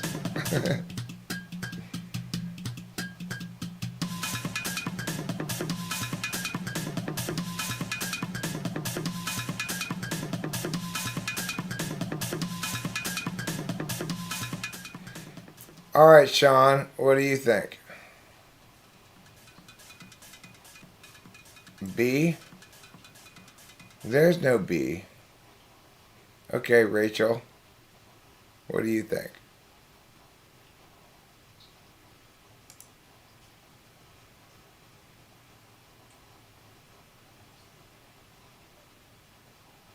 What does Rachel think? Let's find out.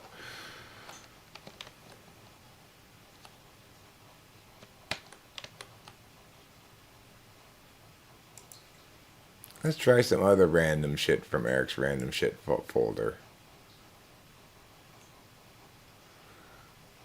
Like, this one's called Sompoin' Something. That's probably not very informative as a title. Sompoin' Something.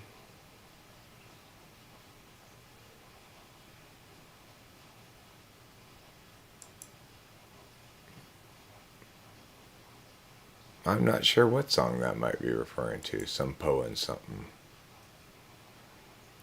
Oh my God, you've lost your Wi-Fi. Where did you last see it?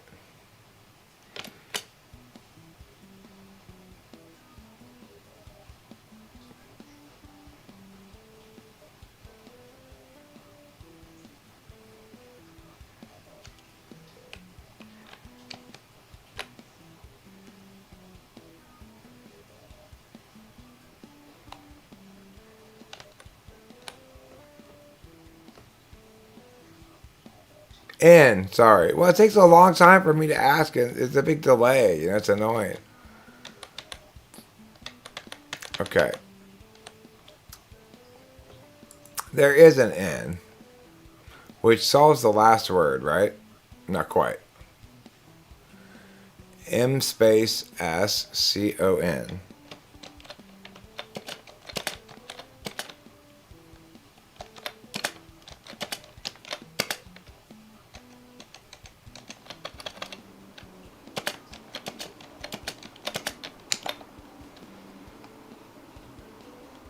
All right, Rachel, your turn again. You didn't get to spin for that one, though. Let's see what you got.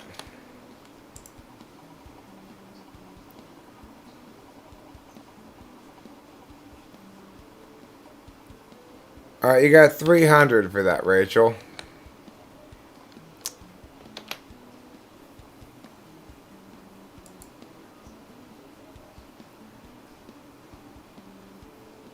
So you guess again.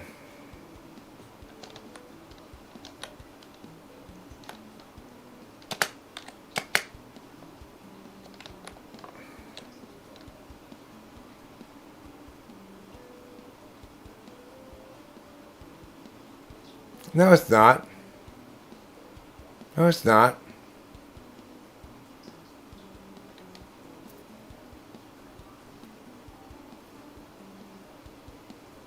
Oh, yeah. It is. One too many dashes. Yes, there's a G. Here's the first word.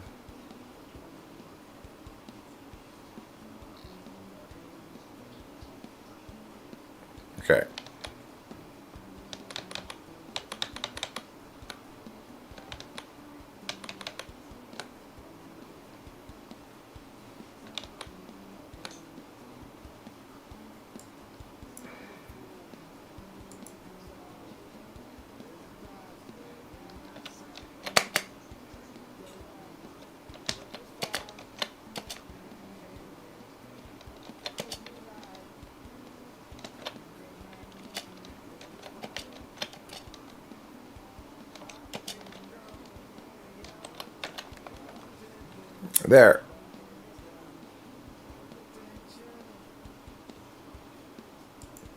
Okay, so apparently I put the wrong number of spaces for the second word.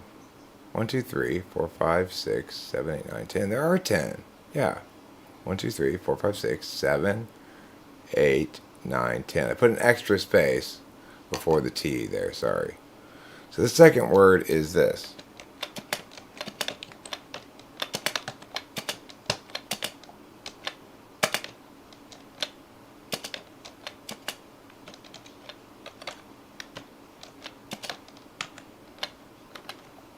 I did put an extra space there. I did correctly say it to begin with when I said 9 and 10.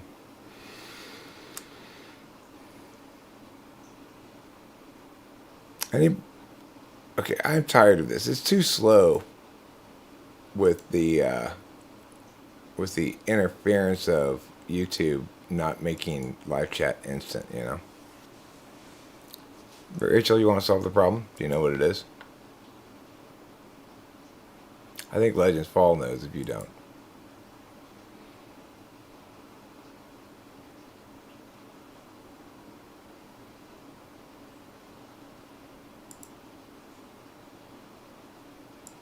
No? Nobody has any answers? Well, Jack says he has the answer, but he won't say it. Rachel, do you have the answer?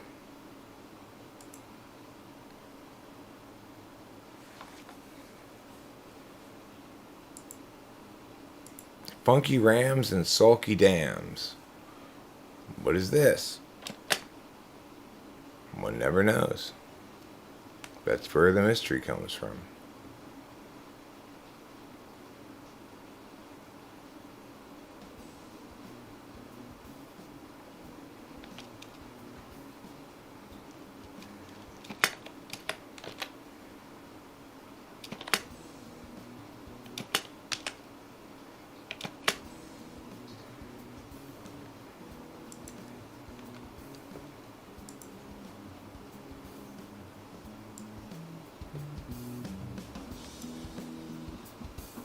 Yeah, Sean O'Neill, you got it.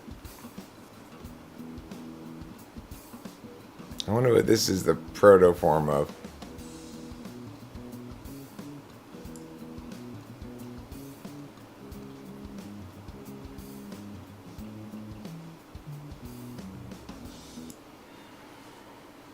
It sounds kind of like, I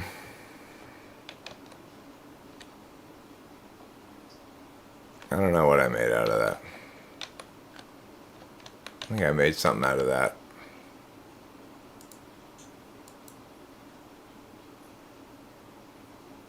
Oh, that turned into Nefarious Deeds all about. That turned into Nefarious Deeds. It doesn't sound like it here, but a later incarnation of that turned into Nefarious Deeds. That's what that is.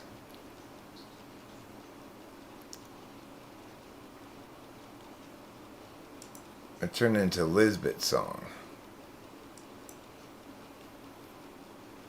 Because I liked that bit.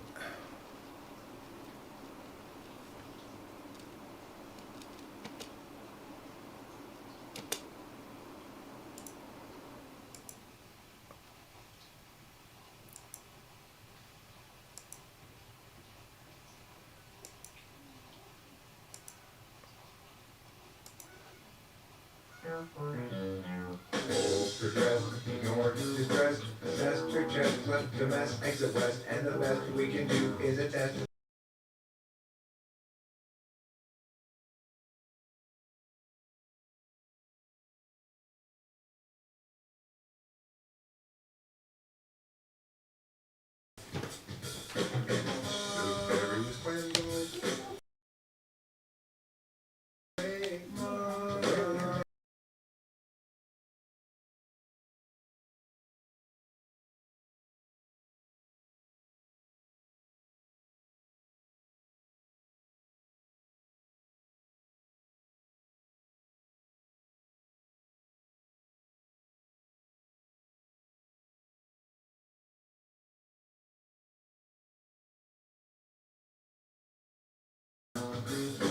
Sorry. I'm ready to stop streaming. This is just a mess at this point. Complete disastrous mess.